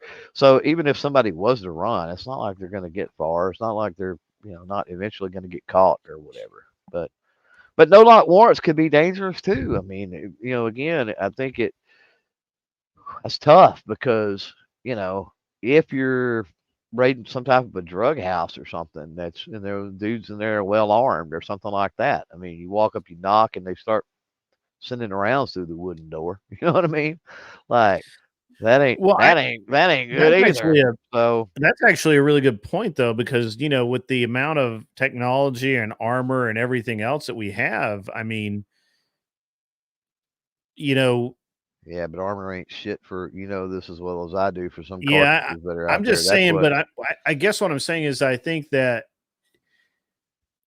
if you're got to do the job, saying that you're going to do it at night because it's less danger is inaccurate, because no longer you've got ballistic shields, you've got in the daytime, you can actually see who's there. You can see what's going on. Yeah, you'd be able to identify better for sure. Your chance of shooting the wrong individual goes way down. And, Your chance and of where's being your and Yeah, where's go your ahead. where's your reconnaissance, right? Where's your Right. overwatch? Where are the people that are looking through the windows of the house Right. going, okay, what is this? Is that this supposed to, who are we Yeah. after? We're after a dude, Well, that's you know, a exactly right. I think tactically it's a bad move. black male in his early 40s that's 6'4", you know, and it's a white dude in him that is in his late 20s that's 5'8". Well, obviously they've got the wrong house at that point, right?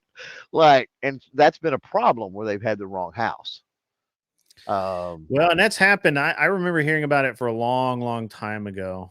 And like in Arizona, I think was the first incident I heard about where cops served a no-knock warrant, and it was a house. It was a house next door to this guy, and the homeowner ended up shooting a couple of cops and then getting shot himself, and then his wife was involved. It was just terrible. So I think it's an interesting thing. I think that the militarization of the police has gotten out of hand. Yeah. Yeah. And I know there's a lot of gun enthusiasts that straddle the fence on that, but I don't. I don't. So I have this unique thought process where I don't believe that the cops are necessarily on my side. I don't believe that I need them for much of anything day to day in my life, and I don't believe that they'll be there when I really, really need them anyway. Well, we know already from the courts that they are not tasked with protecting you. Yes. They have no duty to protect. Right. And so really what they're geared up, but they don't have to do anything. So at that point, they're useless. I have kind of a little bit of a controversial take. Now, realize I'm from a really rural area. I know probably every law enforcement officer Give me 1 second. Let me read this and answer this, and then we'll because I have a feeling you and I are going to be on the same page on that. World War I and II expert 85. How does a man find his purpose? How the hell would I know that? Every man has to find his own purpose. I can't answer that. You have to commune with God, I guess. I don't know. Yeah, you got any input on that, Clover? I don't have. That's a tough one. You'll know it when you'll know it when you find it. I don't know, and your purpose could change over time. I would think what I thought my purpose was when I was 15 is much different than when I was 20 or 30 or 40. So it seems like anyway. So. I mean, I've certainly evolved over the years. I would say focus more on an enlightening journey of finding your purpose than the end goal of the purpose itself. That would be maybe the advice I would give. Yeah, because life is lived day to day. Be honest. Yeah, moment to moment. Yeah. I don't. I can't answer that for any other man besides myself. I found my purpose through paying attention to the world around me. While I'm paused, effing epic. I thought read your chat to Josie. I know I put it up. I'm not sure if I'm not 100% sure if I read it because we had a lot going on there for a few minutes. But don't feel like I didn't see it, and appreciate it. So sorry if you thought I missed you. I apologize. So, but now let's dive into this. Back to the cops, Mr. Tactical. The popo. Going back just real quick for no-knock warrants because we kind of got off on some tangents. So I want to restate where I think my position is I think no-knock warrants are BS. That's my official position. I think if I was going to entertain an alternate position, there might be very specific judicial discretion that could change my mind in a specific instance. But overall, no, they're BS. Back to the popo that we were talking about. So I've got a fairly controversial, I think, maybe take on this. And let me say this I never served in the military. Tons and tons of family that did. I actually tried twice to enlist and couldn't either time. Freaking Clinton years. So apps and tons of friends that are vets. So no disrespect, 100% no disrespect to vets in the Army and all this. This is just from what I see and some thoughts that are going on in my head. I'm also not a debater, so my mind could certainly be changed. Okay, with that caveat being said, I think we've gotten away from this is a two-part thing. I think we've gotten away from the days of like Andy Griffith that in a sense we need to get back to. We need law enforcement officers, and I'm talking about the beat cops. I'm not talking about the detectives or the SWAT teams or necessarily that sort of stuff. I'm talking about the guys that are on the street day in and day out, front lines dealing with the public. I think we need to get back to the days of Andy Griffith in a sense that you need beat cops that are from the community that they're patrolling. Why is that? Well, I live in a rural area, and around here, that's sort of the way the law enforcement works in a way. Most of the law enforcement in this area grew up in this area. They have family in this area. They have some kind of roots. They know the people of this area. They know the families that are perpetual drug heads. They know the families that are the, uppity people. They know they get a call because I've done a lot of IT work for police departments in the past with my business, and I would be in there when they would get calls, and they would get a call that, well, so and so's reporting that they, they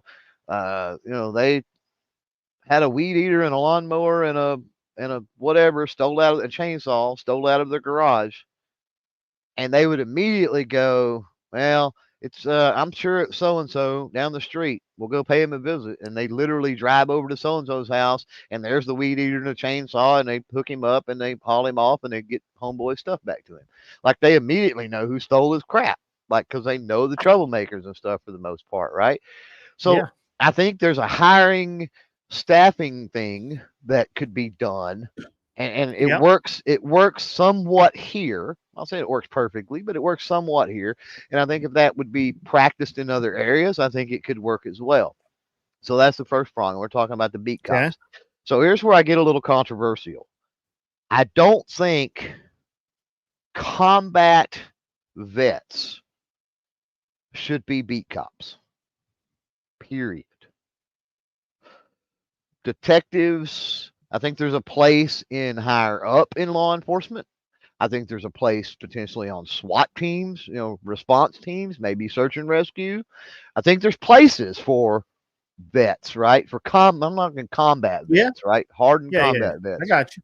Not logistics. If you were in logistics or something in the Army, like go be a cop. I beat cop. I mean, that's fine. Yeah. But like if you day in and day out was in war zones, that sort of thing. That's a mentality thing, right? Yeah, that bothers me. And again, I'm not saying it's not controversial because there is some controversy there, but that's just where my thought process goes. I think those guys can have a place for sure, but I don't think it's in the beat cop. With the beat cop thing, I go back to I think it needs to be somebody very familiar with that community, grew up in that community, roots, ties to that community, so forth and so on. And I think that's one of the ways or two of the ways that you can curb a lot of the shenanigans that go on with law enforcement. Demilitarization definitely needs to happen. Without a doubt, that's another part of it. And I get it. Law enforcement for years and years and years and years.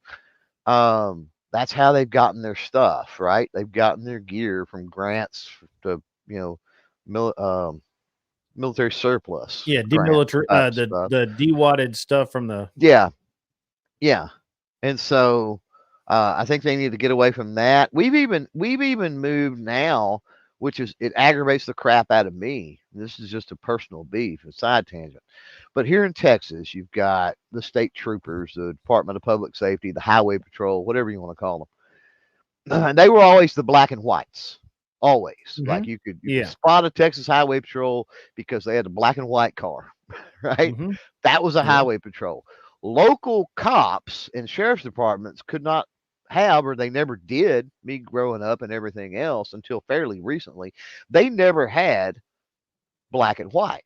They had blue and white, red, white, and blue, right? Some type of color scheme like that.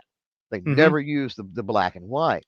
And so you could distinguish the two, and you knew if it was local or usually county would be like a brown and white or a yellow and white, or not a yellow and white, but almost like a tan or a brown and white. And then the police departments were usually like a red, white, and blue scheme. So it's gotten even worse than that now. At first, they started doing like the black and whites for local cops. Now it's really crazy that I see local cops that their cars are almost unmarked, which really aggravates me. They're total blacked out, and the letters and stuff on the side are not visible, especially like at night and stuff. Like you can't. Yeah, they're and the they have low profile. And with LEDs, I get it.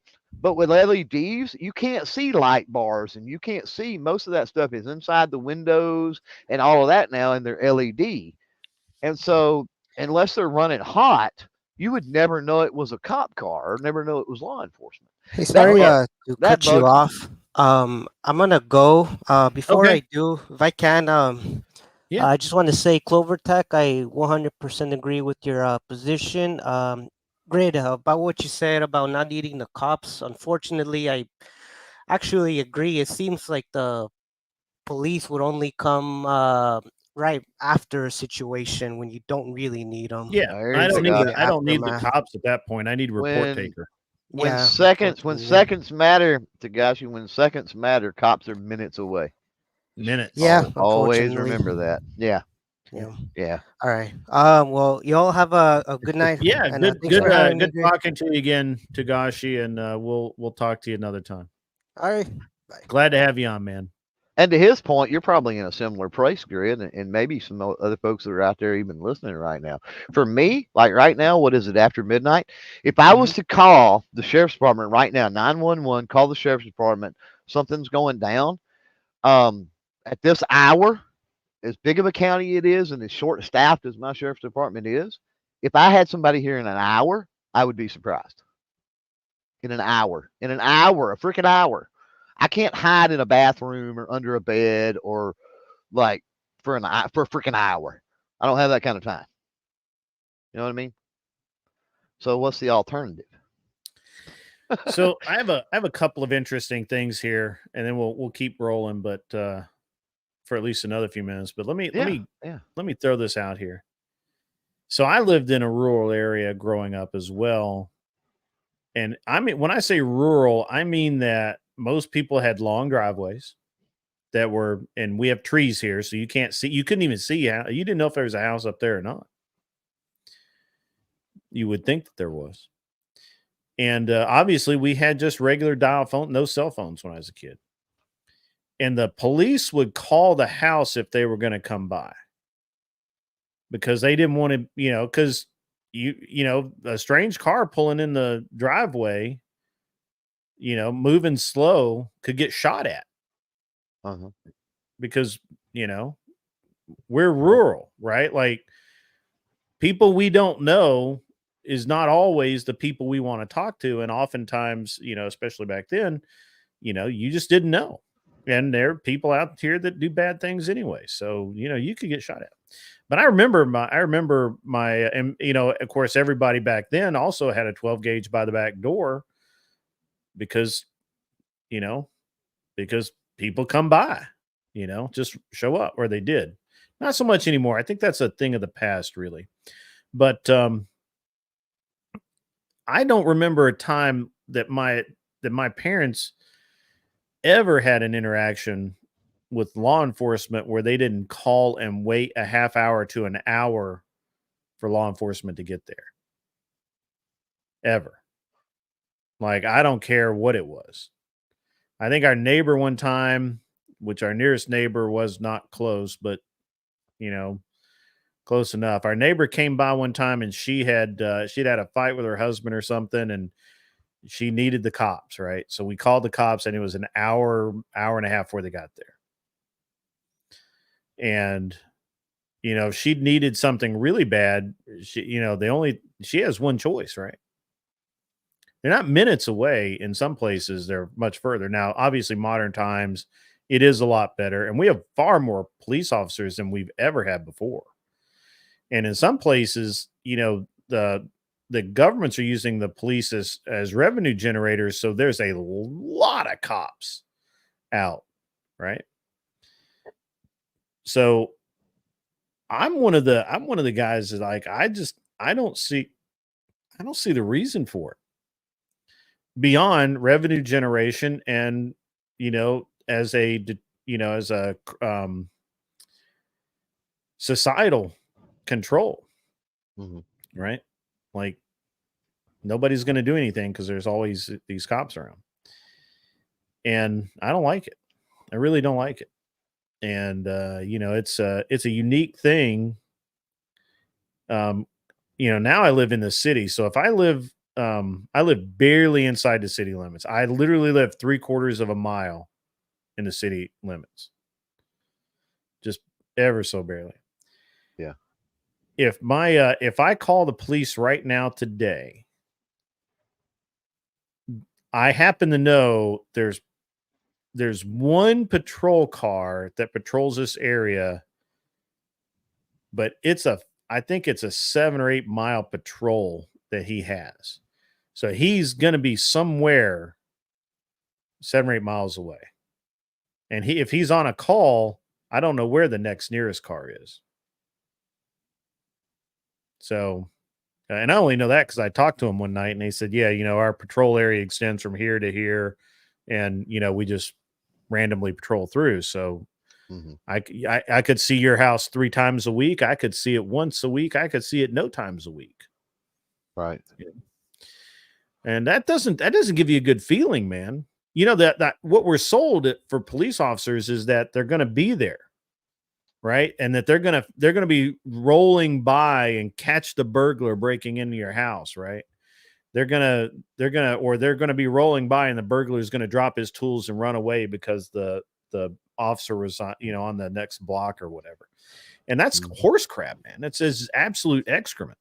Yeah. Because it's just not how life works.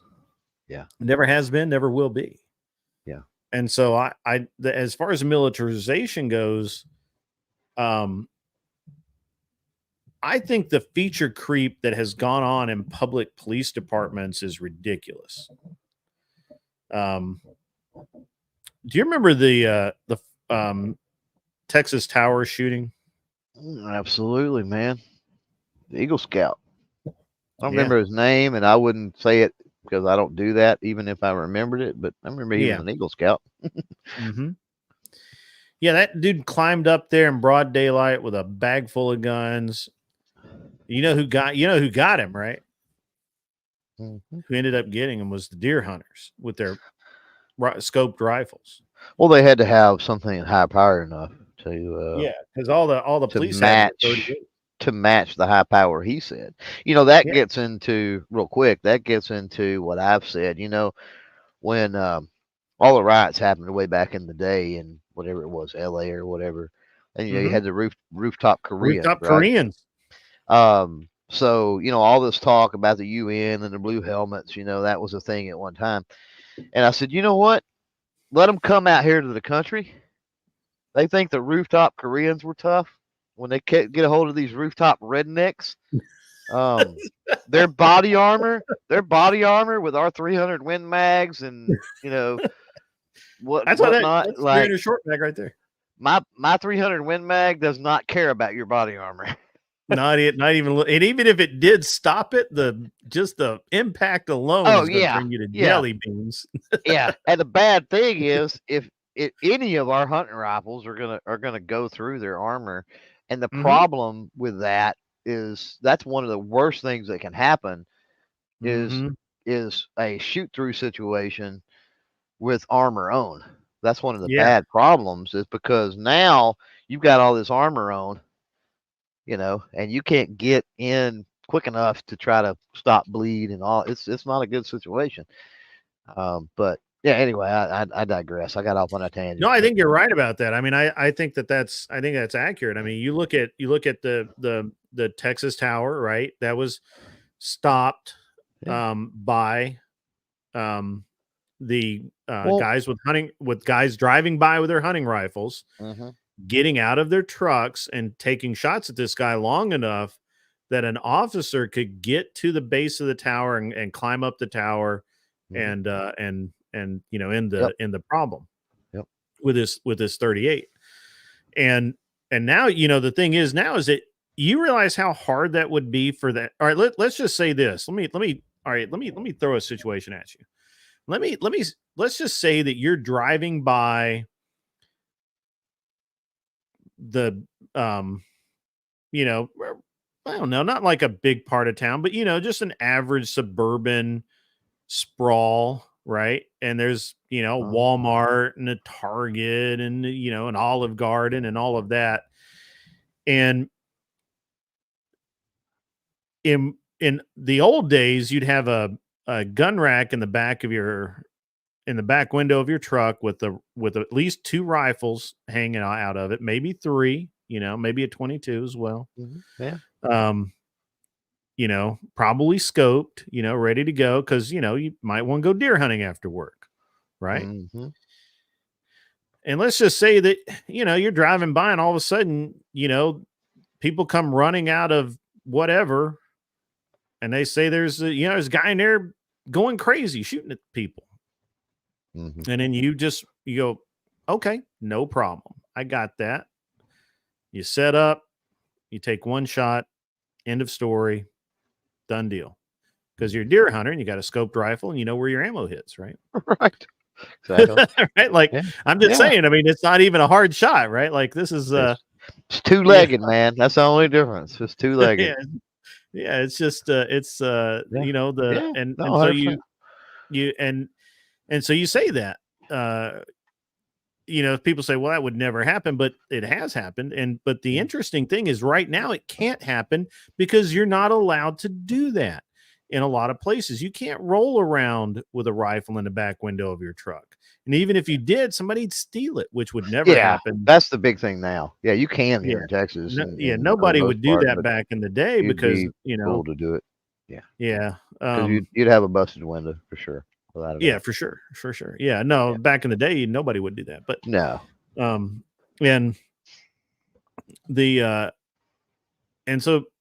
but now you couldn't do it, even if you had it under the bench seat of which I do, under the bench seat of your truck, just pull, go into full on defender mode and, just take care of the problem. So yeah, it's far more likely if our citizenry was the way it was even just 50 short years ago, that we'd have far less of these situations because men would take care of it. That's what happened at the Texas Tower. That's that's one of the reasons why we didn't have such a thing as mass shootings before. And I gotta tell you, man, I'm very disappointed with the way that we have weaponized the police to the point where and everyone's hopes and dreams settle on the shoulders of men, most of who are not willing to do anything. Right. They even if they had the equipment, they wouldn't do it. Now we've all seen the video. We should have all seen the video of the officer, I believe, and that it might have been in Texas again, where a guy had thrown some lead around in a subway, threatened a girl or something, or maybe his girlfriend, ex-wife, whatever, and then run out, and the police come flying back out of it, and the police come in there and the guy's running all over the place trying to find this guy, and the guy ends up sprinting across the highway, and because the officer knew that traffic had been held, he ended up shooting the suspect and ending that threat with, I think, 3 rounds, and just the way it should be, right? But that's a rare thing. That's rare. It's far more likely that just the average, dad with a Boy Scout who goes hunting on the weekend, especially in my area with the number of deer hunters here. I mean, they wouldn't even be, I mean, honestly, they may be like, you know what, this is too close for the rifle. Let me just pull out the bow really quick. And, we'll just do it. Use put an arrow in him, something like that. Go Duke boys on them, huh? Yeah, right. I mean, well, I'm being facetious here, right? I'm being it's a little late, I'm a little silly, but the thing is that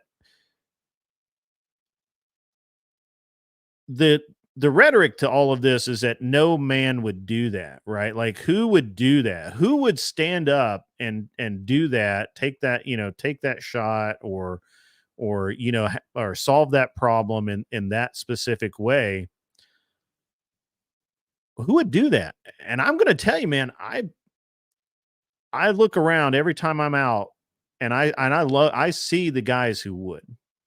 I visually see them, I mark them, and I know that, hey, man, this is what's going to go down. And if something goes down, that guy right there, he's got it, and he's going to take care of it, or he's going to try.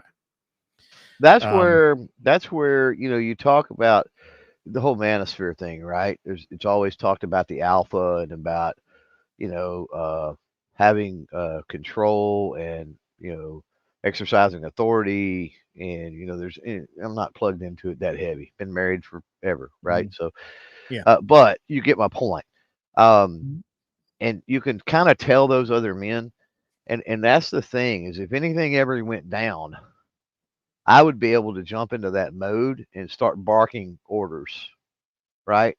And people would know that I think that I could command the respect, or whatever you want to call it, right? That I could get people out of a building. I could, engage with something I had to engage with. I could get cooperation, I guess is what I'm from others, because there's always this fear that, well, if we're all carrying, how do you know who's the good guy and the bad guy, right? And I think if you have a certain mindset, you're going to be able to project that you're a good guy. It's going to be pretty easy, because depending on the way I'm barking orders and how I'm barking orders, people are going to be able to tell that I'm not the threat, right? Right. I'm the one there to stop the threat. Well, I think that a lot of this gets dismissed as bravado and whatnot, but I don't think it is.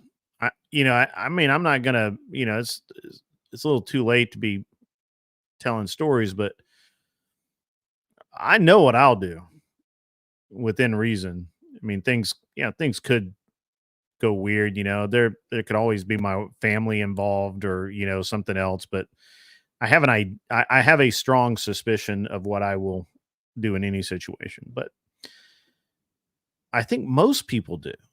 And the people that know that, what, if it came down to it, I'd step up.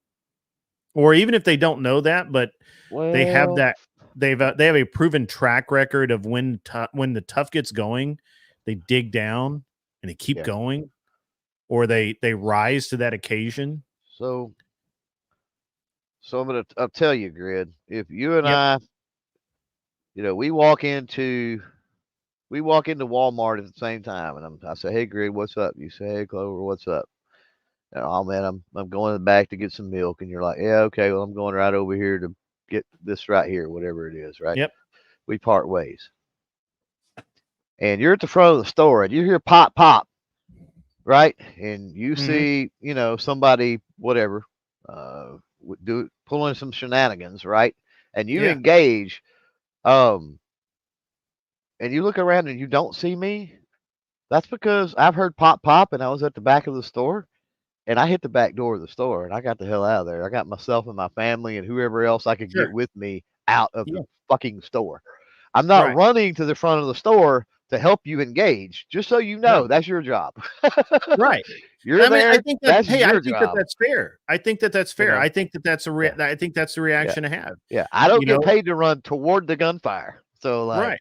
No. I carry for my protection, my family's protection, and those in the immediate vicinity around me. That's it.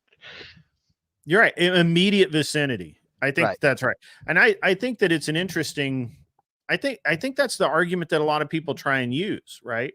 Like if that did happen, right? So let's say the roles were reversed. Let's say that you were. Oh, I wouldn't expect anybody else to be running in helping.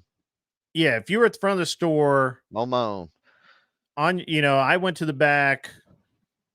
You hear pop pop, you instantly draw and engage, right? Because that's what you're going to do, right? Yeah, like you. I'm not paying any attention whether you're there or not. To be quite honest, you have no idea, right? Like you have no idea. You're not going to be wondering where the fuck did that dude go or anything. I'm going to be like, he left me.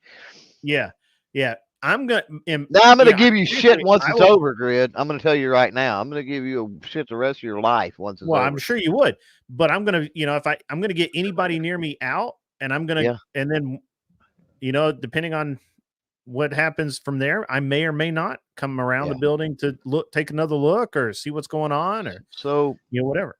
Yeah. So here's my position, and here's why I can say that. But again, because I don't carry to protect society, I carry to protect myself and people immediately around me. Yeah, you would not be immediately around me, right? Right. Like that's at that point, and I know that you are armed. Here's why I say that, because you do have people, and especially we were talking about vets and stuff earlier. I get it. I mean, they're maybe retired law enforcement officers. Maybe their mentality and their plan and their idea. Know guys that would do it. Maybe their idea is different, and that's fine. I'm not saying you have to do things my way, but here's my part of how I justify my way is I also advocate that everybody out there needs to carry. Yeah. I'm not saying it needs to be mandated or dictated that you train, but you need to be carry. You need to be practiced and trained and proficient and ready to take on that role as first responder. And then guess what? I don't have to worry about Grid being at the front, because if I hear pop, pop, and I don't see Grid, it's like, well, if he's up there, he's engaging. He's got this. Right? If you see me hauling ass towards the back, you're probably going to haul ass faster. Well, that's true too.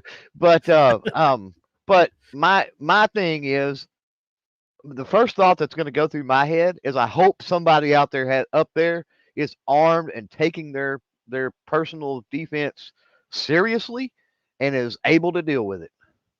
That's what I'm thinking, because I'm not responsible for you. That's just the sad truth. So go get your firearm, go get trained, go get all of this stuff, and take that responsibility. Now, I will say, to your point, I do know guys that it's so ingrained into them. 100%. I know there will be. Yeah, I know there will be gunfire. Yeah, I do know those guys, but that's why I said we started this conversation with, should that go down? Yeah, that I'm going to be barking orders. I'm going to be doing certain things that it's obvious I'm the good guy, because I'm sure there's going to be people that run from the back of the store to the front. I'm sure there's going to be people like that. And when they get to the front, I want them to realize that I'm one of them. Yeah. Yeah. I think that's this is a fascinating conversation I should have when I'm like way more awake. All right. I do like it. I dropped a link real quick in the private chat. I saw that. If you would share that, I would appreciate that, because yeah, Cam out there said something earlier that I disagree with, that Texas is just going to pot and going all blue. And I did a video, and I spent about 2 weeks on the research for this video, and it's an older video, but it still holds true. You don't have near the handsome beard that you do now. I don't. I'm very plugged into Texas politics. Very plugged into, not nationally so much or anything else, but Texas politics for sure. So I don't know if that will change your opinion or your mindset or anything else, but I can assure you the Texas is going to pot, going all blue situation is not nearly as bad as some political partisan people might want you to think. That was an awful lot of peas. Anyway. What is this? We got a scenario. $5. what if you hear pop pop and two guys fall out of the back room wrestling over the gun? What do you do? Find cover, probably. Yeah, if I'm gonna find some cover. I'm gonna draw, and I'm gonna let them know that, hey, I got a gun on you. You two guys need to stand up. And I don't, that's it. Like I'm not getting in that. No. There's no win there. Yeah, that's a tough one. Yeah, when you can't identify what's going on, because that's been an issue before. Yeah, that's been an issue before. There was a point you made earlier. When you were talking about the bell tower and you were talking about the guys responding to that, the conversation we're having now. This is something that everybody out there needs to understand. And these are again, I'm not Andrew Wilson, so you will have to go do your own homework potentially on this, but I can tell you for a fact that the information is definitely out there. So when we look at firearm deaths, right? They're somewhere in the 90 to 100,000 ish range, a year, something in that range. And 2/3 of that is self-deletion. So that's a completely different subject when we're talking about gun violence that nobody, especially nobody on the left, seems to want to talk about. But so let's put that aside and let's talk about that 30%. And that 30% includes law enforcement engagements. It includes gang violence. It includes a lot of different things, right? In that remaining 1/3, 30 some odd thousand.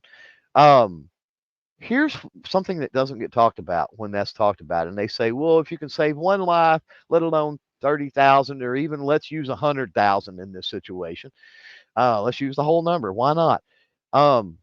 What people don't realize is they say, oh, let's ban all the guns, or let's do this gun control, or let's do this, and we can save some of those lives. What they don't realize is by restricting gun control, by restricting the rights of the law-abiding citizen that is using that gun for self-defense purposes, there's data on that as well.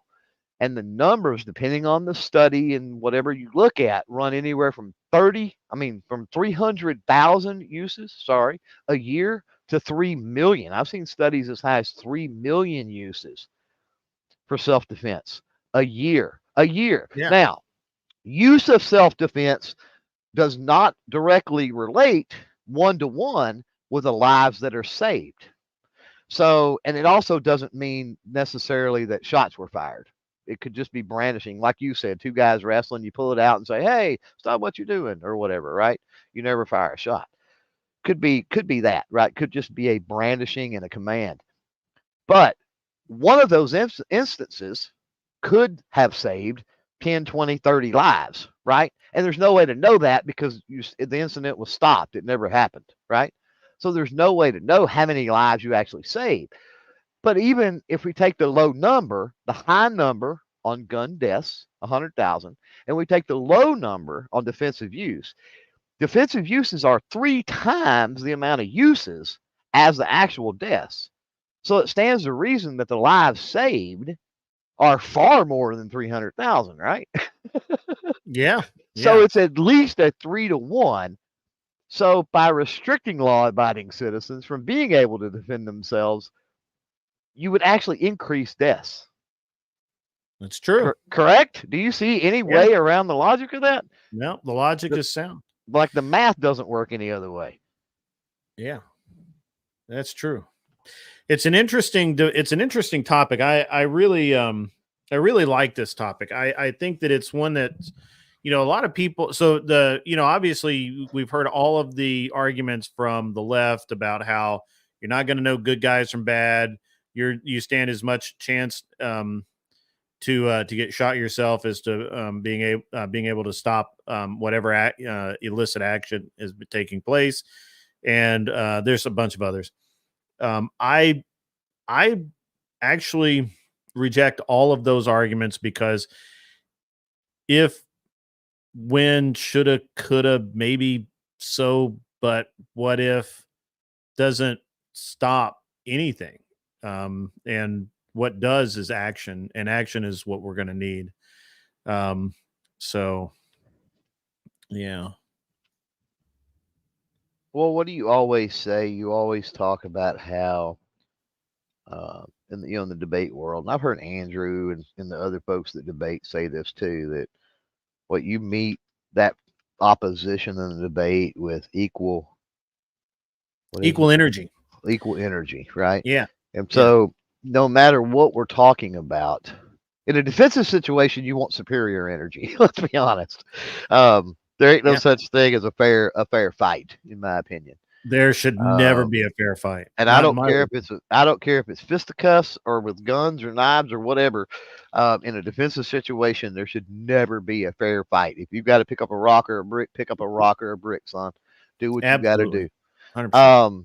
But when we're talking about public discourse, when we're talking about political issues, when we're talking about wherever you fall on any given subject or whatever, it's that same way. I mean, if they're screaming in the streets, I mean, we need to scream in the streets. Yeah, absolutely. Guys, we're hitting the 5-hour mark. I was already a little tired, but I'm gonna call it here in just a couple of minutes. I'm going to forward you over to Speakeasy. When I do so, I will be back at 12:05 noon Central Standard Time to do the day shift.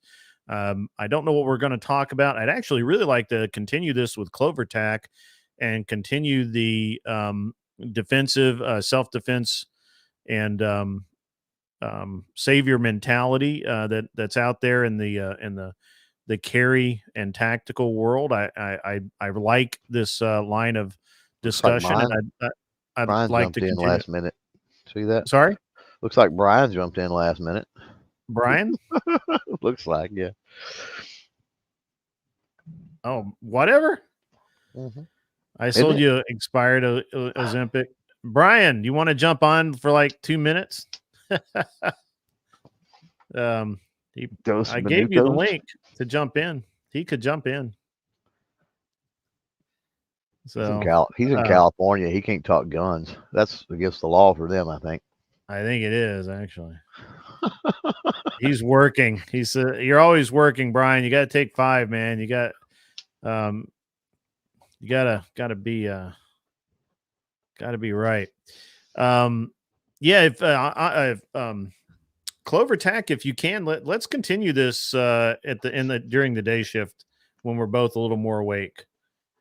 If you can't, I understand. I know it's a last minute sort of thing, but right. Who knows if I made any sense, or so I probably said a lot of stuff that was stupid, but oh well, Yeah. I think it's a good conversation to continue. So if you have time, it'd be great to see it. And if not, I'll, that's all right. I enjoy doing the day. I mean, the thing is with this crowd, crossing over into this space a little bit, it's fun, but at the same time, and there's a lot of like-minded people. The problem is I don't know that there's a lot of people that is, what is the word? I don't want to say anti, but there may be some people that are indifferent. Arthur Dyer, I think they're neutral. I think we have either gun positive or gun neutral. We're gonna get Arthur Dyer or whatever eventually. We're gonna get her to come around eventually.